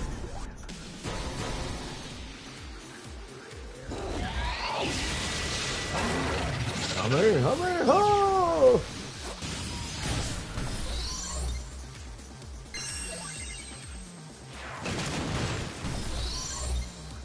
上出来だ。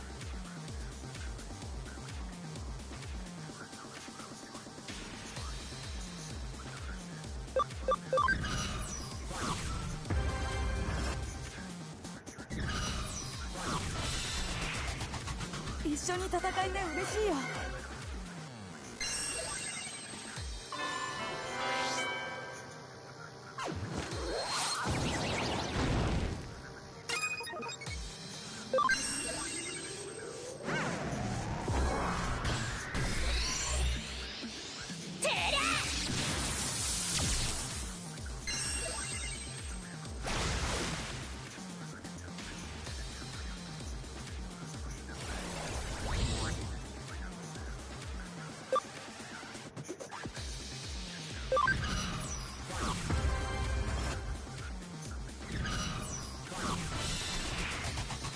私だってバトルできるもん。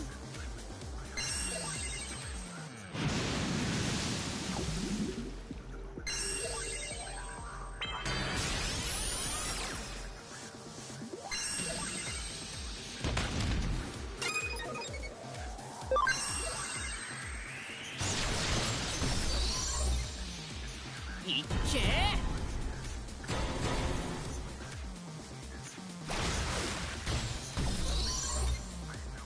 はあ。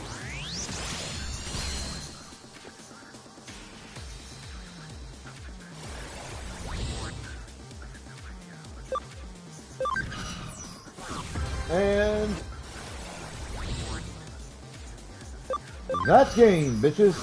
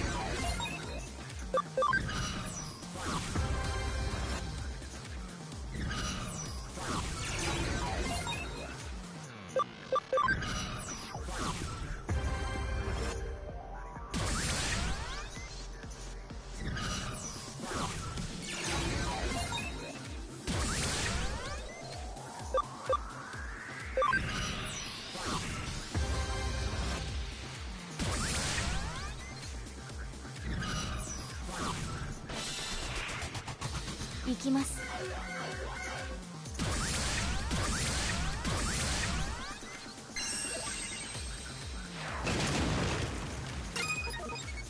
行け。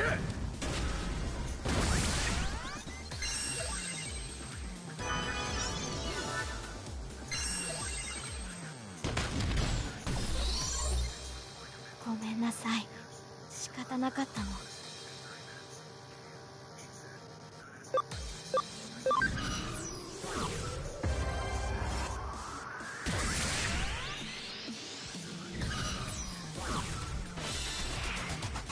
It's my hacking business.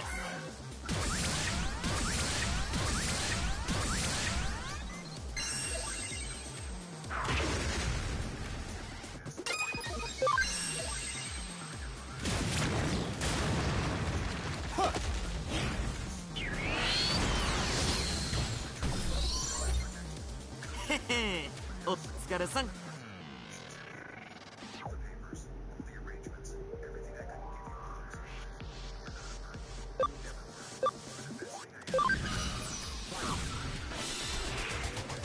さあ、行こう。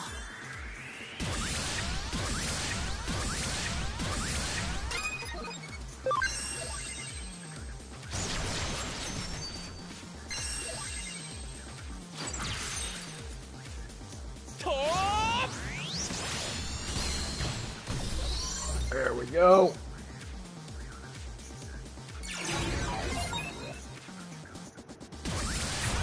And that's that.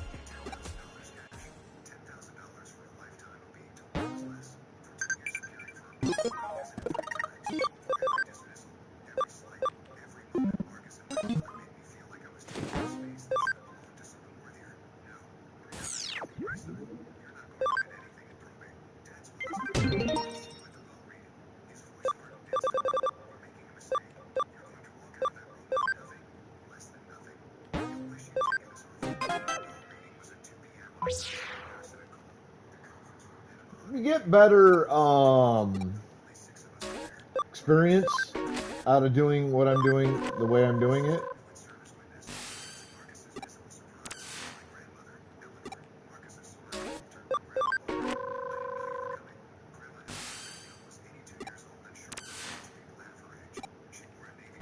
Plus I get other useful items.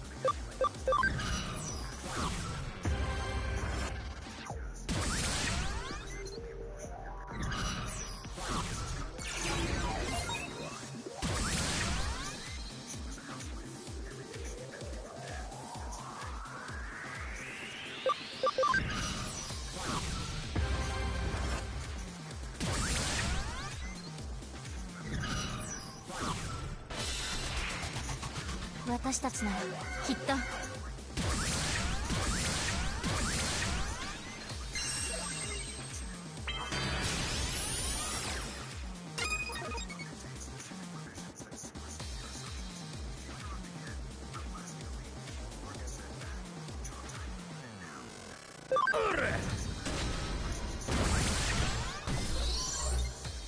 ごめんなさい、仕方なかったの。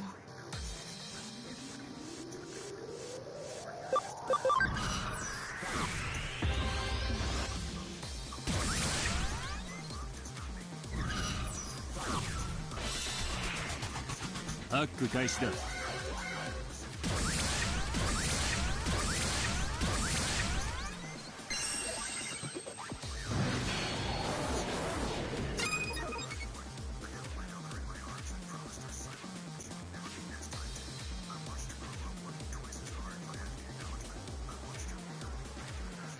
このまま押し切れ。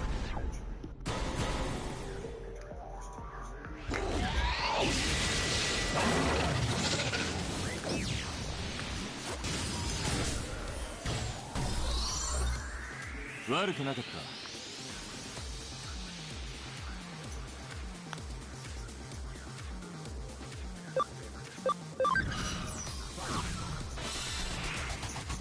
ハック開始だ。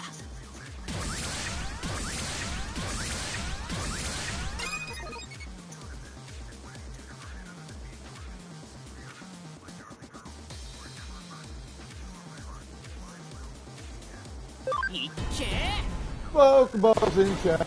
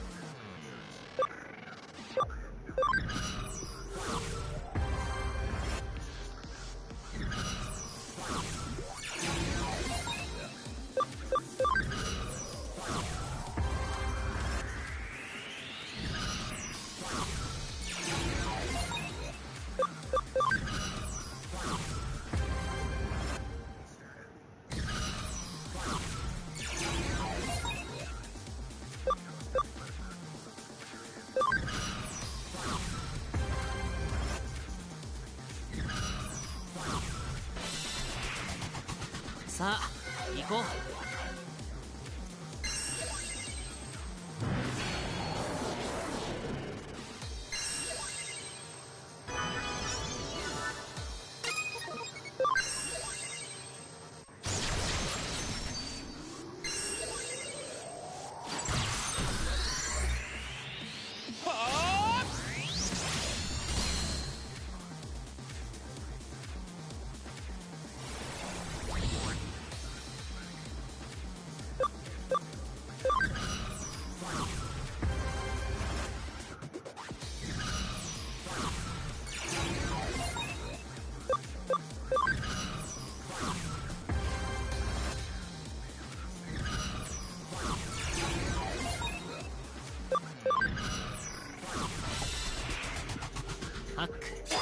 開始だ。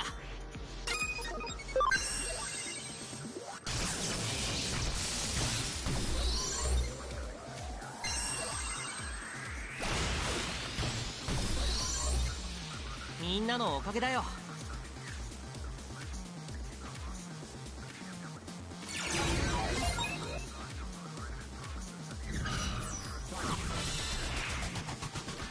誰から大人じゃ。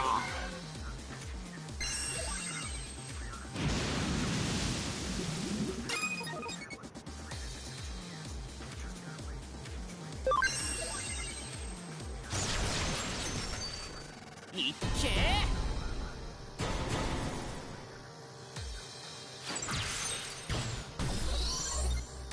みんなのおかげだよ。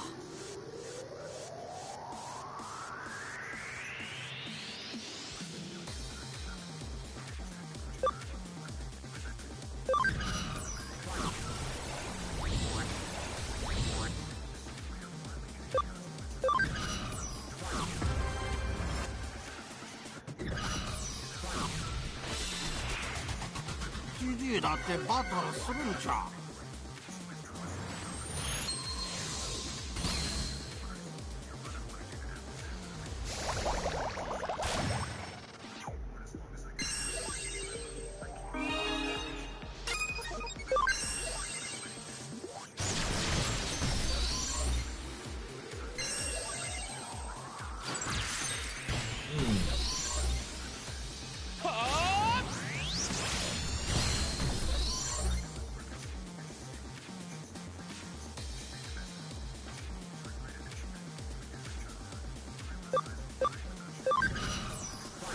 And that, iddies, is game, set, match. I love doing these. They're so easy, so fun, and you actually get some pretty good rewards out of it. Specifically, it's those Breakpoint things.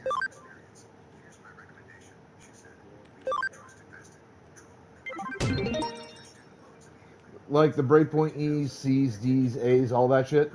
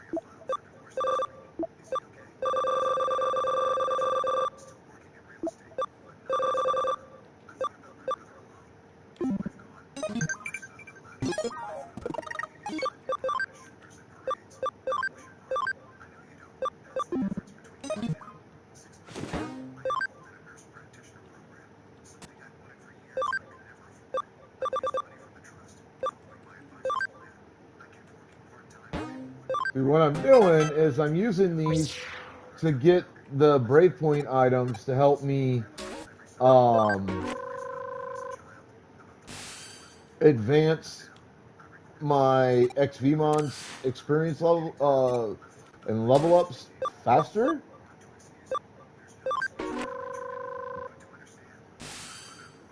So it'll catch up to my Stingmon and max on levels faster, so that I can go Pyildramon and then Pyildramon to Impildramon Dragon mode to fighter mode to paladin mode.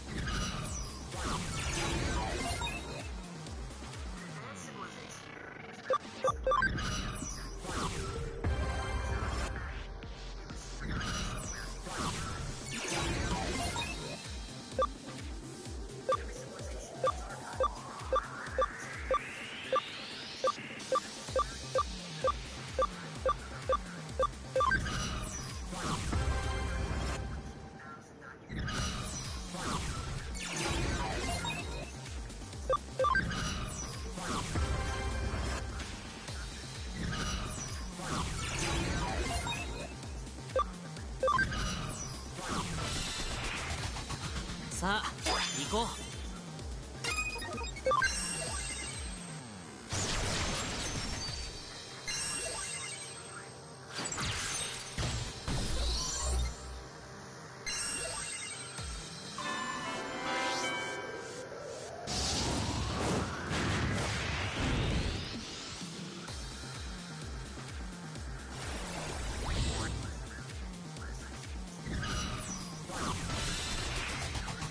ハック開始だ。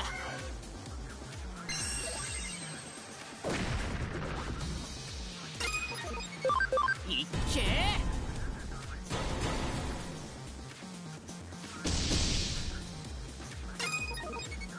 いっけ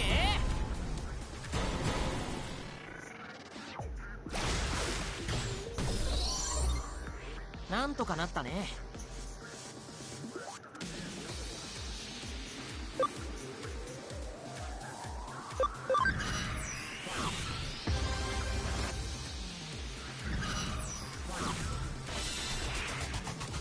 勝負だ。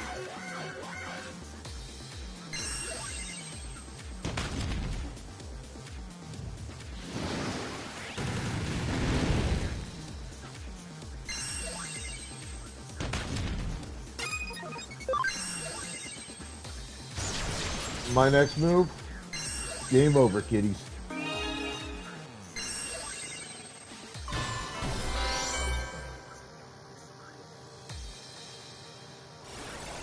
I honestly don't even have to beat the 3 of these fools. That is basically game over. 一丁もんでやりますか。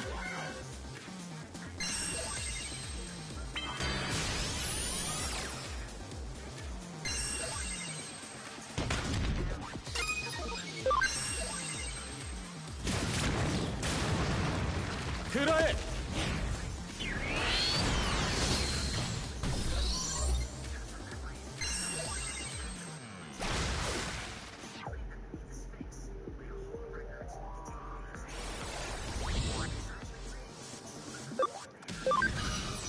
Game over.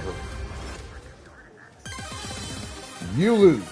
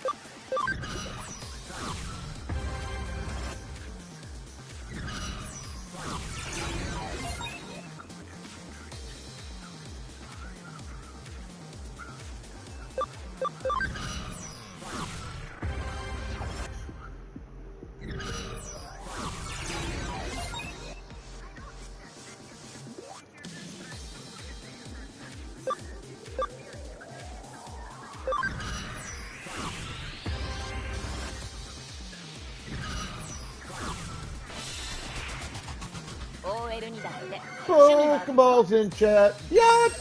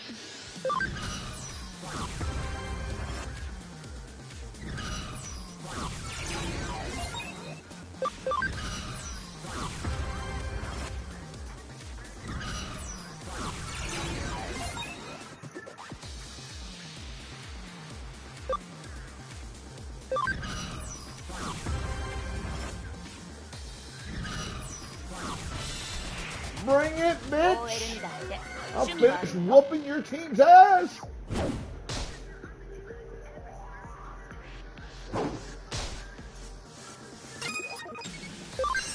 Bitch, you ain't got nothing on me. Goodbye, Quilamon. Garudamon. Go away. Bye-bye.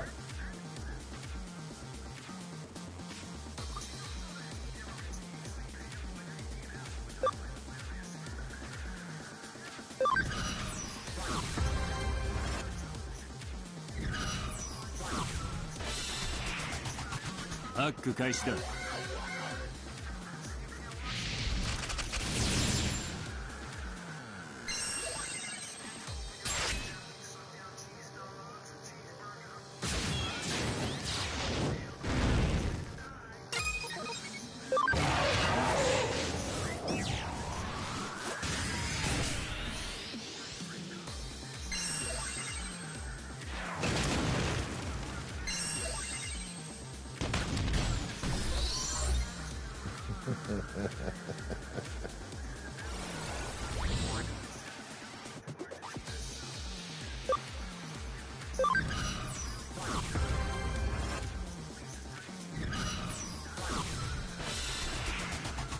俺たちならできるよね。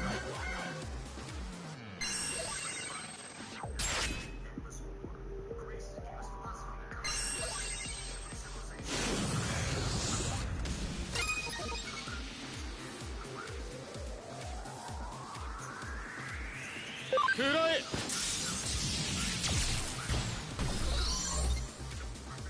そらてら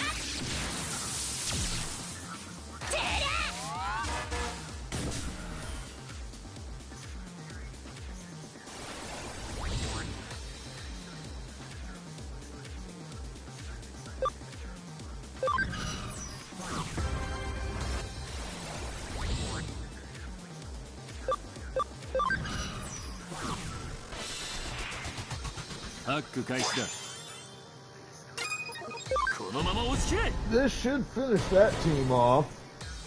Send them back to their starting point. Kamehameha! I love that Cyber Draymond move. Because it really does look like the Kamehameha from Dragon Ball.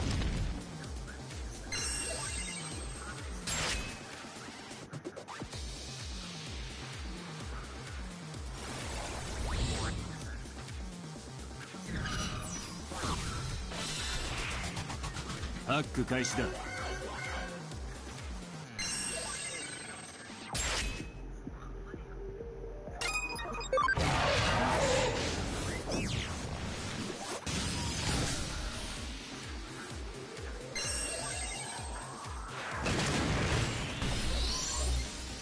悪くなかった。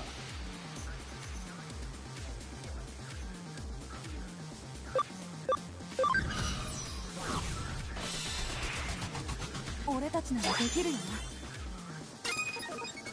食らえ。やった。 That's game, kids.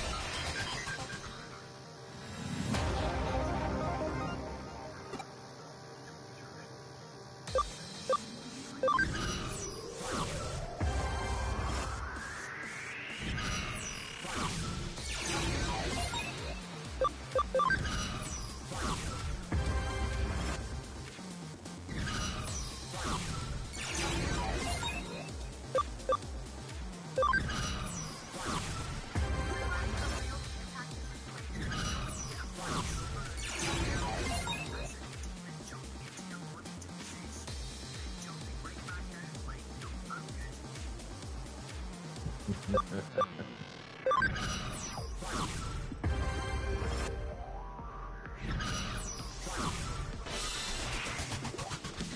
から大人じゃ。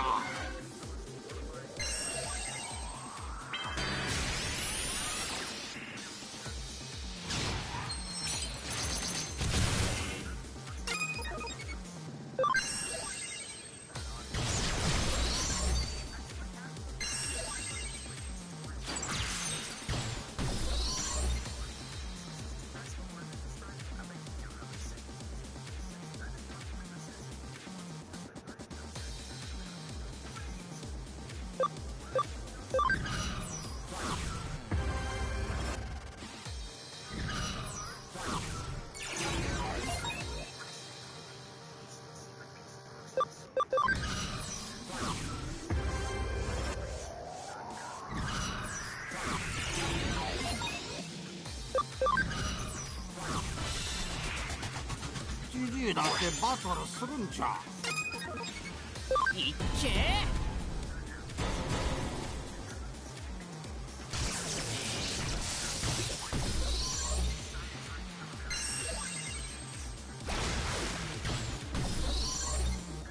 みんなのおかげだよ。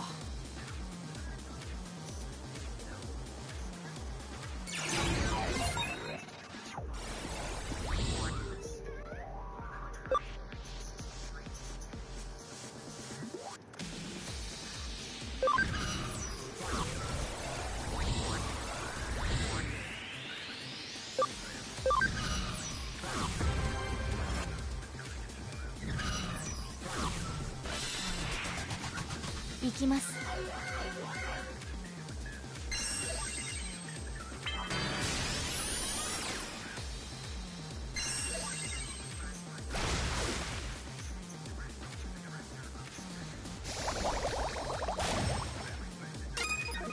行け。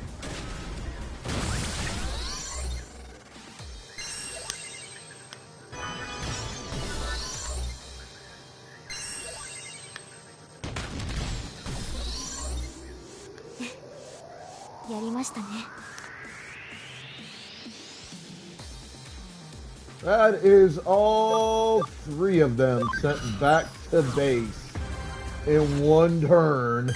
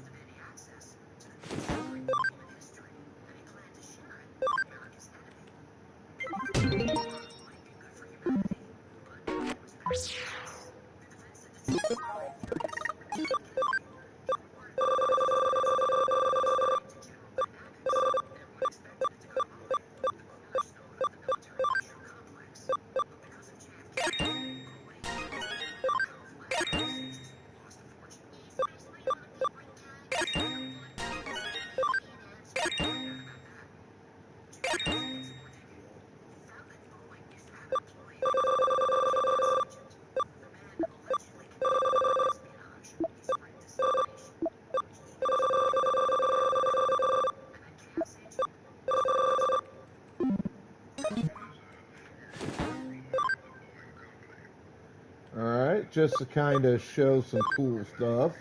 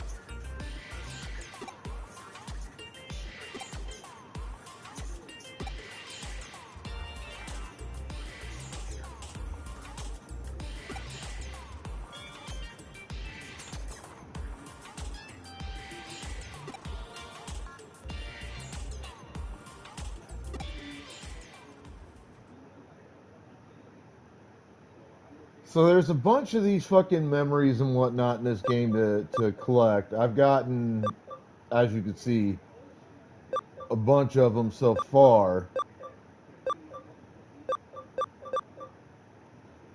But I still got quite a ways to go.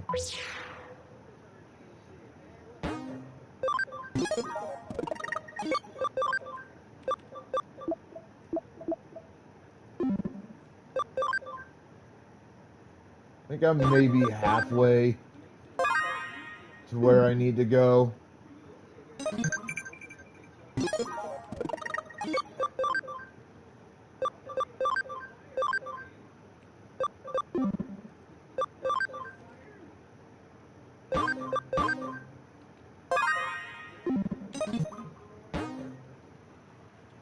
But it is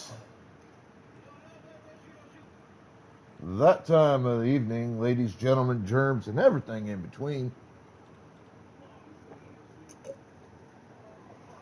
And as much as I do enjoy this game, don't get me wrong, I do.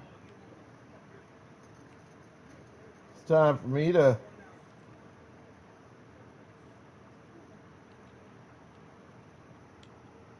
pass the stream off to somebody else.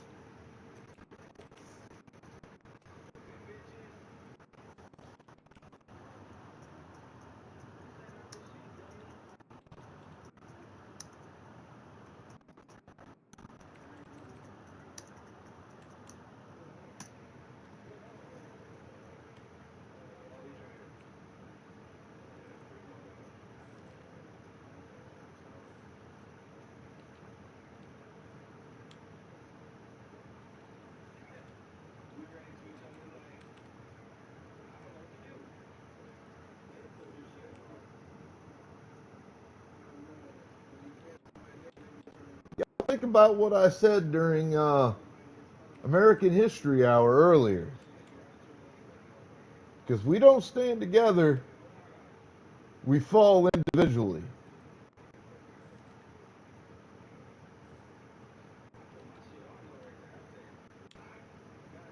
A little bit of a paraphrase of an ancient saying.